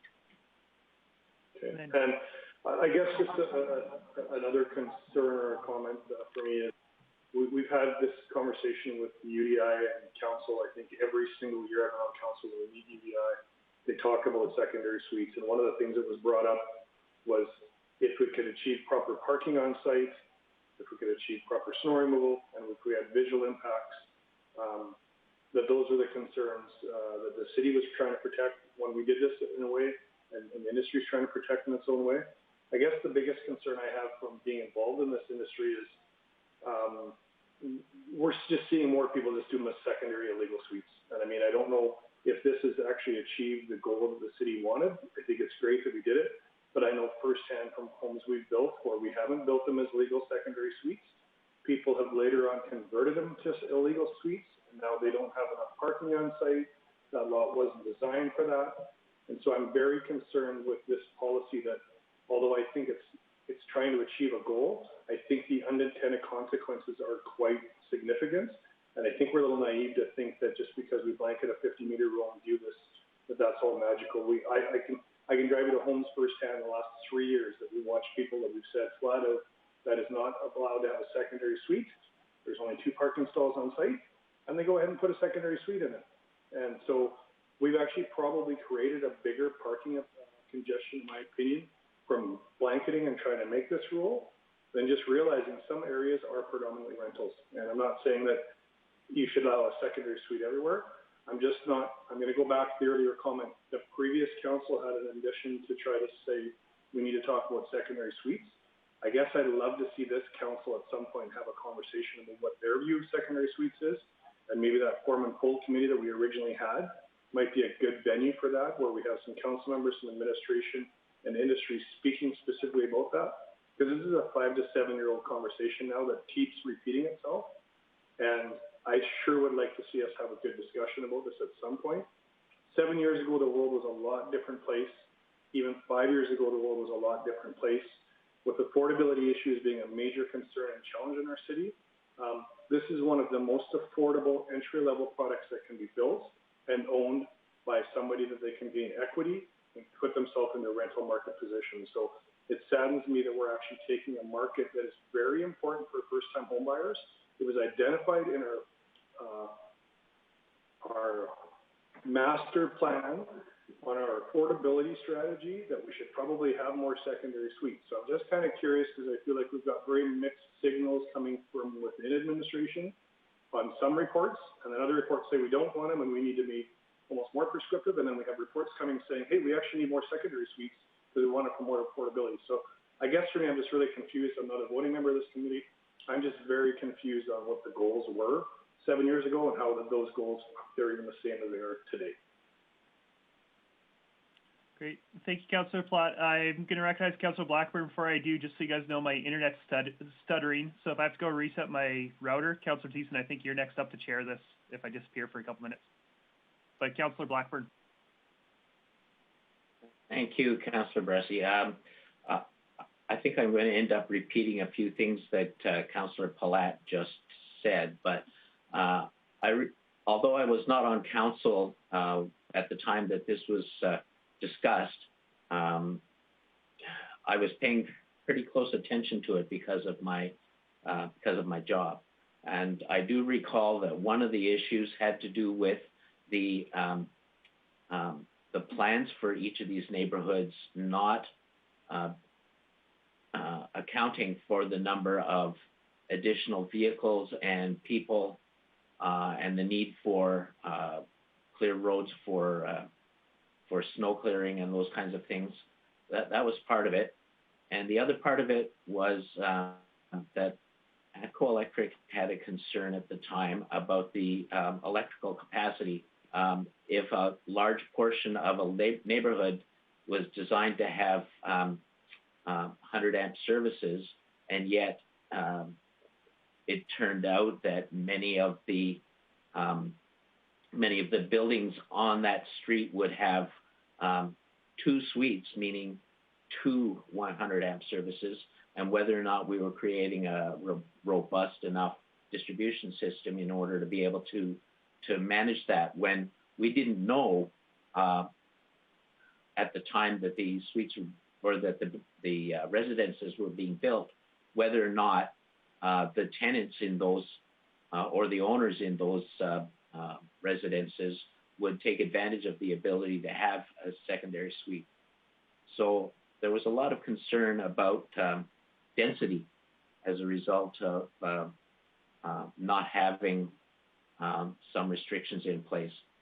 So if I had been on that council, I would have been in favor of the restrictions that have been put in place, and I certainly would not like to see that changed. I do agree with Councillor Palat that a more robust discussion about it is probably due for this council. Thank you. Thank you, Councillor Blackburn. Just a question for Mr. Johnson. Something I'm curious about is, for me, it does feel like a different conversation for existing versus new neighborhoods. In terms of an existing neighborhood, you've got issues on infrastructure. Councillor Blackburn just touched on power. You've also got parking, maybe water infrastructure. And also, I just feel different about somebody who's been in their house for 15 years and all of a sudden their block's all secondary suites. I really feel for that person, especially if there's not adequate parking. I think it's a different conversation for somebody moving into a neighborhood where they know that's the case, and also the neighborhood was designed to accommodate a lot of secondary suites. So I'm wondering if there's opportunity, or if there's ways to approach, if council had a desire, if there'd be ways that we could go about approaching our existing neighborhoods differently for secondary suites than our new neighborhoods. Thank you, Chair Bressy. I'm sure that there are probably a few ways that you could achieve that. The one that first comes to mind would be to create a new land use district where they have separate regulations that apply to secondary suites.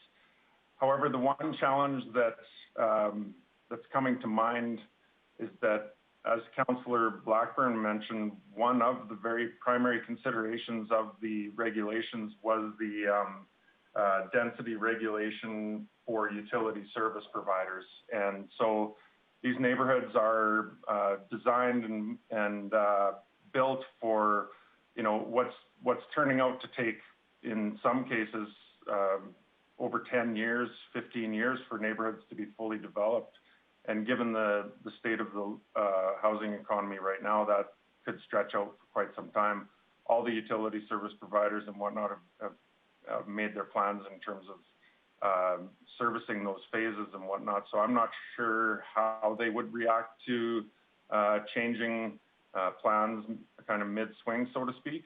But theoretically, for new neighborhoods, new outline plans, I'm sure there would be plenty of ways to achieve what you're speaking about. Great, thank you. Mayor Given. Well, yeah, just sort of on a similar topic in response to your point, Councillor Bressy, that the concern there is about knowing what the maximum potential draw on any system is, or discharge. Like if you think about the size of a sewer pipe, I'll be overly simple here. If the utilities and the developer in the first place can say, I know that the maximum output from this neighborhood built up to the maximum possible density that is allowed under the bylaw, I need a pipe this big, that's fine. If we go and change the rules, and that would, and it applies, then all of a sudden the maximum discharge is actually larger than that pipe that has been put in the ground. If there's any variability, this is why having a number allows utility providers and the developers to design the neighborhoods in a way that can meet the maximum number. And I think most utilities, and Councillor Blackburn, probably plan for what the maximum is possible in the plan, whether it ever achieves that or not. So in terms of electrical distribution or sewer discharge, they look at the plan and said, well, this could potentially have a full, multifamily site completely built out, and 20% or 10% or 25% could be secondary suites. And so based on where it lands on that, they would size the utilities appropriately. So having defined multifamily sites where you intend to have high density housing is probably preferable in terms of design of neighborhoods and for utilities, in comparison to having some sort of flexible system where you may or may not end up having a whole bunch of secondary suites. Like that, the variability is the challenge, and that's probably where you come in the past with a very defined multifamily site. We know that this site will have a whole bunch of things. All these other ones will be single family. That's the real challenge. It doesn't get to the point that Councillor Palat made that people may still choose to make secondary suites, even though they're not legal. The homeowner obviously is taking some risk there, and that if we're seeing that as a challenge or a problem or a risk, then that's an enforcement issue. Past councils hadn't really seen hadn't directed administration to take a super active, enforcement angle to this. But if we feel that we're getting the downsides of secondary suites, even though we have limits, one potential solution, rather than just saying, well, let's make more opportunities for secondary suites, could be more enforcement on ones that are not legal. So there's just a range of different options. But the point is that the variability in what could be built in a neighborhood causes the challenges for utilities. Councillor Thiessen. Thank you very much, Chair Bressie. And just sort of to go off of what Mayor Gibbons said, Joe, in the course of the past year, how many non-conforming secondary suites occurred in the city that you're aware of?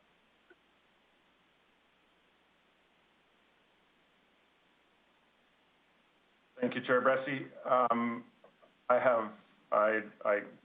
don't have that information available.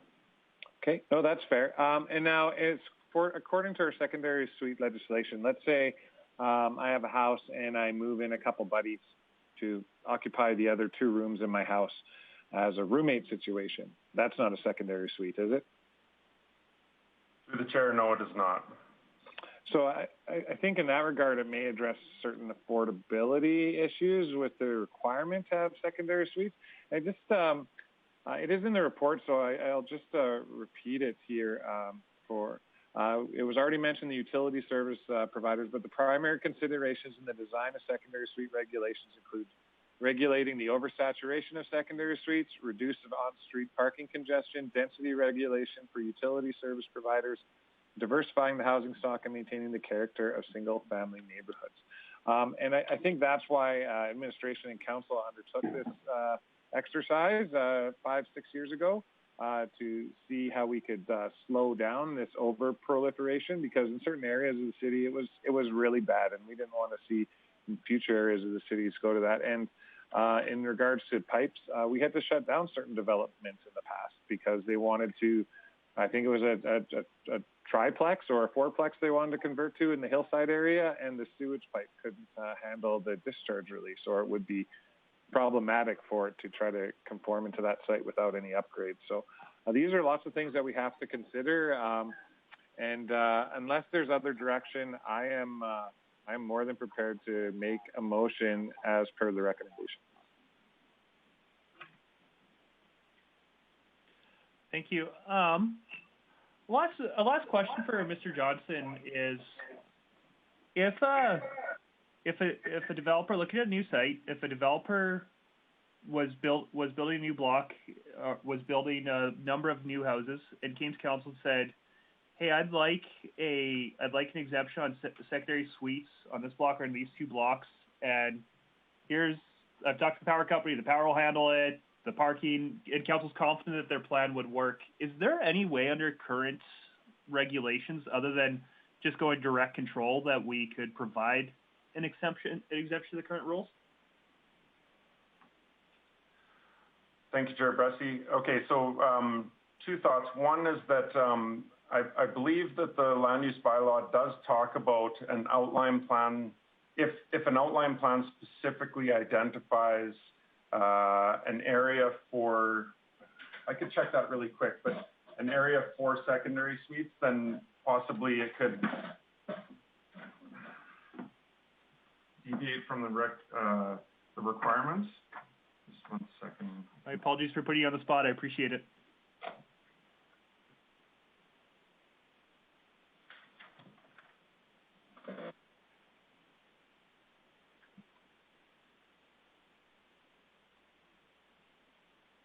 Okay, so we did have a clause here, the last clause in the section where it says, where the locations of secondary suites and/or garage suites have been approved in an adopted outline plan in accordance with the criteria in section 57.3.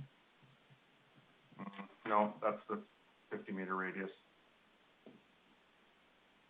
Yeah, no, sorry, I thought that was kind of a different approach, but it appears that it's not.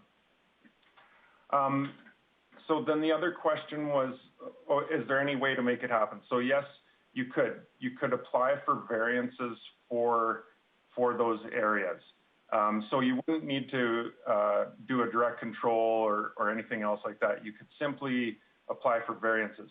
However, I'll be upfront about it, from an administrative perspective, we've been very consistent on not supporting variances to that regulation. And that's specifically because the regulation was designed to achieve a specific outcome. And if administration just starts arbitrarily granting variances to that regulation, then we're deviating from council's objectives. Right. So in those situations, there could be, say, a direction, somehow it could come to committee either in the form of a variance or just presenting the issue and whatnot, and committee could direct administration to issue variances for that area.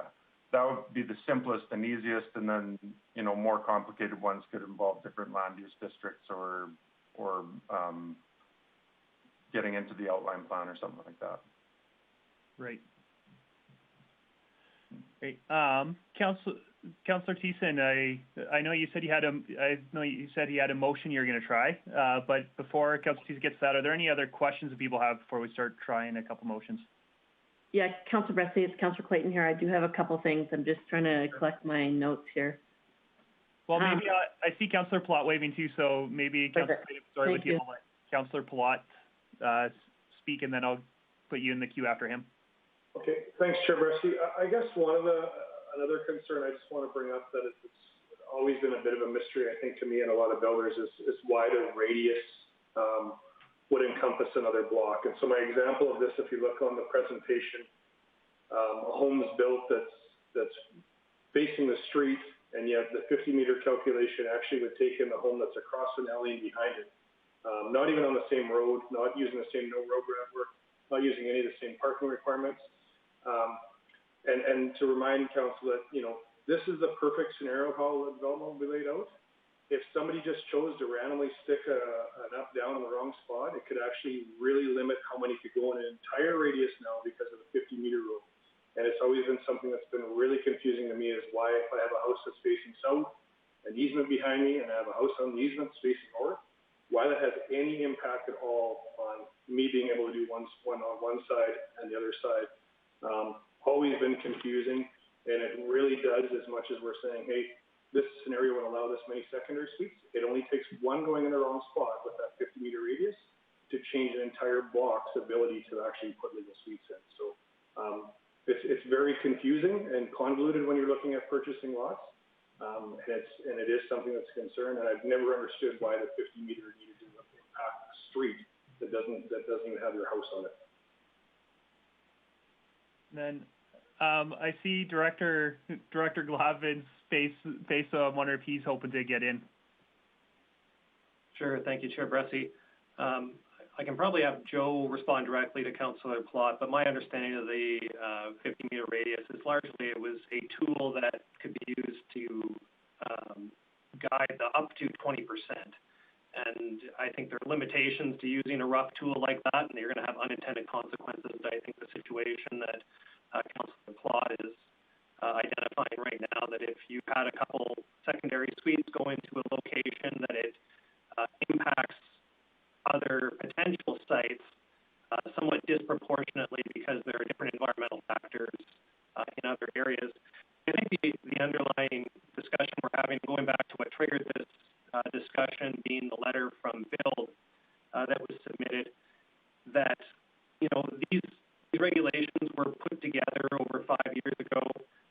This council hasn't put a stamp on them in any way, and it is something that administration could certainly work with Bill in order to do a review of the secondary suite regulations under the land use bylaw. We could do that somewhat similarly to how we did an MDP review of the multifamily regulations that we did. That would have been, I think, the last council as well. So some of you may not be familiar with that process, where we had a group of administration, a couple councillors, as well as industry review those regulations as a suggestion for a committee. And then Councillor Clayton. Thank you.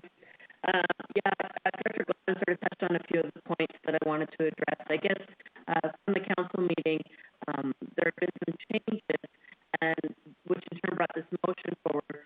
And in the report, it addresses that the administration is in the position that the current regulations were successful in terms of producing the outcomes that were designed to achieve.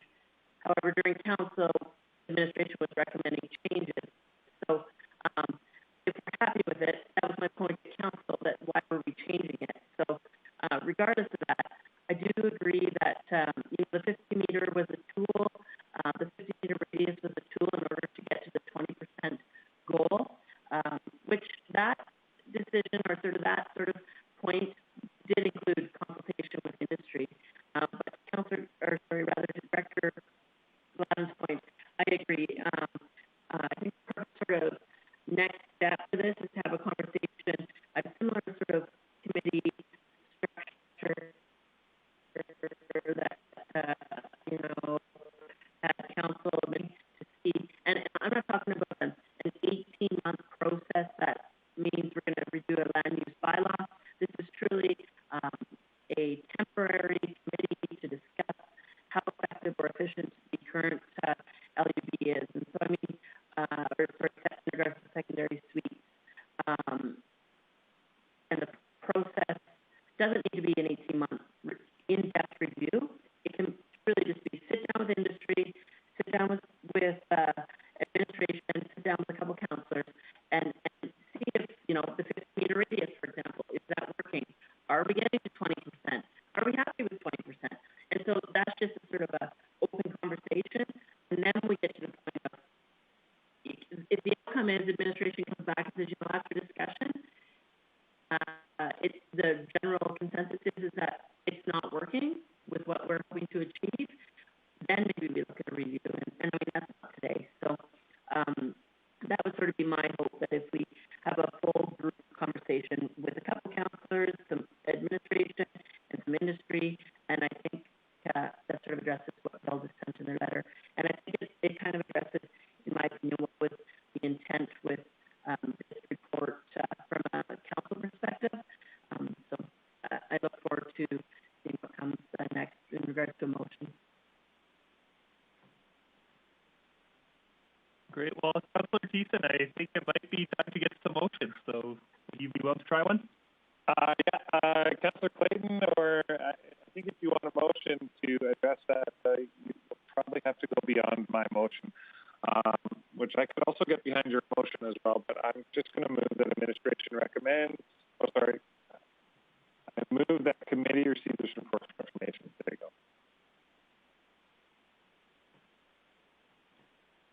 Thank you. Is there any comments on that? Councillor Bressie, I will have a follow-up motion. There is information in here that's very useful. I appreciate what Mr. Johnson put together for us. I think it's a good starting point for a conversation. I'm not opposed to that motion personally. Thanks. Yeah, thanks. And and I'm gonna vote against it, just because for me our practice is a receipt for information is really us saying we're not going to take any action on this, and I really think that fair enough. I do think that we should be doing something beyond just receiving this for receive this for information. So I'm going to vote against for now, and maybe if we get deadlocked, I'd agree to vote in favor of reconsidering that motion if we really want to get sloppy with procedure or get perspicuous procedure. But for me, I can't support just accepting for motion until we've had further discussion about other potential motions. Any other conversation about that motion? In that case, all in favor? 1, 2 in favor, and all opposed? Opposed.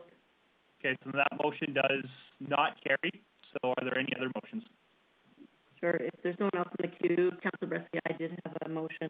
Great. Please go ahead, Councillor Clayton. Thank you. I would move that that committee direct administration to form a committee including administration, industry, and a couple council members to discuss the effectiveness of the current LUB and secondary suites. Sorry, I guess it specifically would be the land use bylaw, which introduces the regulations for secondary suites. And in turn, report back to committee. Okay, and then I see Mayor Gibbon and Councillor Thiessen hoping to get in the queue. So Mayor Gibbon, please. Yeah, I guess just the motion, the way that it's phrased, asking administration to strike the committee and then to presumably go and do some work and then come back with the report to committee. I think we need to identify what we're measuring as effective. You know, we've used this term effectiveness of the current sort of system, but council actually hasn't defined whether it's what we're trying to achieve.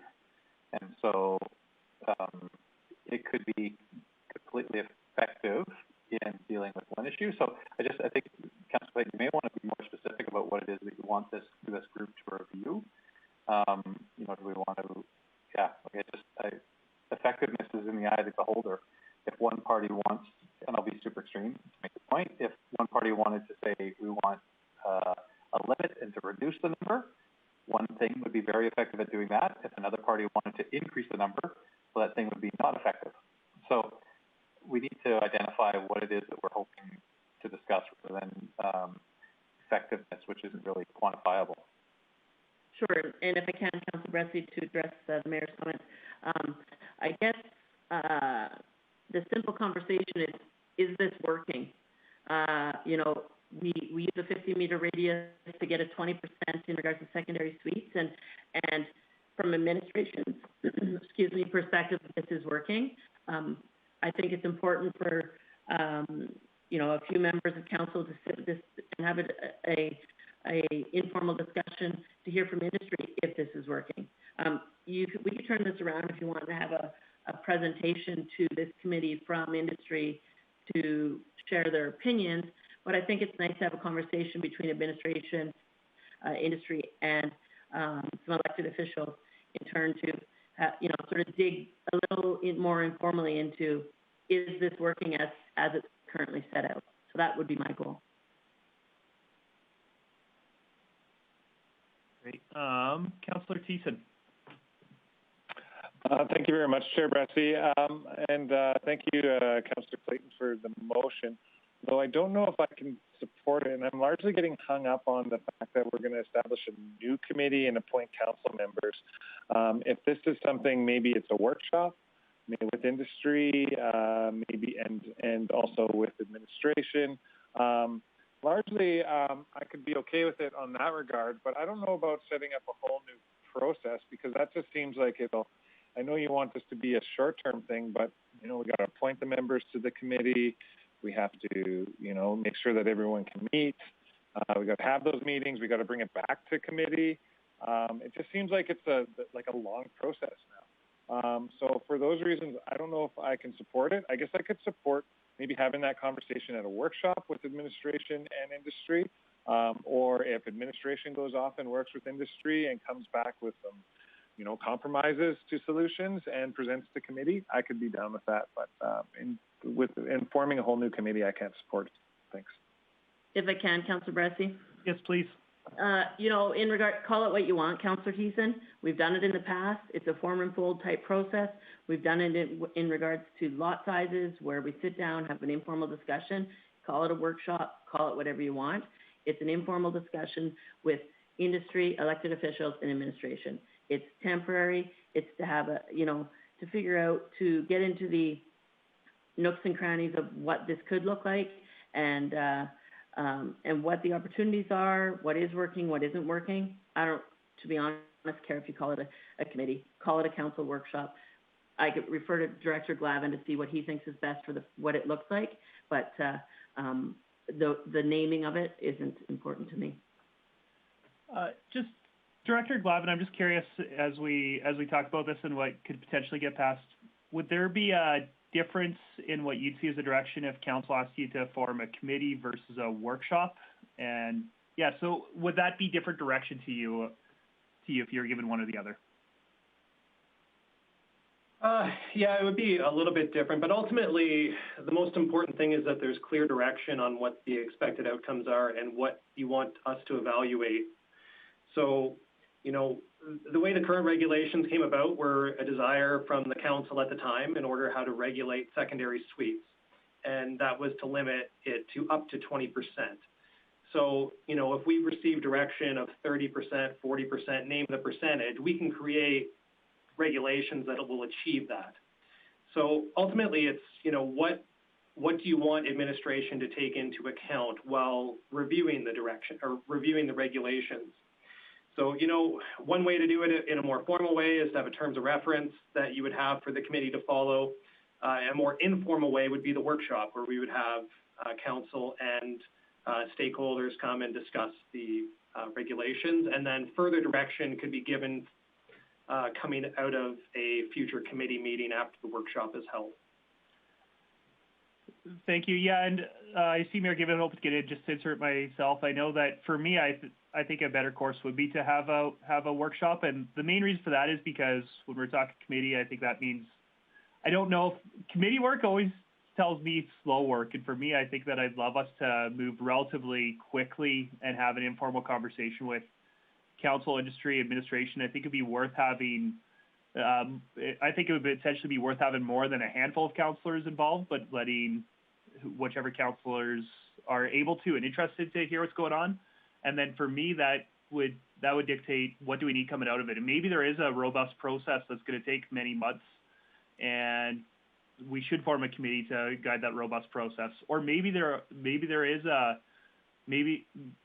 no changes that need to get made, in which case we don't need to spend time with that committee. Or maybe there are changes that council still needs to get made, and they could be accomplished faster than we'd get if we went through the whole process of forming a committee. So for me, I definitely think this conversation should happen between council, administration, and industry, but I think that a workshop approach might be more conducive to what should come out of it. Mayor Given. Yeah, I think a workshop might work fine. Challenging to do right now, and certainly over Zoom. But I guess, you know, the bigger thing here is, you know, what is council trying to achieve? If council wants to work with industry to find opportunities to increase the number of secondary suites, that's clear direction. If council wants to work with industry and administration to find ways to better regulate, secondary suites in their current, using the current system, that's one thing. If council wanted to find ways to reduce the number of secondary suites, that's another thing. Those are all, pretty actionable and could provide some decent bounds for the discussion. But in the absence of that, I'm not sure that all council members are of the same opinion of what our goals are around secondary suites. Like, I think that's kind of the fundamental starting point. I have a sense that there are some, and reasonably, that want to have more opportunity for more secondary suites.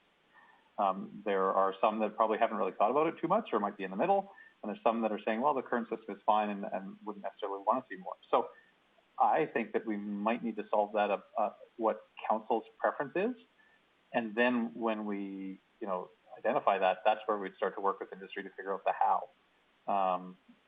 But I'm not sure that all of council is of the same mind on what our actual desired outcome is. More, less, same? I'm not sure.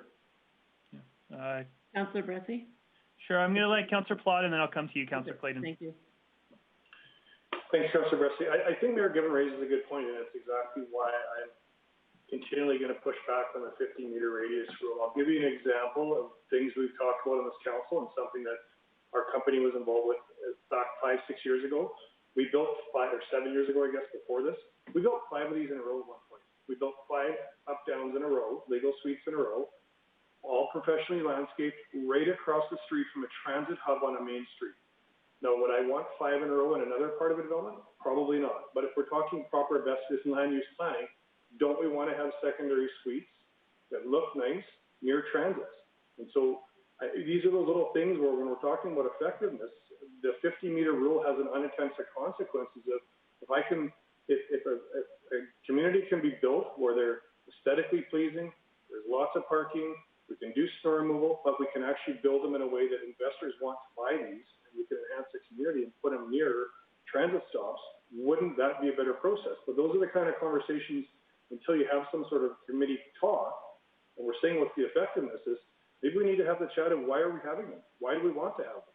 You know, how big of a market share does this create? I mean, you just need to drive out to Claremont Heights and see how many built out there. They probably built more units in Claremont Heights last year than the entire city of Grande Prairie. Maybe we don't want them. But if we're going to talk about economic development, at some point, we probably want to say, how important are these to our economy? Because they're a huge part of our building starts. And they're going to be limited moving forward with this policy with the lots that we have available. So I do agree with Mayor Given. Maybe this is a conversation with our own council about what do secondary suites mean to us. But I can tell you this 50-meter rule makes it very challenging to properly put the location where it makes the highest and best use sometimes to put legal secondary suites. Across the street from a park, lots of parking, great spot for a rental. Not allowed if there's one in the way. So those are the kind of things that if we want to have a chat, I love that. I think a form and full committee of some time with maybe some committee direction coming out and having UDI at the table again, because they have been asking for this for a long time, I think is important. But maybe we do have to have that council conversation, check in of what do we think the value of these are and what are the goals and objectives of them before we send this away. But I know for me that there's a lot of investors that have an appetite to build these, and they would be able to build a very nice product to make a community look very good. They're unfortunately not able to with this policy the way it is. Thank you. Councillor Clayton. Thanks, Councillor Bressie. You know, this is part of the reason that industry and business get so frustrated with government and elected officials. We've literally taken 10 minutes to discuss whether or not we should have a discussion. And so this overall is the stuff that, you know, ultimately the motion is to call it what you want, workshop, whatever. My intent with the motion is to get a group of people together to hear whether or not industry thinks what we have as a plan is working well. And then in turn, if we hear it's not working well, then maybe we get to the step of a full review. And when you do a full review, you get council's determination of what the standards need to be and what the expected outcomes are. I can reword this whole thing and we can sit down and rip it apart. That was not my intent today. The intent is to have a discussion with industry and all of council. If you want to all be there, fine. Then I'd change the motion to say, invite industry to present to council committee of the whole to discuss whether or not the current secondary suite bylaw is working. I mean, but I wanted to simplify this and have a discussion. Now we've literally spent over 10 minutes discussing this. But anyways, my motion stands. If you don't like the word committee, I'm willing to try another motion if and when this fails based on the fact that there's not enough support. Thanks. Great. Thank you. Is there? Yeah, and Councillor Clayton, if the motion read workshop, I'd 100% support it. You're probably going to get my support with committee if it comes to it anyways. But if it read workshop, I definitely would. Mostly because I want to be involved in the friendly amendment to change the word from committee to workshop. I'm okay with that. Anybody have objections to that friendly amendment? Great. Councillor Thiessen, are you hoping to get in? No, I was just going to say I can make that friendly amendment, and I was laughing because Jackie's second motion I could have got right behind. Anyway. Cool, awesome. So, Councillor Clayton, can you maybe just read your motion one more time? Because I think we're ready to vote on it, but let's make sure we know what we're voting on. Can we maybe have the legislative assistant read it as currently written? Sure. Do we have our recording secretary on the audio? Yes, I'm here, Councillor Bressie. Great. Please read the motion as you've got it. Committee directs administration to schedule a workshop, including administration, industry, and council, to discuss the effectiveness of the current land use bylaw regarding the regulation of secondary suites and report back to committee. Great. Is there any discussion about that motion? All in favor? Aye. And then, Mayor Given, I think, is having troubles with audio. I don't know if he can hear me or if he can't just speak. So maybe I'll call, in case he can hear us, I'll just call that vote one more time. So, Mayor Given, the motion we've got on the table is to direct administration to set up a workshop with industry, council, and administration. So if you can't hear me, I'll call that vote one more time. So all in favor? Aye. Aye. And any opposed? Great. So that motion carried, but just for our recording secretary, if we could just make it clear, I don't think we got a recorded vote from Mayor Given. So just maybe however you want to handle that, but I don't think he can hear us right now. Zoom is great until it's not. So is there any other business on this agenda item? Great. Well, then moving on to item 2.1, we've got Grande Prairie Chamber of Commerce. We've got correspondence from them, and I know that our executive director of the chamber is on the line if we've got questions for her, but my understanding is she didn't fill out a form and asked to present, but she's there if we've got questions for her. But we've got a letter of correspondence with some specific requests by the chamber about how we can help with business recovery. So I'm assuming council's our committee's read it. Is there any action we want to take on this? Councillor Thiessen. Thank you, Councillor Bressie. Sitting on the Economic Developers Advisory Council, we've seen this letter quite a bit, and I know that our administration is working towards some of the things that are put in there. I don't know if we undertake any action right now except for receiving it for information, but I do know that there's work being done off of these recommendations. So I guess I'll motion unless I got it all wrong and Tanya wants to correct me, but I would move that we receive this correspondence for information. Sure. So maybe I'll ask Director Glavin before we vote on it. Just is there work in motion with these requests, and if so, what's going on at the administrative level that might help move the ball on these requests without any council action? Thank you, Chair Bressie. I know that we have looked at some of the requests made in the letter, although I think if you wanted to have a formal response back to the chamber that we've considered them, it's probably worth making a motion to direct administration to do the work, as some of them we may not undertake without committee direction or may not be an administrative recommendation. So I think we should have a recommendation for us to do the work if it's council's desire. Great. If I can get in the queue when you get a minute. Sure. So I'll go Councillor Palat, then Councillor Clayton. Thanks, Chair Bressie. Kind of to Councillor Thiessen's point, I mean, we did have this presented to us, our Economic Development Committee. Really want to thank the Chamber for putting this together. I know that they've had a lot of feedback and a lot of people comments to get to these points. I think they're great points. But to Director Glavin's, I mean, I'm not a voting member of this committee, but I'd sure like to see us put more teeth to this than just say, let's receive for information, because I think that'd be doing our service a disservice in what's going on right now. Plus, I think the Chamber has done an awful lot of work on this, and it would sure be nice to see administration come back. I'm not saying we're going to do these, but I think it would sure be nice to show the Chamber and the community that we've looked at their points, and administration's come back and said yay or nay, and why yay or nay potentially on all these. But I do think just receiving it for information is probably not the best course of action at this point. I think there's some great information on here, some things that could be very, very good things for us to be looking at doing in the future that could help spur our economy back on and get some recovery. And I think that was the intent of this, is to help us in our recovery phase. So I would hope that this committee would do more than just receive it for information. Great. I'll go to Councillor Clayton. Just before I say that, I'll just say to our meeting hosts that Mayor Gibbons trying to call in with his phone to fix audio. So if you see a phone in the waiting room, oh, it looks like he's got it. Great. Councillor Clayton. Thanks, Chair Bressie. Just a couple points. Director Glavin mentioned administration following up this letter. I think it's appropriate that the mayor writes the reply to this letter, as it was from the chair of the board. And I do think that there are some points in here that at a council committee of the whole or at some meeting, it's nice that economic development has discussed this, but there are items in here that council hasn't discussed. And it's been a while, maybe it seems like a while, but it's been a while, in my opinion, since council and the chamber sat down. I know it was within the last year, but a lot has happened and changed within the last year.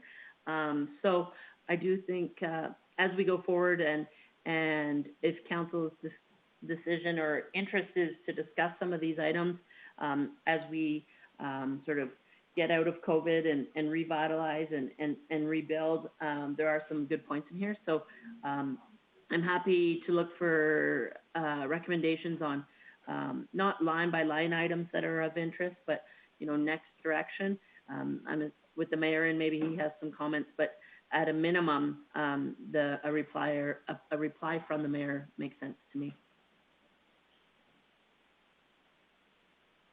Okay, Councillor Thiessen. Yeah, I'll just withdraw my motion. Thanks for the great points, team. Okay. Well, is Councillor Clayton and Mayor Given, who are both on audio, is there, or Councillor Thiessen if you want to make another motion, but is there a motion that somebody is able to make? Councillor Thiessen.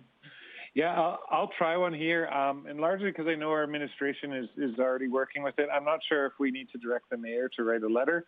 That could be a subsequent motion, I suppose. But in regards and in light of the comments made by Director Glavin, Councillor Platt, and Councillor Clayton, I would move that committee direct administration to follow up with the chamber in regards to their ideas to boost the economy, to see what we may be able to do and report back to council or committee.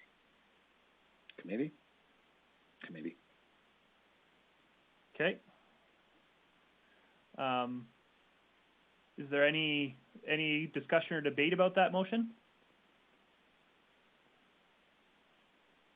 Great. Could you just because we've been here for a long time, Councillor Thiessen, can you just say that motion one more time just to make sure we're getting it? Yeah, for sure. I was going back and forth on councillor committee. I'll just go back to committee. So the motion reads as direct administration to follow up with the Chamber of Commerce in regards to their ideas presented in the letter and work with them towards seeing what we may be able to do and report back to committee. Okay, great. So we do have a motion. Any discussion on that? Great, then I'll call the vote. Sorry. Yeah. Councillor Bressie. I appreciate the intent of the motion here, Councillor Bressie, or Councillor Thiessen. I'm wondering if it's more fulsome than that. I don't know. I'm just sort of spitballing here and look for committee's discussion on this. But there are many items here, in my opinion, that justify a discussion with all of council and the chamber as well, and then in turn go away with the information from that discussion to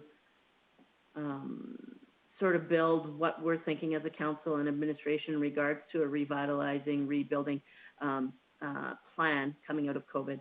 There are other things in here, obviously, that aren't addressing COVID, affordable housing initiatives, supportive housing, like there's a ton of different buckets here. And so to me, it screams, hey, we want to sit down and talk. And I don't know if it's best just to set administration to an elected board to sit down, or even just with the chair and the executive director. To me, this is sort of screaming, hey, we want to talk. So I appreciate the intent of Councillor Thiessen. I just don't think I can support it because I don't think it achieves what.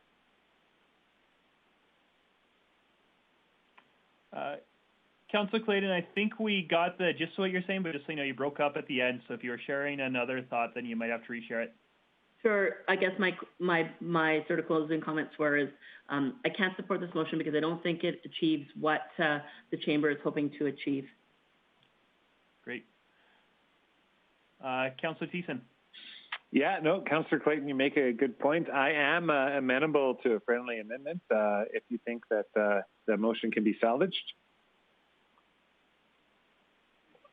Yeah, I think you if you want to amend it, or I'm happy to just say, yeah, I'm looking for some direction, maybe from Director Glavin, what you see in regards to this item becoming a council discussion, because there's so many, there's different directors that this letter impacts, there's different buckets, there's many various things, and so I see Mayor Givens unmuted. Maybe he has some comments in regards to what he sees as the best direction.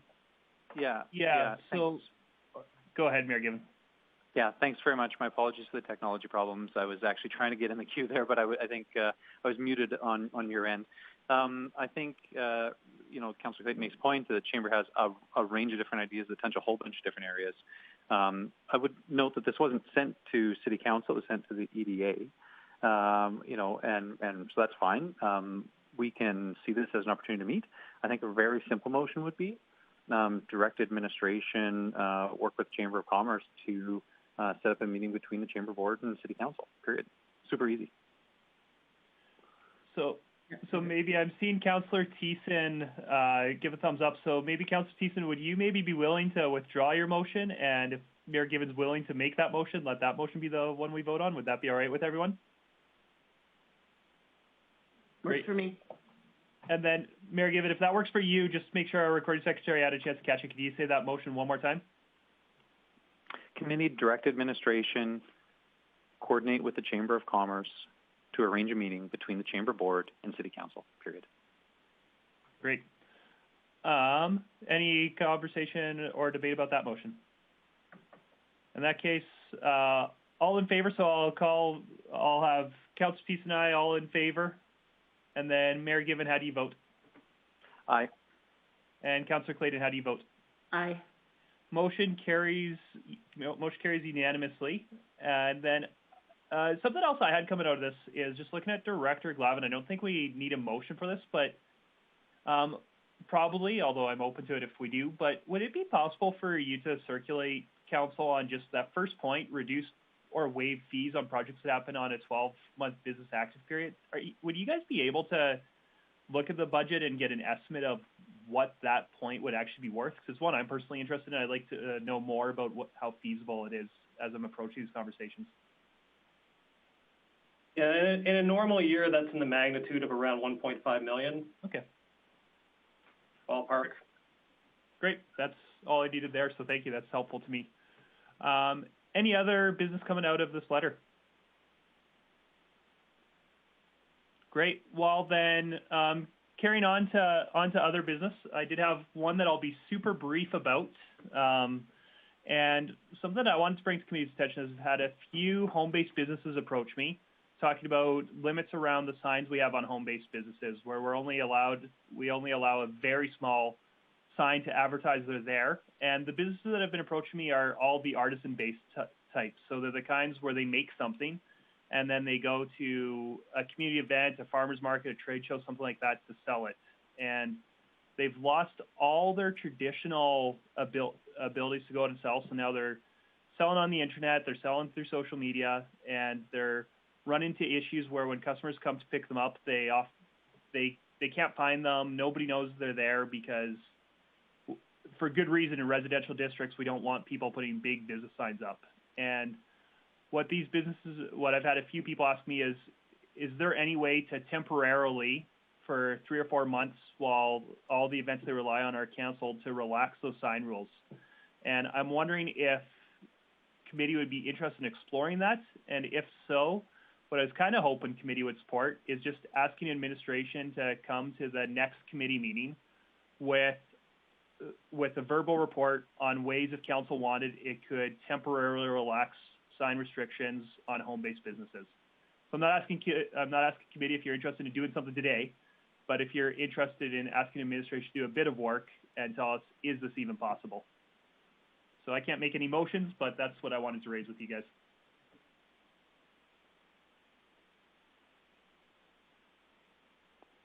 Sure, Councillor Bressie, Mayor Given here. I'd be happy to make that motion.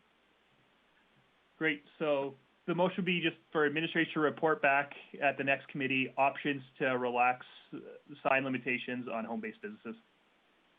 Thank you. I appreciate you making that motion. Mayor Given, any conversation or debate on it?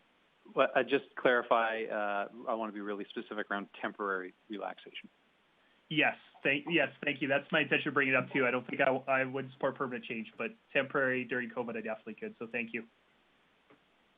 Sorry, Councillor Bressie? Yeah, please, Councillor Clayton. I guess, talk to me in the timing. So administration goes away, comes back in 2 weeks. Retail typically is opening, and some traditional shopping practices, we assume the way things are going, open starting May 14th, which is Thursday, if I recall correctly. So then 2 weeks from now, we come back with a report on temporary changes. With the timing of it, I don't know if it's going to achieve the impact that these home-based businesses are hoping for. If we want to talk about permanent, I absolutely don't support it. I think if you want to get to a point where you're running retail out of your home and you need a sign, there's a lot of commercial space out there and you should go look at options. But I think that temporary, I just don't know if the timing is going to achieve what these home-based businesses are hoping for. So maybe, Councillor Bressie, you can walk me through what you're hoping to get. This comes back to committee and, it's a month before anything happens.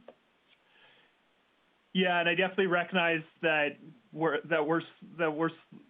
slow, but I didn't think it was fair to drop on committee's laps. This is something I'm hearing the last week or so. I didn't think it was fair to come to committee and administration, put everybody on the spot and say, hey, can we make this change now? So it's kind of frustrating to me how long our process takes. And if there's ideas to speed that up, that's fine. But I don't think it would be wise of committee to, when this is something I just started raising with people yesterday because it was just raised with me last week. I don't think it would be fair to give direction right now. But I know that as I'm talking to businesses, really what they're looking at is they're realizing, holy smokes, while traditional retail's open, we're really reliant on the big summer events is what some of them are telling me. And they're realizing that they're not going to get those summer events with the reopening plan. And so if I can say, I absolutely get it. I agree that it's very concerning without the large events for home-based businesses, et cetera. I don't think the signage issue addresses that though. And so if we have an issue with Google Maps or we have an issue with bylaws in regards to the size of home addresses on buildings, I just don't know if you're going to achieve what you're hoping to. And I appreciate what you're trying to do here. And I just don't know if administration maybe time in here, if they have the time to spend into this report, what it looks like, what other municipalities are doing, how this, happens, and then it has to go from committee because it's changing a bylaw. I'm assuming it would have to go to council. So then you're a month away, and still it doesn't address the issue of them not being able to go to outdoor festivals or trade shows, and so it's not really addressing their issue. If their issue is people can't find their addresses, then we need to be looking at address bylaw. Councilor Clayton, you broke off at the end, but I think we got what you were saying. We broke off at address bylaw, so I think we probably got what you're saying. Feel free to let me know if you if the issue is people not being able to find locations, that's completely different than people not being able to find a sign, see the sign because it's too small. And it's also completely different of the fact that unfortunately these businesses won't get to go to outdoor festivals and trade shows. I appreciate you bringing this forward. It doesn't really address what I think these home-based businesses have concerns with. Great. I see Director Glavin might have had some context, or I just see him raising his hands. Director Glavin. Yeah, as I understood the discussion, it would be just what the mechanism is to relax the standards for a temporary period of time, which Joe is also on the call, but I believe the two most available options would be a resolution of council that would allow a relaxation for a period of time, or we could do an amendment to the land use bylaw, but a resolution is likely the most expedient manner. But we can come up with, there might be others, but I don't know if Joe has anything to add on that. Well, go ahead, Mr. Johnson. Thank you, Chair Bressie.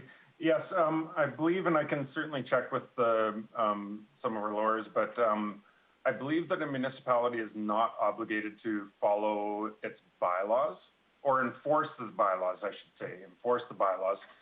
So I believe there's an opportunity that if there were just some form of council direction to not enforce a particular aspect, and then we communicate out to those people that they're welcome to put up signs and have some sort of a sunset clause at the end, that that is a way we could go, and I could certainly check with our lawyers to confirm that. Councillor Blackburn, I think I saw your hand up earlier. Are you hoping to get in? Then Councillor Blackburn, then Councillor O'Toole. Thank you. I think most of what I wanted to say has been mentioned. The fact that this might take a month would be okay with me because it does have a lot to do with the larger gatherings and the folks' ability to be able to promote and sell their product. The other thing that I thought of in response to Councillor Clayton's concerns is I think the solution that's being recommended is the one that was proposed by those people who have the issue. And so while we may see it differently, if the people who this affects say that larger signs will help them, then I would tend to go with their wish. I really like the idea that Mr. Johnson had about just ensuring that if they were to put larger signs up, they wouldn't get in trouble for it. Home-based businesses are really an important part of our economy, even though it may not show up as a big number. For those people who are involved in it, it's their livelihood. And with all of the things that are going on across the province and across the country in terms of protecting people's ability to have that livelihood, I think that in the spirit of that, the committee should go with whatever will be the most quick and convenient way to meet these folks' needs. Thanks. Great. Councillor O'Toole, then Councillor Plott. Yeah, I'm not really too keen on having signs on the front lawn. I would not be very happy if my next door neighbor put in one of the rolled up signs and you replace the lettering or whatever it is.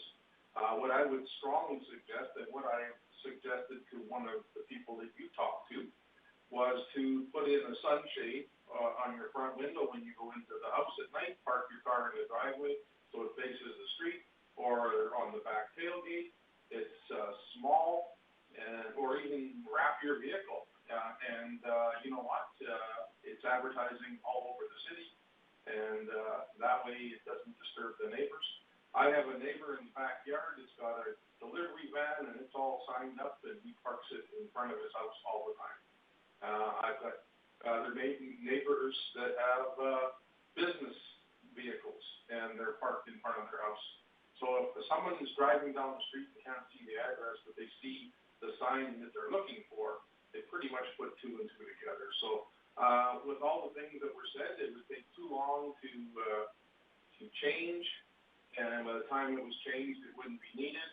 And I don't really think that the idea of changing the bylaw or reducing or not enforcing it isn't necessarily the thing to do. I think we can do it. It's a little bit of money on their side, the business, small business, but they're going to be spending the money on a sign anyhow. They want to get something that will fit in the over top of the steering wheel and park on, or paint the tailgate on their vehicle or put a sticker on their door.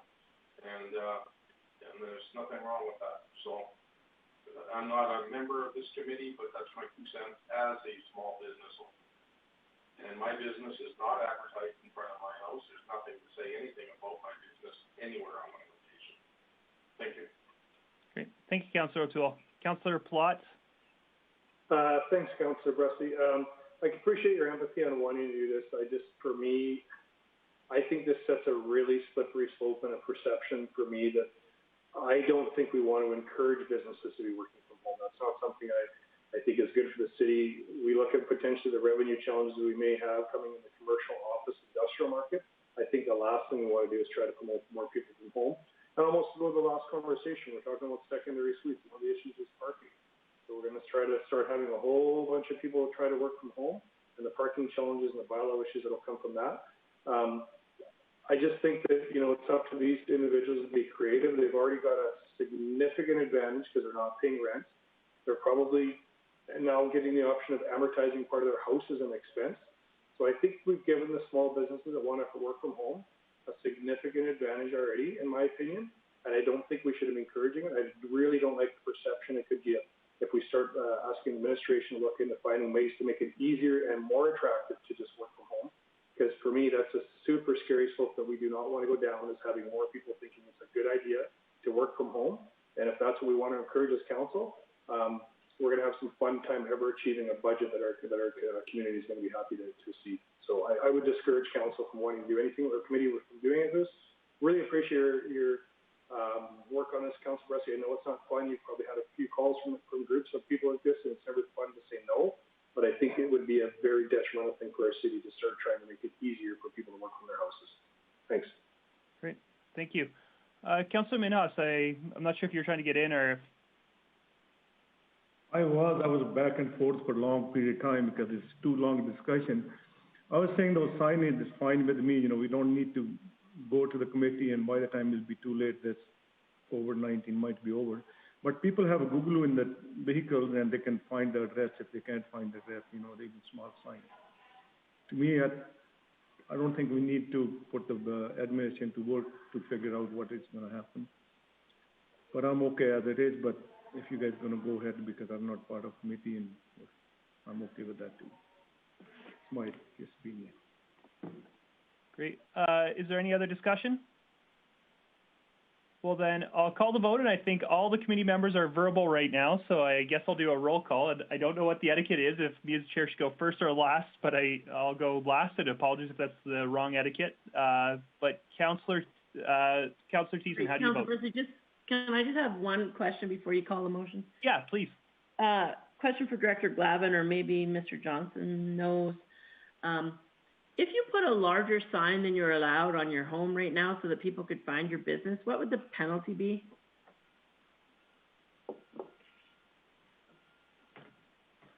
Thank you, Chair Bressy. So as with all enforcement, we start with just a request before we get into formal enforcement, then issue a stop order, and then I believe the initial fine. The fines are really up to us, but the initial fine I think it starts at $500, and then it can graduate from there depending on the frequency that you establish in the stop order. But just so I'm correct, it would take, it would have to be initiated through complaint before, I guess if a bylaw person drove by and saw a sign and went, that's way too big, then there would be action taken, or is it only through complaint? Thank you, Chair Bressy. Depends on the nature of the offense. Some things we do have more of a complaint-based response approach, and then other things we will just initiate enforcement. So again, there's a lot of latitude we can employ. Right. Thank you. Great. Any other questions or conversation? In that case, I'll do the roll call style vote. So, Councillor Thiessen, how do you vote? In favor. Councillor Clayton, how do you vote? Opposed. Mayor Given, how do you vote? In favor. And I vote in favor too, so that motion carries. And then that brings us to our outstanding items list. Director Glavin. Thank you, Chair Bressy. So we'll start off at the top with secondary suites. We did address the initial motion from council, and there's a subsequent motion that will come on, so we can remove that one and to be replaced by the new one, as well as same situation with 1073, the Avondale Parent Council, and the intersection request for pedestrians, where we brought back the report on that and the direction from committee. On cannabis, we are on track for the 26th, and as well as the other two items on the list. Great. Thank you. Could I get a, Councilor Thiessen, are you willing to make that motion to accept that as amended? As amended, yes. Great. So there's a motion on the table. Any discussion? Great. So a motion to accept the oil as amended. Councilor Thiessen, how do you vote? In favor. Mayor Given, how do you vote? In favor. Councilor Clayton, how do you vote? In favor. And I vote in favor too, so that motion carries. And with that, this meeting is adjourned. Thank you, everyone. Thank you, Mr. Dillon. I think it's my term now. I think, do we need a break for 5 minutes or? So, yeah, Councilor Minhas, I think. I don't know about anybody else, but there's many people that haven't had a chance to have lunch. And in addition to that, my devices are all dying in terms of power. So I'm going to have to scramble for that. Could we take a 15-minute? Like, I don't know what administration would advise, but I think it's maybe a little bit longer than 5. 15 minutes is good enough, maybe 20. Everybody agree? Mr. Bork is the next director. Mr. Bork, do you have any advice for us? Yeah, I would say at least 15 minutes. I'd also just throw out the idea of, I know there's a number of technical difficulties. If everybody at least wanted to try and log out and log back in, that's our only option we have left. So I would propose that, and we can reset the system at maybe 1:15. Yeah, that sounds good. Yeah, sounds good to me. Yeah, that works. Thanks, everyone. Thanks.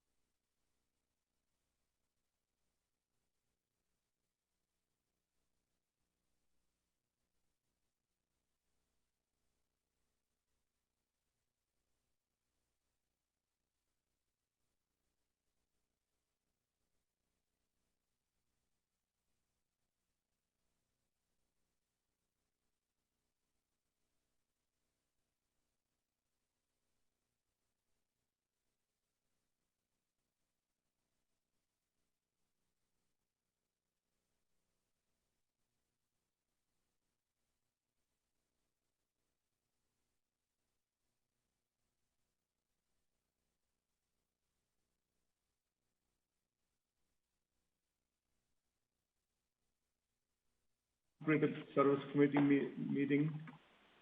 And the first, number 101, is Director Services Update, verbal. Shane? Thank you, Chairman Haas. Some brief updates from corporate services is that the assessment, I want everyone to know that the appeal deadline has been extended to July 1st. There had been some communication from the province that was extended into the fall, but the new assessment appeal deadline is July 1st. There are currently 40 appeals that have been presented to the city. All of them are non-residential. An update on the tax installment plan is that we have noticed a quietening down of people withdrawing, so it has stabilized from the initial withdrawals earlier in the COVID crisis. I would note that we have waived the May penalty, but we did do the calculation just to provide that information to council. It would have been $349,000 that we would have received if we had gone forward with a May tax penalty. As you know, the mill rate will be presented at council this afternoon, council committee of the whole this afternoon, and that includes a proposal to reduce tax bills in response to COVID from what was originally proposed in December. Some updates from finance. We have begun budget 2021 planning. Our budget office and Reg Hammond will be presenting a timeline update to committee sometime in June to outline the steps we'll be taking and to give council a chance or an update of when they will be asked for some feedback on that. So we'll do a full presentation to council in June. An update on our line of credit is that it is in place. We have not yet accessed it. We are monitoring our cash flow very closely. We likely will have to access it next week, but we have not yet at this time. Also, as you know, that we are having a 2020 mid-year capital discussion this afternoon. This is based on some good work that our new finance team has brought forward to us in taking a fresh look at how we account for capital, and they will be proposing just a better allocation of some grant funding. We're also taking this opportunity to, this was scheduled for the end of June, but realizing how short our construction season is in Grande Prairie, we've moved it up to this date so that we have some potential to add some stimulus projects into the Grande Prairie economy by moving quickly here in this construction season. Part of the change, and this is something that's going off what Director Miller said earlier today, part of the change in this is just a different approach of how we're looking at capital projects. We're no longer relying on departments to close projects or to free up money or save money.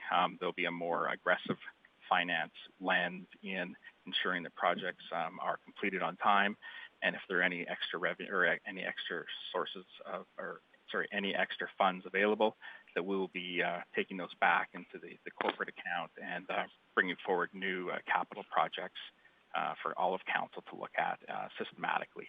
This won't be relying on departments to offer up money. We will simply be taking it and reallocating in a more systematic approach. We're on target for presenting a reserve strategy by the end of June, and that will tie into some of the discussions from earlier this morning on our facilities and how we're close to funding that fully, but we'll have a full discussion then. From IT, this week they're beginning a transit security camera project that we've talked about in previous capital projects, so that installation will begin this week.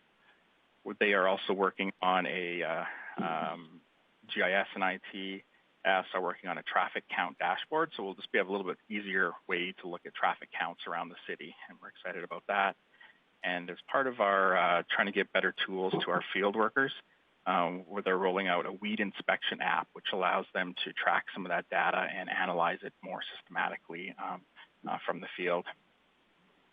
Corporate efficiency also rolled out an internal app for some Just Do It's, and we'll be updating this committee as we go forward, as we start to capture some of those lean initiatives that are now a priority for the organization. And just a note on the Citizen Contact Center is that call volume's up about 20-25%, but it has stabilized here in the last couple weeks from some earlier spikes. And the final thing I'll raise is just a note for something I'll raise when we discuss the mill rate, is that council had passed a motion changing what our tax notices would say, changing it to Province of Alberta property tax. I was asked to bring back any concerns or issues that might come forward if we were to do that. And two that I'd like you to think about before we discuss this later this afternoon is that we have identified some properties that split their provincial or education tax 50-50 between separate and public. And so if we were to go with the wording as directed by committee and council, it would identify two line items that are exactly the same, and we think that will cause some additional confusion if we've double billed them for the same amount for the same line item when there actually are two different things, just broken in half. It also, if we are looking at possibility of a COVID rebate, we're adding one more thing into the complexity of our tax notices for this year. We also have some concerns about not having any reference to schools. That is an expectation that people have, rightly or wrongly, about exactly where that money goes. But we would put forward a proposal that we maybe think about using Province of Alberta separate school requisition or Province of Alberta public school requisition. In identifying that a little bit clearer, we think is our recommendation. We can have that discussion later this afternoon. And that is my update, Chairman Haas. Thank you. Shane, is there any question for Shane's update? Hey, boy. Yeah, I can't see who's. Dylan, you said something? I think he was talking to his kids. Oh, okay. So if it's no question, and then we can move to 1.2, opioid crisis, class action law, bylaw, Smith, Watson.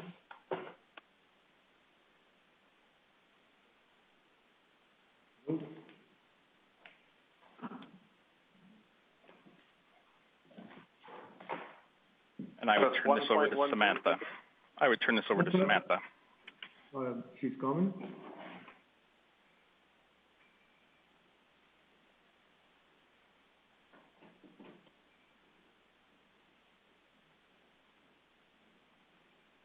There we go. There. Good afternoon, Mr. Chair and Council. Everyone can hear me now? Yeah.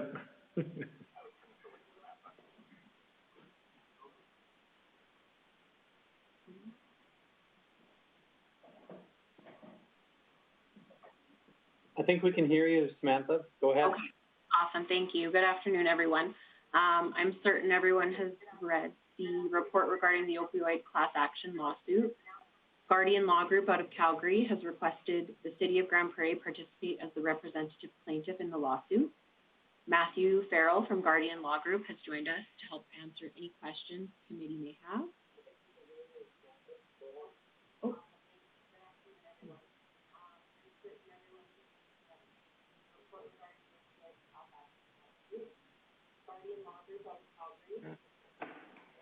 Can't hear.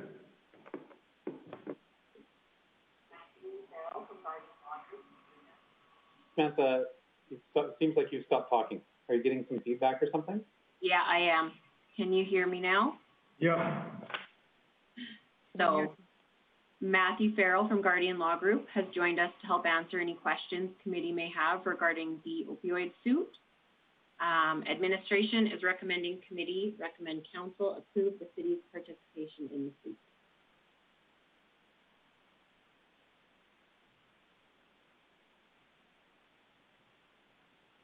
Are you still talking or are you done?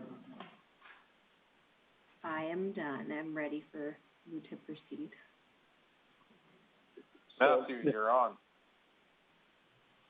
Yeah. Mr. Chair, I just wonder if between Samantha and Matthew, if you could maybe just hit some high points of, is there any city costs to participation? What are expected timelines? Maybe you just want to hit some high points of the report. Yes, so there are no costs to the city, out-of-pocket costs. The suit is on a contingency fee basis, and Guardian Law Group would retain 33% of any awarded settlement. In terms of timeline, I would hand that off to Matthew. Yes, the answer to that question is it's probably going to be between 1 and 3 years before the entire thing is done.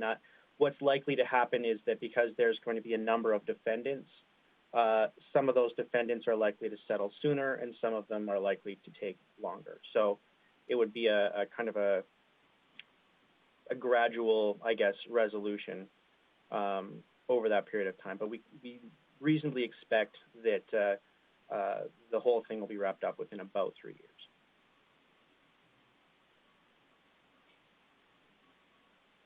Any other questions?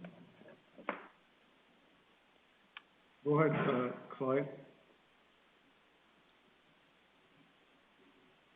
Thank you, Councillor Minhas. My question is for administration rather than for Mr. Farrell. In the report we were given, the economic impact says claim is quantified in increased policing and justice costs, fire and ambulance costs, addiction treatment, harm mitigation, social welfare, and child protective budget.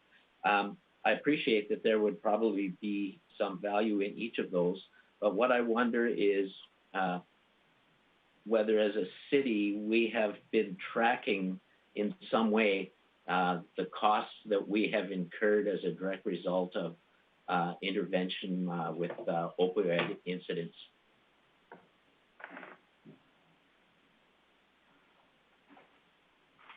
Mr. Matthew or Samantha? I myself would not have that information right off the top here. I don't know if any other recent reports would have any of that information, but I can certainly find out. I can, I'll save my comment for the end. Go ahead. Yeah, thanks, Chairman House. Councillor Blackburn's question. I think that those are sort of broad issues that municipalities in general may be seeing. Not all would be applicable to every municipality. In Grande Prairie's case, obviously, there's the administrative support that we provided to the opioid emergency response committee, a task force that we've struck. So there is some administrative time. I don't know if management has tracked that. A lot of it will be challenging to quantify. When it comes to issues like public disorder, which can come from a variety of sources, probably a little bit more challenging. And then there's also the sort of factor of if we had resources, if we had the right amount of resources to be able to combat this problem, what could we be doing with them and what would we be supporting? There are probably a lot of not-for-profit entities that could be doing good work in this area, but the city of Grande Prairie really doesn't have the money to do that. So I think there's sort of there's the unquantifiable challenges, and I don't know if administration has been quantifying as we've gone along the things that we could. Thank you. Matthew, you were going to say something? Comment? Go ahead, Mr. City Manager. Oh, gracias. I missed you. Thank you, Mr. Chair. Just a quick comment. For example, when the fire department is responding to, as part of the medical call response, there will be a way to track how many events are part of that medical call response component, which is significant, the number of responses that the fire department does during the year. The same when there is a call and we need to dispatch enforcement services. So at least we will be able to track some cost based on the number of responses and the time of the response, because all those responses are logged in a format that we can track. So there is no formal tracking, I would say, right now, but we will have the raw data to produce some report if needed for this particular case. Thank you. Thank you, Horacio. Gavin Toole? No, I have nothing to say. Oh, I thought I see your hand. Okay. Sorry. Okay, Matthew, you go ahead then. Answer back. Oh, good. Eunice? Thank you, Chairman Huss. I have a couple of questions, probably for Matthew. So first of all, the phrase "the representative plaintiff." Can you tell me what that means in a class action lawsuit? What does the representative plaintiff mean? Sure. I suppose before we move on, I think that the mayor and council has answered that previous question fairly well. A lot of this information is going to be found in raw data at this point in time, and we would get experts to interpret that, and that's very normal and not a particular concern. But to Councillor Friesen's question about what a representative plaintiff is, it's a good question, and it heralds back actually to what a class action is itself. Now, class actions are the way we in Canada like best to deal with situations where a small group of bad actors have harmed a large number of people. Typically, class actions are brought on behalf of individuals. So let's say, for example, that a person takes a drug that has a side effect that the drug manufacturer knew about, but decided not to tell people because, well, that would make them less money, and it hurts a large number of people. One of those people needs to come forward and say, this is wrong and it has hurt people, and I'm one of the people that's hurt, and I'm an example of the kind of harm that this has suffered. And, look at me, look what this has done to me. This has been, the same thing has happened to a lot of other people. And then the court can, using that representative plaintiff, adjudicate all the issues which are common to the class of people. Now, that's typically not going to be all of the issues that there are either in that representative plaintiff's case or the case of everybody else, because in the drug example, for example, every person is different and their medical histories are different and so on. But there are some common issues. The representative plaintiff's case would answer those. Now, in this case, it's not an individual, but rather an individual city, which would be the representative plaintiff. So Grande Prairie would be the exemplar, which we would look at and we would say, this is what has happened to Grande Prairie as a result of the opioid crisis. And in fact, this is happening to cities, towns, and municipalities across Canada in a very similar way, and it's harming all of them. Thank you. So essentially, it's the named plaintiffs that's on the header, but everyone follows underneath them. All right, and Councillor Minhas, I've got a couple other questions. May I follow? Thank you. Perhaps you could address then why it is Grande Prairie that you'd like to be the named plaintiff. Also, there's a reference to Purdue filing for bankruptcy, but I believe you mentioned there would be a number of defendants potentially. I just wanted to confirm that. And is it just because Purdue has filed for bankruptcy protection that we have the June deadline? I'm assuming that's what it is. If you could answer those, please, Matthew.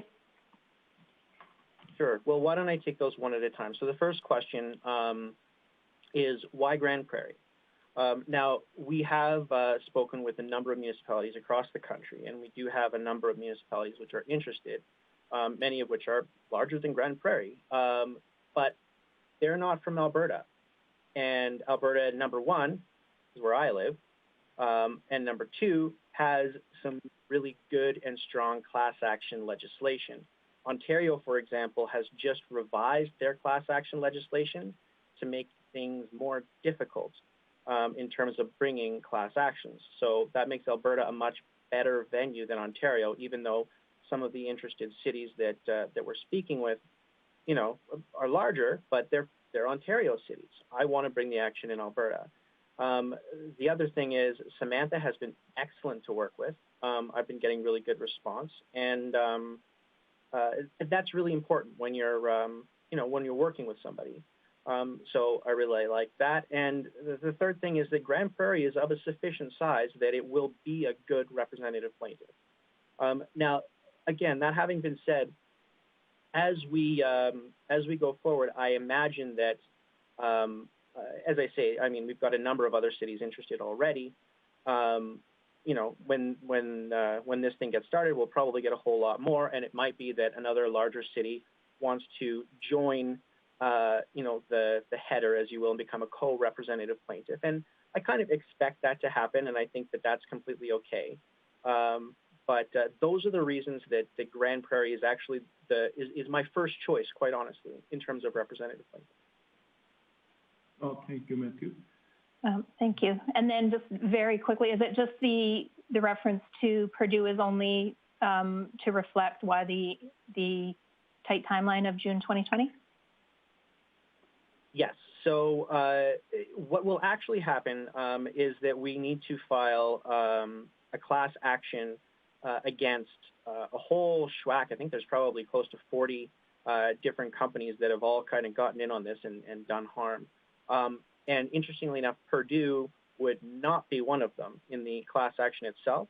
And that's because they're bankrupt. And whenever you're bankrupt, if you get sued, the action is stayed, which we do not want to happen to us. But again, as you said and correctly stated, Purdue's bankruptcy has a process within it whereby you can claim against Purdue directly.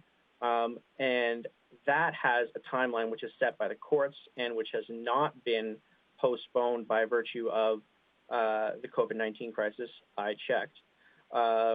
And so it is still June 30th that we have to bring in claims. And we would bring in claims not just on behalf of Grande Prairie, but of course on behalf of all Canadian cities against Purdue specifically in order to make sure that we're in on that. Because even though Purdue's going bankrupt, they're going bankrupt because a lot of other cities in the U.S., for example, have sued them and are entitled to a share of their assets, and we should be too. So that's the reason for the urgency. Thank you. Thank you for indulging me, Councillor Minhas. Thank you. Jackie Clayton, next. Thank you. The two questions I had, Councillor Friesen asked. Thank you. Oh, so thank you. So any other question I can see or no? Yeah. Go ahead, Mayor. Yeah, Councilman, I have one. Councillor Bressie also had one as well. So, Matthew, can you just speak to, with Grande Prairie as the lead representative and the suit being filed in Alberta, how will it account for the fact that across provinces, municipalities have different responsibilities? So in Ontario, for example, Ontario municipalities have, much more significant and direct involvement in public health issues and public health matters, where municipalities in Alberta don't. Will the suit account for that, and how is that managed through the process? Thank you, Mr. Mayor. Yes, the class action process is quite a flexible process, and it's very common for there to be a number of issues with respect to different plaintiffs in the plaintiff class, which are not going to be common to the class, and sometimes you even have things like subclasses. So for example, with the Ontario issues, if the issues that they have with respect to healthcare are issues which are common to them but not common to the whole class, then you would create a subclass. Similarly, if there are idiosyncratic issues, let's say either that Grande Prairie has or that any other individual plaintiff has that are different from the common issues in the class, remember that the common issues trial, which is what again, common issues trials are super unlikely. Generally, these things settle. But if it were to go to a common issues trial, then the issues which are common to all of the class would be dealt with at that trial, and then the issues which are individual to each city would be dealt with separately later afterwards, individually. Thank you. Thank you. Mr. Dillon. Great, thank you. A question I've got is what your expectation if we came on board with this, expectation with our public conversations around the opioid crisis in terms of a worry I've got is I think that the opioid crisis is one of the most important issues in our community right now. And I'd hate to not be able to talk freely about it as a politician. So when we're talking about the opioid crisis in ways that, obviously I wouldn't talk about the lawsuit in a political forum, but I want to talk about the other aspects of the opioid crisis. So what would be your expectations around our conversations as politicians if we were part of this lawsuit? Quite frankly, I would expect you to talk about it. And I wouldn't be putting any fetters around it other than things that are solicitor-client privilege or didn't involve like our strategy or things that are really, really sensitive to the lawsuit. Maybe the other thing that you wouldn't be able to discuss would be if we got any inside information from the defendants which I shared with you as my client. You're not allowed to talk about that in public, but in terms of like regular political discourse, not only do I expect you to continue to do that, I encourage it. I think the lawsuit is going to be part of that discourse, and that's appropriate in my view. Great, thank you. Thank you. Is anybody on board? If I can see you, no? Wade, go ahead. Thanks, Chairman Huss. Just maybe I'm naive on this a little bit, but I'm just kind of curious if this puts the city in any harm in the future with Alberta Health Services and physicians. And I guess my worry here is if this lawsuit goes ahead, this has been, I'm not condoning the practices, but this has been common practice and has been well documented, and people are well aware within HS this is happening. So if this lawsuit were to happen and we won a lawsuit, does that make AHS and potential physicians a little bit disappointed at the city? And would there, because I would imagine that lawsuit would spur further lawsuits on. That's just generally how they work. So I'm just kind of curious, does this put the city at liability with physicians?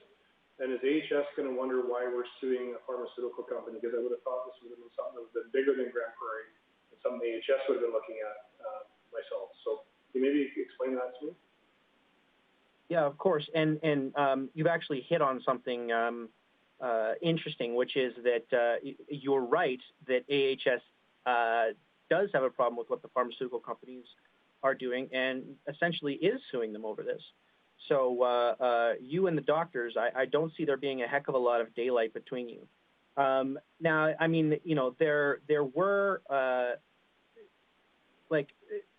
the opioids were prescribed by doctors. You're quite right, but generally speaking, and you know, from our U.S. experience, it's been very largely true, and we've got a lot of information on the fact that the opioid companies kind of got inside the decision-making loop of a lot of these doctors and really kind of lied to them too, and changed medical opinion and kind of hoodwinked and bamboozled a lot of doctors to convince them to prescribe more opiates. And there's a lot of doctors that, you know, having prescribed opiates are mad about it. And there's still, now that having been said, there's still plenty of uses for opiates, and there's still doctors that do prescribe them and will continue to prescribe them. And this is not going to be a shot at those doctors because every doctor admits that opioids are being overprescribed. And just because something is overprescribed doesn't mean that there aren't instances where it is appropriate and useful to prescribe that thing. I mean, look at attention deficit disorder, for example. People talk all the time about how it's overprescribed, but that doesn't mean that it's not a real thing, right? So I guess my concern with this, and maybe you can speak to this if I can just have one more Chairman Ross, but you know, we're talking lots lately with the pandemic about us staying in our lane and letting Alberta Health Services deal with stuff. And I realize these aren't the same things, but to me, this feels like, shouldn't this be an AHS issue? I'm not sure why this is a city of Grande Prairie issue specifically. And to me, this feels like a battle that AHS should be having. I don't think this is a battle the city of Grande Prairie should be having. This is a provincial issue to me, but it's just my gut feeling on this. And can you explain why we should be doing this and not Alberta Health Services? Sure. So there actually is a class action which is headed out of BC on behalf of the provinces in respect of the claims that are made for healthcare specifically. So the opioids crisis has a lot of negative impacts and harms a lot of people. One of those is the individuals, of course, and there's a class action with respect to them. Another one is the increased costs and burdens on the healthcare system, and there's a class action in respect of that. And then a third is the costs which are borne by the cities with respect to increased policing costs, increased fire costs, and increased ambulance costs, none of which are covered in the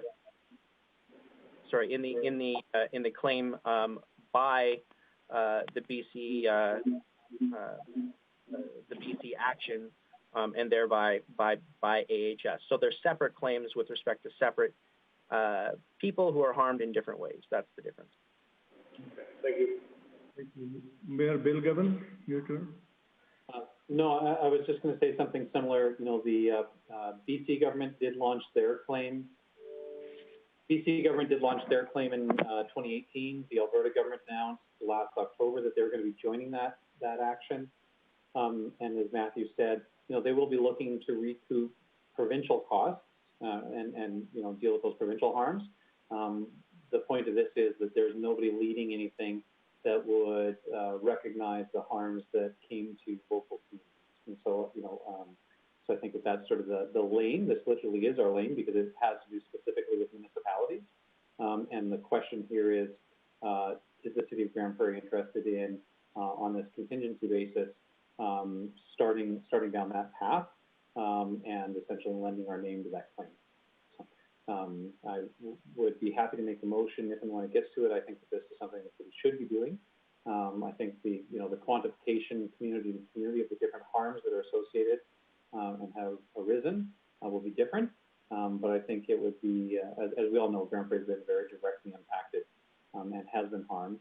And so I think it's reasonable for us to take this step, which, you know, comes at no cost to city taxpayers and may offer an opportunity to recoup some costs that taxpayers have had to expend and use any to direct them back to services and reinvestment in our community. So for those reasons, I think encourage council to support this when we get to making the motion. So Mayor, you put the motion on now, right? Well, sure. I'll make the motion, and then that way we can debate that. Sure. Thanks, Councilman Hunt. Anybody else on the queue now? Let's see. I see Councilor there. Jackie, you're first, and then Kevin. Thank you, Councillor Minhas. Sorry, my comment was still a question for the solicitor. In regards to, it's come up a couple times, why Grande Prairie? So you had mentioned that you know, you're from Alberta, it's an Alberta issue. It's obviously, as the mayor mentioned, a Grande Prairie issue. I guess you mentioned potentially up to 6 other municipalities and 1 First Nations organization that's looking to get on board. Am I to assume then that those other municipalities, you may have already answered this, aren't from Alberta? And then the second part of the question maybe is for the mayor. Is this a position that AUMA has done any work on, or what's happening in regards to that? Thank you, Jackie. Who's going to answer first, the mayor or Matthew? Well, I'll answer the last bit, and then Matthew can answer about the other municipalities that are for reference. No, Councillor Clayton, AUMA hasn't been taking a lead on this. Obviously, you know, they, and I'll be really careful here, all I know about this sort of stuff is what I've seen in TV shows. But, you know, AUMA wouldn't have standing to be able to be a part of the claim because they're not actually a municipality.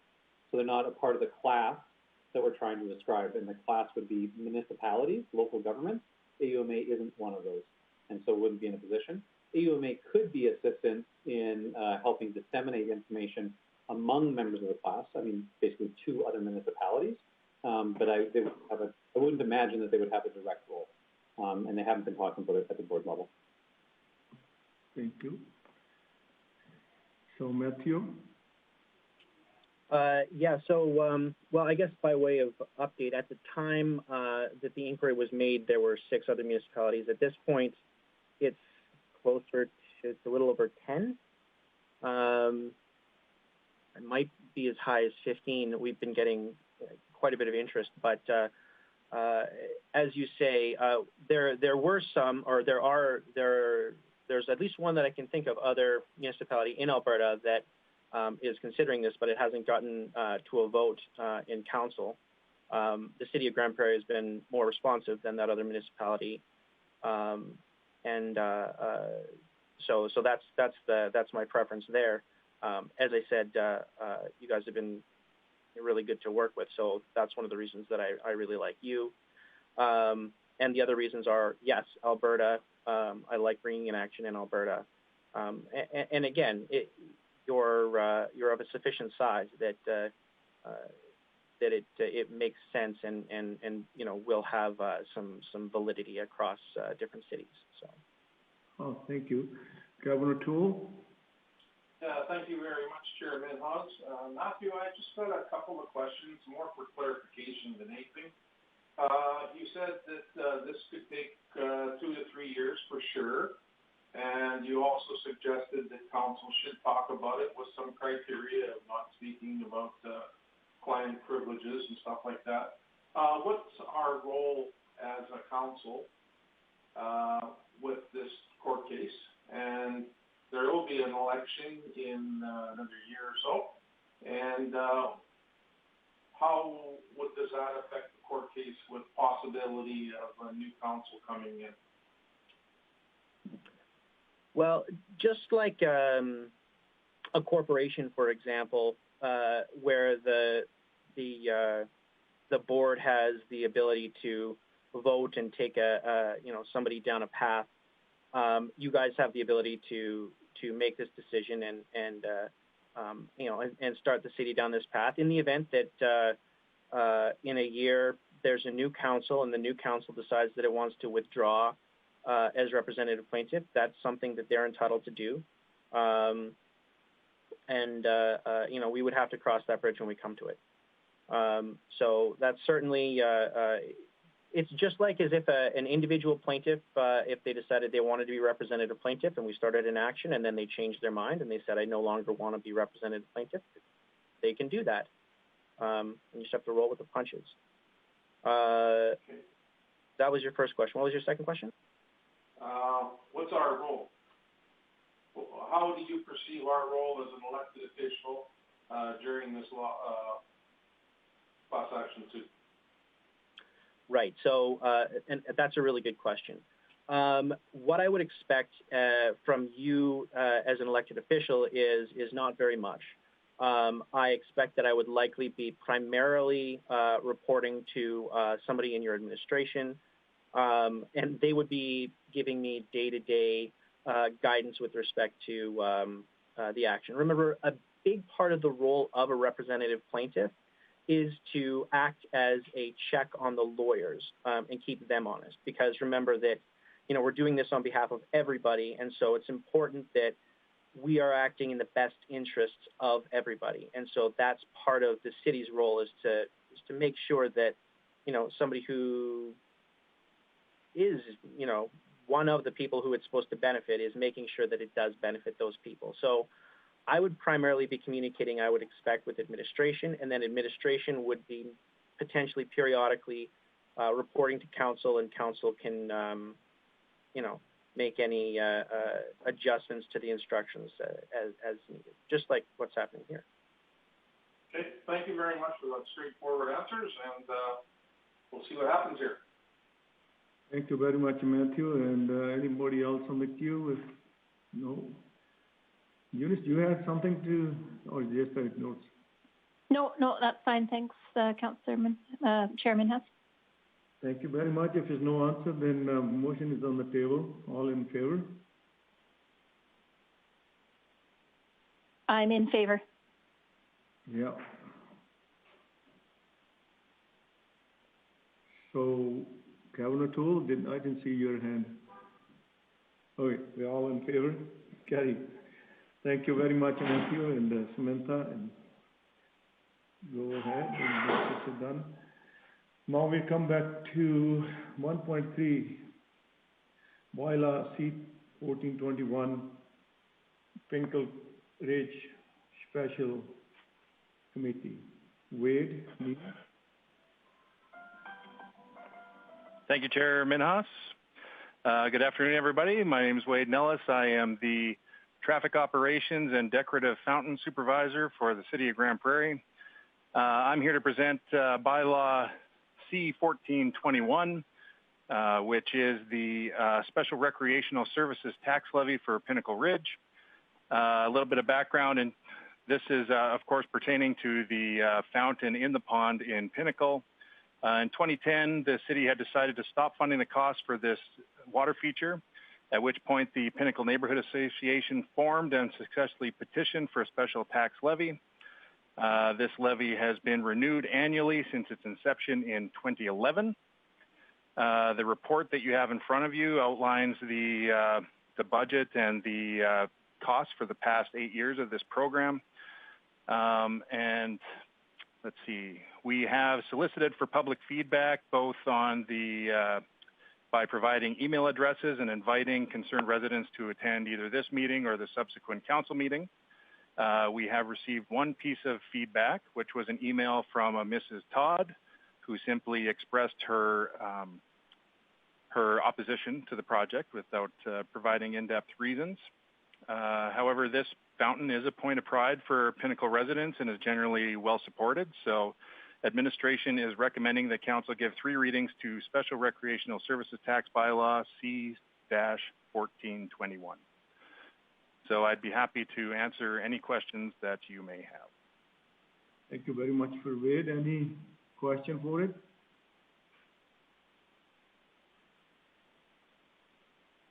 Okay, Kevin O'Toole first. Thank you, Mr. Councillor Nellis. Mr. Nellis, just as a concern, has anybody contacted the neighborhood association, and are they still on board with the feature? Through the chair, we did the community consultation direct via city communication channels this time. I'm sure the neighborhood association is aware, as this is an annual event, and we haven't had any correspondence from them indicating that they've withdrawn their support. Okay, thank you very much. Anybody else? Dylan, did you pick up your hand or no? No? Okay. So if it's not... Councillor Minhas, if there's no questions, I will make the recommendation. Make the motion. Yeah. So any concern? Okay? Yeah. Motion I is move on. I move the committee recommend council give 3 readings to the Special Recreational Services Tax Bylaw E-1421. Motion on the table. Is there any question on it? If none, all in favor?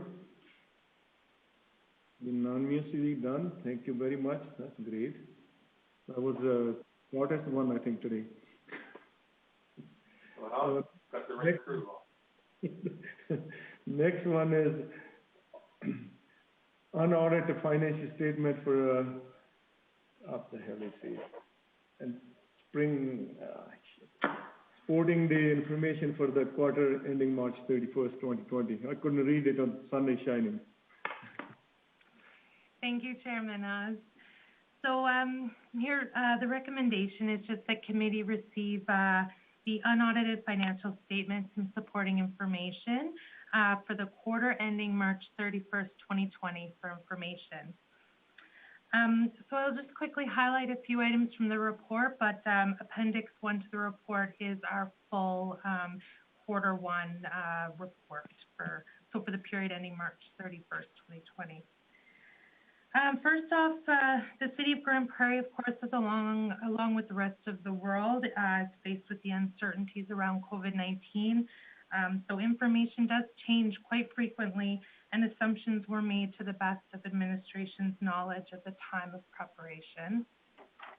You'll see that the city's net financial assets has significantly increased when compared to this time last year.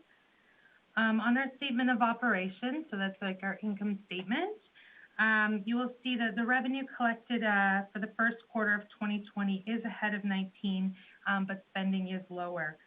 The lower spending is just because of the stop loss expenses that occurred last year for the debt refinancing. We don't have this year. With that factored out, it is quite similar. Also, as expected in the first quarter of operations, municipal tax is in a negative position. That's simply because the city has not yet levied our 2020 taxes, but we have paid 1 quarter of our school requisitions. When you look at our variances for the quarter ending March 31st, 2020, the city is anticipating a surplus by December 31st of approximately $320,000. This is about 0.17% of the total city operating budget. So as I said, COVID-19 has had a significant impact on the city. departments are anticipating cost savings with facility closures, layoffs of staff, hiring delays, travel restrictions, and just generally less spending on goods and services. However, other departments are encountering the opposite effect with their lost revenue, lost staff time due to self-quarantine, work from home protocols, and as well as some increased costs to meet social distancing requirements so we can continue to provide essential services. The actual impact estimated to date when we prepared this report was just over $1 million in relation to the COVID-19. Our reserve balances decreased just over $6 million from year end. This is just as a result of a new fiscal year beginning and us taking the step to fund the capital plan. The ending reserve balance is at $56.3 million altogether. We continue to pay down debt and not take any new long-term debt. We are well within our debt limit at the end of this quarter. And we, as Director Burke mentioned, we have not yet drawn on our line of credit that's available. During the first quarter of 2020, 8 tenders were awarded over $250,000. And for staff complement at March 31st, we had a total of 762. While we did check this at April 30th, this was down to 637. There was a reduction in this month of 125 permanent and or temporary employees. And that is all I will go through. Oh, Daniel, thank you very much. Is there any, Daniel, the third quarter? Let me move. Wade first, then Mayor. Thanks, Chairman Haas. Thanks for the reports. One thing I'm curious about is the Q1 level staff components. As at the end of March 2020, looking from year over year, it somehow looks like we went up a considerable amount of temporary and also some full-time. I guess I'm a little confused with that with it being a Q1. This isn't a normal time of year when we have a lot of seasonal outdoor sort of workers. And in Q4 of last year, we mentioned the community a lot that we had a bunch of layoffs and we downsized the organization. And yet the first quarter after that looks like we did just the opposite of that. So can you maybe speak to me of why our staff levels went up from Q1 from 2019 after we were, I guess I was under the impression we were going down with staff size. Okay, through the chair. So when you see the shift from temporary into permanent, that's mostly due to conversion. So we are contractually obligated to convert some of our temporary staff into permanent staff after a certain period of time once they've worked for us. So that's where you're seeing a shift in those numbers. However, like I said, we did have 125 in the month of March was where we saw the big decrease. So overall, the totals from 2019 were 630 permanent, 673 in 2020. So that's where you see the shift from temporary to permanent. And then we did have a decrease in our temporary overall. Okay, so maybe the slide wasn't updated to reflect that, because on the slide it's actually showing the temporary component looks like it goes up by 70 or 80 as well as the 43 that are permanent. So just something that I guess is concerning to me is we did, again, message this in Q4 that we had a staff size reduction. And in essence, we've added 43 more full-time people, permanent people, and still added more temporary before the COVID crisis. It was an impact. And so just very concerning to me. I know this has been something for me for the last few years. I wanted to have a consistent number on how much staff the city does have. And it's worrisome for me to see that continually the numbers seem to be going one direction, but we're being told something very different when we're at budget and conversation. So just something that's very concerning for me, and I think this is a public-facing document now. It's kind of contrary to what we said we were doing at budget. Thank you. I think Horacio, you go ahead for the answer. Yeah, okay. Thank you, Mr. Chair. Just to provide a little bit of history about the temporary conversions. Several years ago, I would say between 5 to 10 years ago, the standard practice at the city was to have long-term temporary employees. That was a standard practice, and I'm talking employees on the temporary category for 7, 8, 10 years. Those employees didn't have access to, mortgages or credits, things like that. So as part of the union negotiations, there was a change a few years ago that at the year number 4 mark, temporary employees would be converted to full-time permanent if the workload was there. So to reflect better the term temporary. Temporary is to cover a special project, to catch up with some backlog on workload, things like that. But if the workload was there for 4 years, and the probability is that the workload will continue. Recently, in the last negotiation, we refined that clause to the final stage, I will call it. And the final stage is a new mark that is 2 years. So a real temp is a person that is in a maximum of a 2-year tenure in that category. If there is a need to have a body working for the city for more than 2 years in the same position, same job description, then there is a need because the workload is there. So that is what is reflected now, and you will see this is like a historical catch-up that is happening, and I'm talking 15 years ago to now.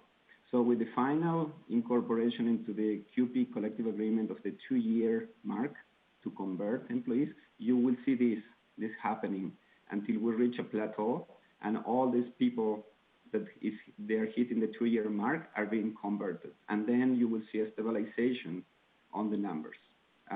So hopefully, Councillor Pilar, that provides a little bit of history and how you're seeing this effect currently. Thank you.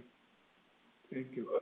I guess the confusion on that, and I can appreciate that from our CEO, but if I'm understanding that, then we would see the permanent numbers go up, but the temporary numbers go down. But this graph is actually very contradicted to that. Our temporary numbers rose quite dramatically while we converted people to permanents. And so this really leads to, we obviously have more staff today than we had for Q1 last year. It's just, I guess it's just a massive concern for me. It's another concern that when we say we're going one way with an organization, then data like this comes out, and it concerns me we're actually going the other way with the organization. So I guess it'll be another fun chat at budget this year, what this looks like. But, we should be able to see the temporary numbers going down if, in fact, we're converting them to permanents, and that's not what's actually happening. So it's just concerning, something I wanted to raise, and I appreciate the clarification, but it concerns me even more now. If I may, Chairman Haas, I do think I need to double check which color is going here, just because our temporary staff for the end of 2019, the same quarter, is 132, whereas at the end of Q1 2020, it's at 87. So I think my colors may have just gotten mixed up here when it got designed, but we've dropped from 132 temporaries to 87 over this last year. So our last year, our total staff was 762, and our total this year was 760. So it stayed quite consistent year over year. Okay, thank you. Wade, any other? I guess just on that, and maybe it's just a total error because the temporary on here on neither line is below 100. One's well above 200, one's well above 100. So if that's something we're going to have, I'm not sure if this is something that we can say, don't receive this for today, and we have the proper version, so when we receive this for information, our community doesn't think these are the numbers, because this is what is presented as a document today. Okay. Yes, that correction could definitely be made and brought back next week, just for this one page. Okay. Thank you. Mayor Bill Given, I think you were the next. Yeah, thanks, Councilman Haas. Yeah, I appreciate administration's work to make this a more appealing document for sort of public consumption rather than sort of just the tables that we used to get. there probably will be some burn-in period as we get done. It's only the second time, I think, that administration's produced a document with a sort of finish to it. So we should catch all the things that are incorrect and make sure it gets adopted correctly. And along that line, and this isn't exactly finance, but it does have the council record of attendance, which council asked to have in there. I was looking at mine to make sure it was correct, and there are some spots where there are blanks in my attendance. As I look at them, there are ones where I was out of the city on AUMA business, but it's just left blank. And so I don't know if administration has a reason why they're doing that, but I think if somebody is not in attendance, then it should be absent. And then it's up to each one of us as elected officials to justify why, if anybody had any questions. If somebody said, well, Mayor, I would tell them the truth and say I was away on AUMA business because that's something that I do on behalf of the city. But it does mean trade-offs that I can't be at committee. So, on mine, February 18th, there's a number of committee meetings where there are blanks. And so I just wanted to highlight that. And then another thing that confused me, and this is totally designed, it looks like the January 7th meetings, I think, were canceled. Council chose not to have those meetings. But the way that it's written in there was a little bit confusing because I saw an A and I went, oh, somebody was absent. Oh, that's actually the A in canceled, the way that it's laid out if you look at those pages. So if meetings are actually, the whole meeting was canceled, you may want to just consider something different design-wise, because I started to look, well, wait a minute, what does an L mean? There's no L in the legend. Oh, L is actually part of canceled as well. So just a little bit of graphic design feedback on it there to make it more legible. All right, thank you, Mayor Bill Gibbon. Anybody else on the queue? I thought it was actually Jackie, but maybe not. If there's nobody, can somebody put the motion on then? Can I have a quick comment? Yep. Okay, thank you, Mr. Chair. The other information we can provide is total hours worked, because that will be a normalizer, an equalizer, to avoid the confusion between full-time permanents, part-times, conversions, and casuals. So the city has a body of hours per year worked. Doesn't matter the category of the employee. In total, X number of employees work, let's say, 120,000 hours in a year. So it doesn't matter if it's a full-time permanent, temp, converted temp, or a casual. That number could be a normalizer, okay, to compare year after year the workload of the city. And we don't get bogged into full-time permanents or conversions or temps. So I offering that possibility to run that calculation for better clarity as well.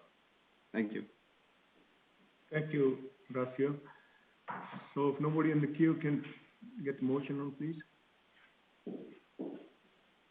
Kevin? Eunice?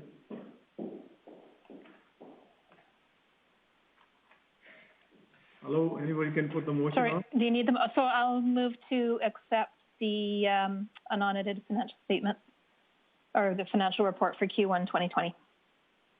With changes as noted. With changes as noted to the nice shiny document. Thank you. Thank you. Easy off notice. Okay. Motion on the table. So any question on the motion? If it's not, all in favor? Thank you. And now next one.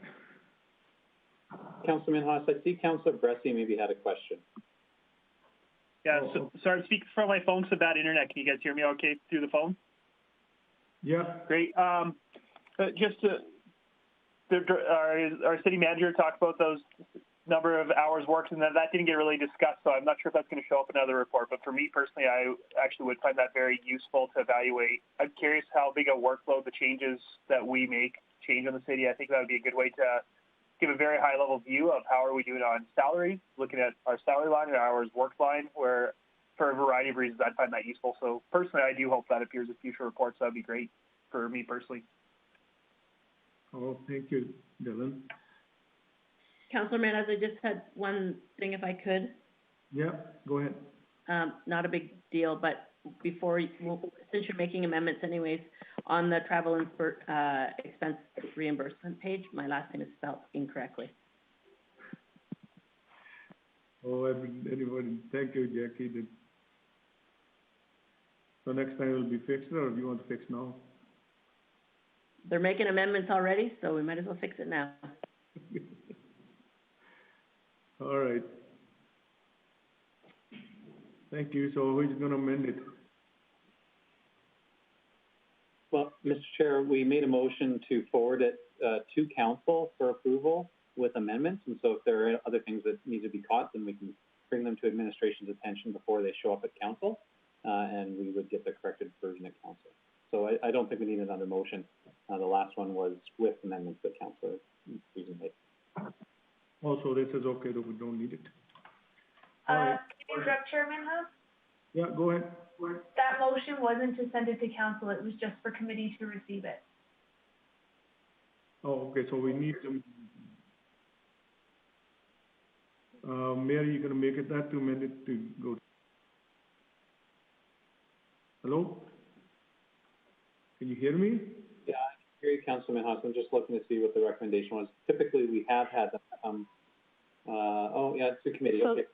Yeah, that's the only recommendation on this one, is the one that I gave. Yeah, and I guess the administration would make those corrections before posting them. I think we typically post these to the city's website, and so the request would be that they make those changes and corrections before posting them. Correct. So I will make the changes to it before it goes on the city's website for citizens to see. Additionally, when it comes to the blanks on the attendance, we will come up with maybe the ex officio something to note that, so it shows that you're on other business rather than just blank. Okay. Chairman House, could I just jump in here? Just sorry, just on this.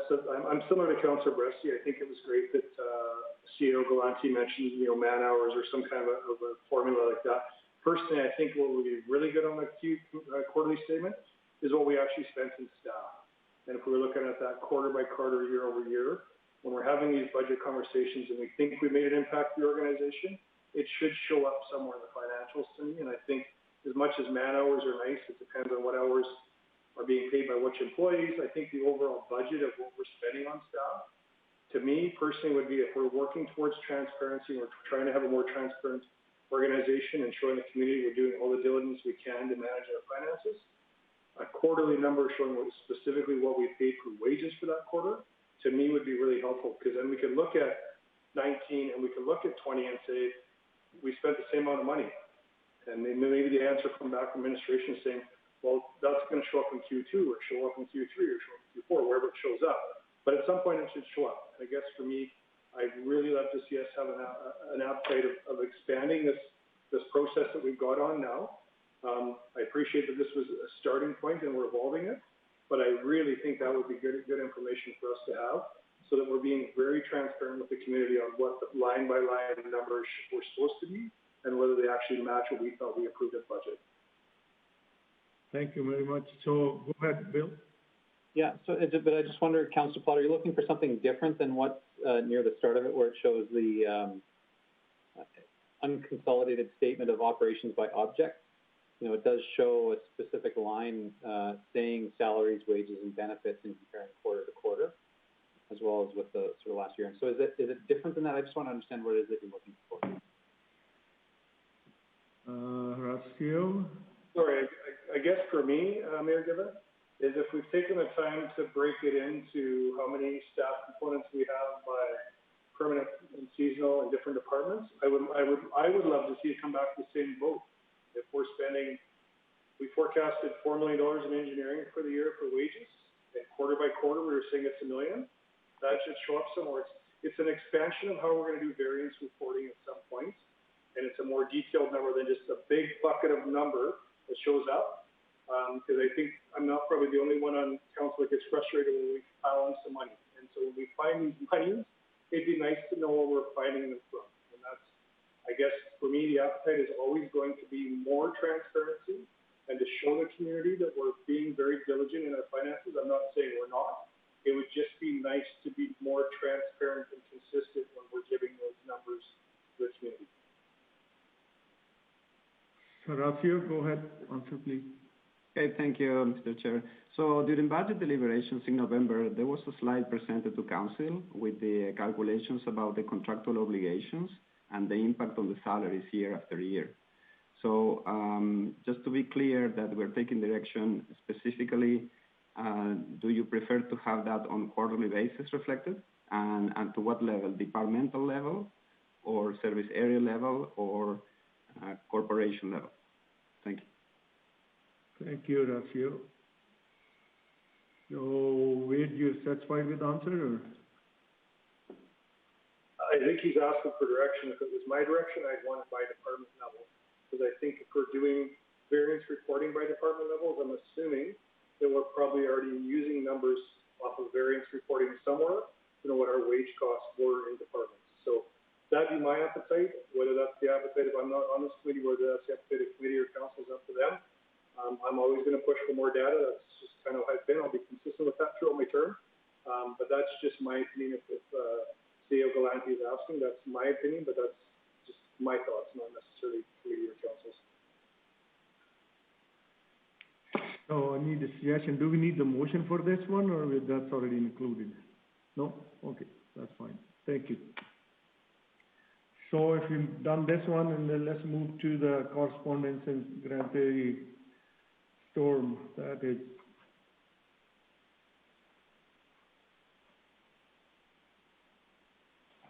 I can maybe just introduce and then turn it over to Councillor Palat, who the letter was sent to. As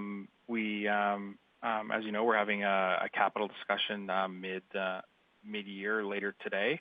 The storm have included some of their needs to prioritize. I'm happy for that to be part of the larger discussion, and that's why we wanted to make sure that it was in before we had the capital discussion this afternoon. Oh, thank you, Shane. So do we need the motion on this one to receive the correspondence or no? Absolutely, receive this information. It is, and in saying that, I think this is useful. I'm glad that it's here today before we get on to our discussion later on this afternoon for council committee as a whole. It would have made sense for me to see this come up with our other report earlier when we're talking about Revolution Place, when we had the facility manager there as well. It's interesting to see that there's some different priorities.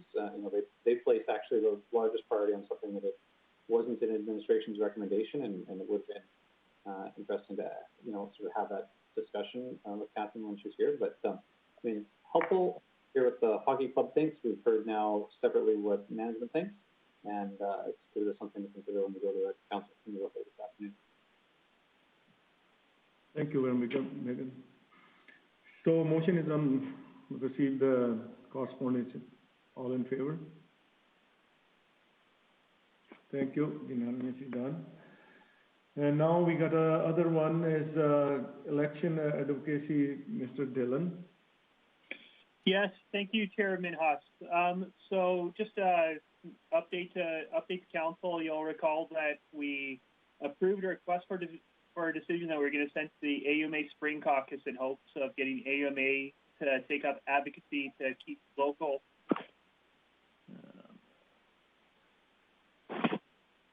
Hello. Issues with internet versus with phone versus Zoom. But so it was this advocacy position we were asking AUMA to take up to keep local elections local, not asking the province not to add a whole bunch of federal provincial issues to local elections. The Spring Caucus was canceled due to COVID-19, so we never had a chance to present this request for decision. So my request to committee is I'm hoping that committee will ask council to direct administration to submit the same thing, but as a resolution for the fall convention. So not changing course, just presenting the next possible opportunity. And so that's my request to committee, that they'd consider doing that. And also my question, if committee does do that, and if council does approve this, I've never been involved in forming an AUMA resolution before.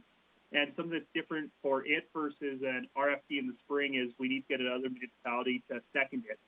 So if we do go ahead with doing this, kind of my question is, I expected to go and ask other and try to get support for it elsewhere as the guy here that was sponsoring this, or do we ask the mayor to do that, or do we ask administration to do that?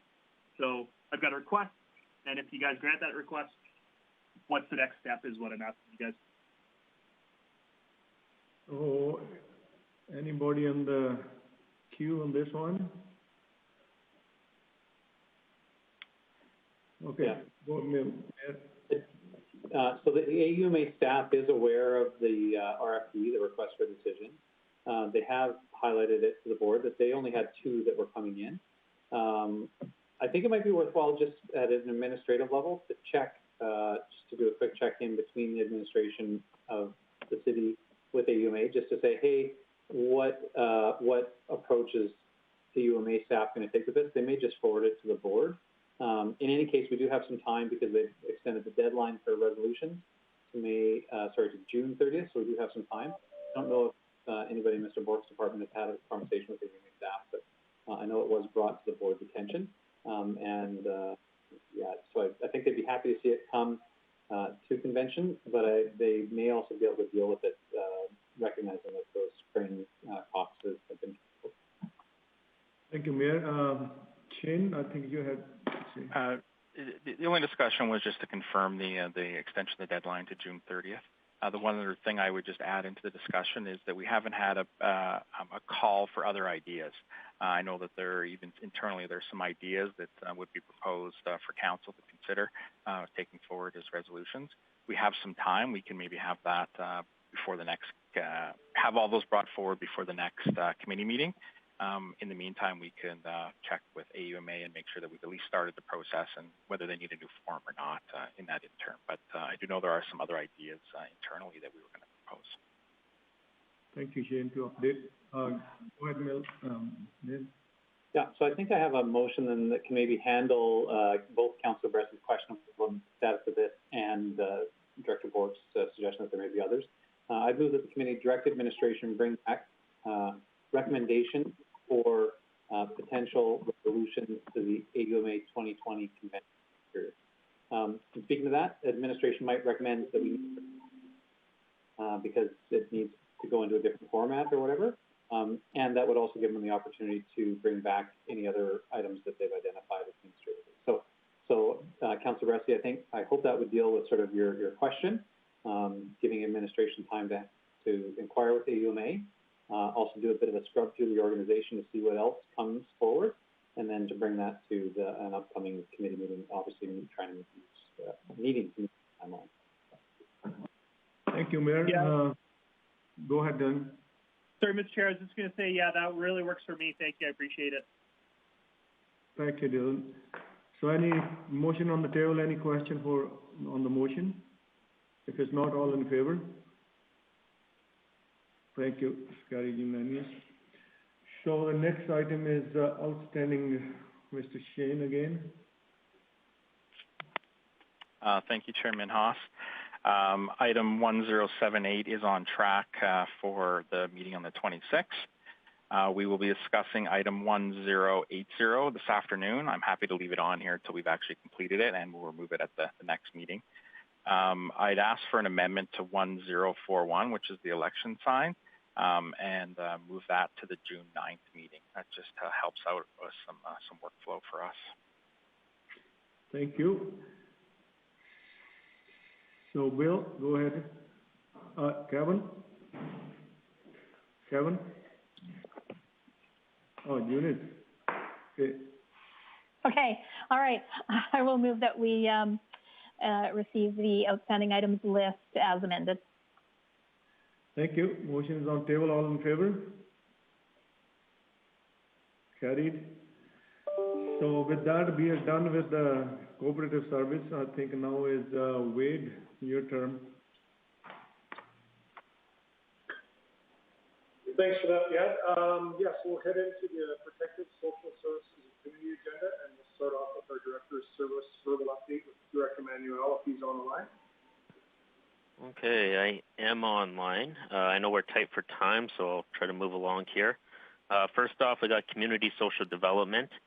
They launched their virtual conversation with nonprofits, which began on April 30th, and I believe there was over or almost 40 attendees, and they'll be holding those weekly now until the end of May. They're currently doing assessments for housing over the phone, but once various COVID restrictions are lifted, they'll have multiple designated sites available in the community to help with housing assessments. And they began rephasing home support services to provide for the needs of individuals as of last week. So their former clientele that had the most pressing need for service. And they remain actively involved in the GPREP response.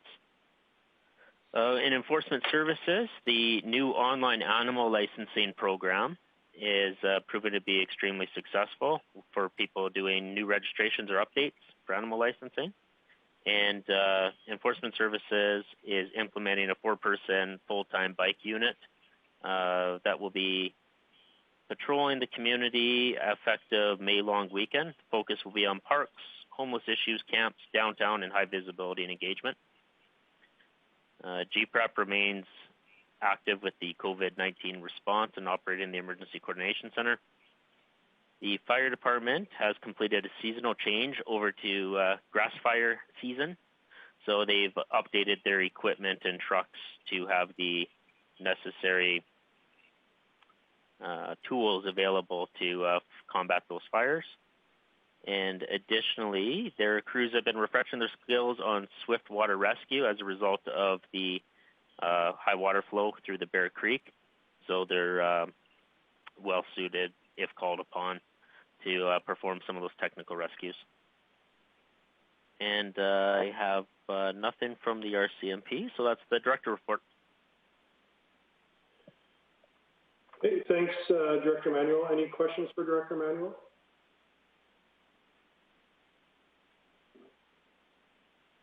Okay. I don't know. Jackie. Sorry. Thanks. That's all right. Thanks, Councillor Plott. Director Manuel, could you, from a GPREP perspective and an enforcement perspective, tell me, give me an update in regards to playground openings, park openings, dog park openings, that type of sort of area of interest? Certainly. So I've been out of the ECC for the last number of days, but the last time I heard, the parks are open. They've never been closed, but people are encouraged to abide by the social distancing guidelines. In regard to playgrounds, those are something that are not going to be able to open for some time, in that the guidelines from Alberta Health Services have indicated that we would need to disinfect the surfaces every 3 hours at a minimum, and that we would also have to ensure that the 2-meter separation and no more than 15 persons. So frankly, with the cleaning protocols, they're just unmanageable for us from our perspective. In regard to dog parks, we expect those will open in the next couple of days. Again, with some provisions that there should be maximum capacities of the number of people that are there. So there's signage being prepared, and it should be in place here shortly. Okay. Thanks, Director Manuel. Any other I think Councillor Clayton had a comment there. Sorry, I did. I had my mute off and my camera on. Anyways, Director Manuel, just can you tell me a bit more about skate parks? I've heard there has been some enforcement in the past in tennis courts and that type of area. I know it sort of also crosses into Director Miller's area, but possibly you can update for public information on that as well. Certainly. So I do believe there's going to be a press release coming out from COMS in the next day or so, specifically addressing all the different facilities. But in regard to the skate park and BMX track, they are open and available, but again, people have to abide by the various public health measures that exist. So being open doesn't mean sitting there in a circle, arm in arm with 15 of your friends. You know, you do have to be separated out. So, but they are open. Thank you. Okay. Seeing no other questions, we'll move on to item 1.2, the community safety initiatives, and back to Director Manuel. Okay, thank you. So this is a follow-up to a report on community safety initiatives that I presented at the last Protective and Social Services meeting. And following that meeting, two of the initiatives that were proposed, one was called the Mobile Outreach Program, and the second one, the Crime Mitigation Grant. Committee at that time requested that I go away and come back with some further structure and measures as to how we'd evaluate these programs. So as part of the revised staff report, I did an attachment that provided, again, a more refined description, but still a high-level one in regard to the project overviews and ultimately what we believe to be the initial evaluation measurements to be. Still remains a work in progress in that a number of people are involved, and we're still trying to refine some of the specifics, but I think this gives us a little bit more clarity around the projects and what council was seeking. In the interest of time, perhaps I'll just see if there's any questions that were outstanding, or if anybody had anything that they wanted me to cover in more detail from the report. Councillor Bressy. Great, thank you. Just a quick question I had is for the mobile outreach program, previously it was talked about it would be an outreach worker and an enforcement officer, and in this document it's a security officer. So what would be the nature of that person that's with the outreach worker? Yeah, certainly. So what we're looking to do is probably try 3 different models. So one potentially with an enforcement officer, one with a security officer, and one with probably just 2 outreach workers, just to assess which model is working best. The availability of enforcement officers is one of the challenges that exists. We just simply might not be able to get one in time. Any other, Mayor Gibbon? Thanks, Councillor Platt. Yeah, I just had one in terms of the measures. I really appreciate administration putting some work into that. I know it's not easy to develop measures, especially in the short turnaround time, so thank you for that. With respect to the mobile outreach team, just the last bullet there under short-term outcomes, community feels supported. I agree that's a good outcome. I wonder if what we're really trying to achieve though is increased satisfaction from residents and businesses in the service area. So, I think we all have a sense that this is going to be targeted more specifically to our core of our city, where we've heard, where we've heard complaints. And so, I'm not exactly sure right now how we'd measure that, pre and post and everything else. But I think that really is one of the outcomes that we're looking for is that the people that we've been hearing from over the years that have concerns about this, that they specifically have an increased level of satisfaction with the city services. So I just wanted to sort of offer that, subject to whatever administration would wordsmith it, and however you'd figure out to manage that. But I think that's really kind of the goal. But the community feels supported was just a little bit too broad for me. No, certainly I can appreciate that. And one of the things that I look forward to is the program that I got many of these ideas from out of Calgary called the DOPE team. It's been well evaluated over the last decade, and they do have a number of measures that can be assessed in their same, using the same principles and the same evaluation technique. So I do feel confident we can refine that to a better result for you.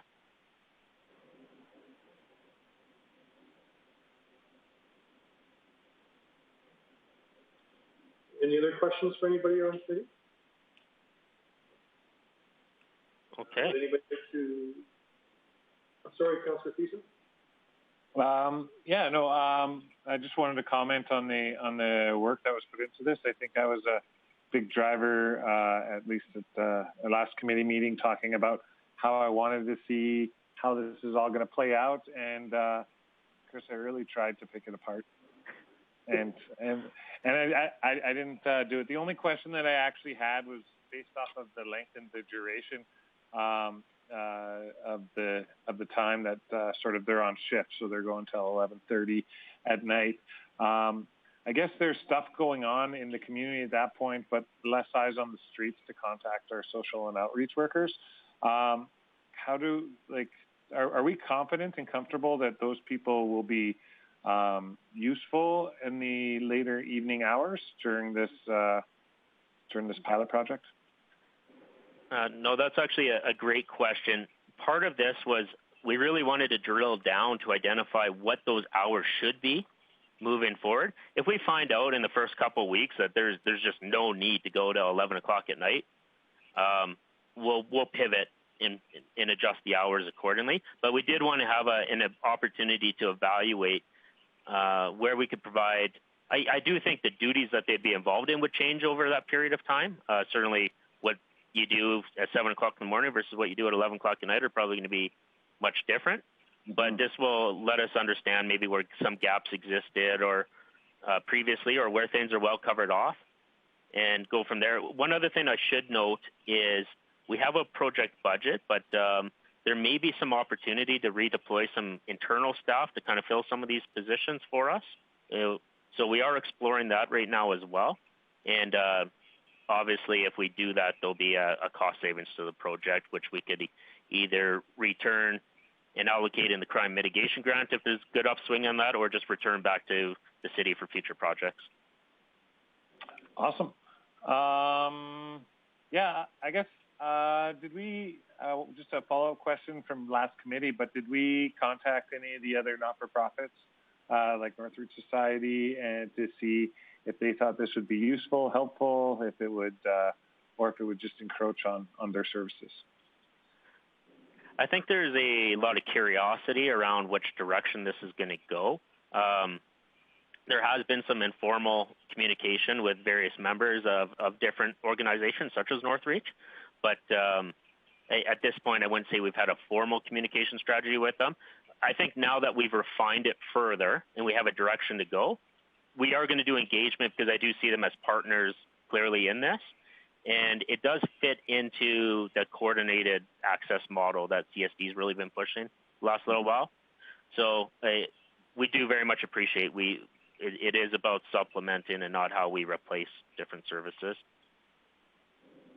Beautiful. Thank you very much. No further questions. Okay, thank you. We'll go to Councilor Toole and then Councilor Minhouse. Mr. Chair, if there's no other questions, I would be prepared to make a motion. But I see Mr. Minhouse is here, so you can talk to him first, and then I'll make the motion. Sounds good. Thanks, Councilor Toole. I'm okay. I was just waving to somebody. All right, well, I guess we're up, Kev. Okay, I'll make a motion that the committee receive this report for information. And thanks very much, Chris. Great job. Okay. Thanks for that. Just a question for administration on that. Once we receive this for information, can you just let me know what next steps would be then? So this would become an active. Yeah, so I feel fairly confident on the last motion we have that council authorized me to allocate funding for the projects. So I felt comfortable with that. So I think what it really will be is actually forming executing the plan now and forming the teams that are going to go out and conduct both of these pilots. And then we'll do some check-in points with council along the way. I do want to be very transparent, and I think these are good news stories for us to show that we're trying to be responsive in the community. So I think it's something you're going to hear quite a bit more about. Okay. Thanks for that, Director Manuel. So any other conversation on the motion? Okay. I'll call the question. All those in favor?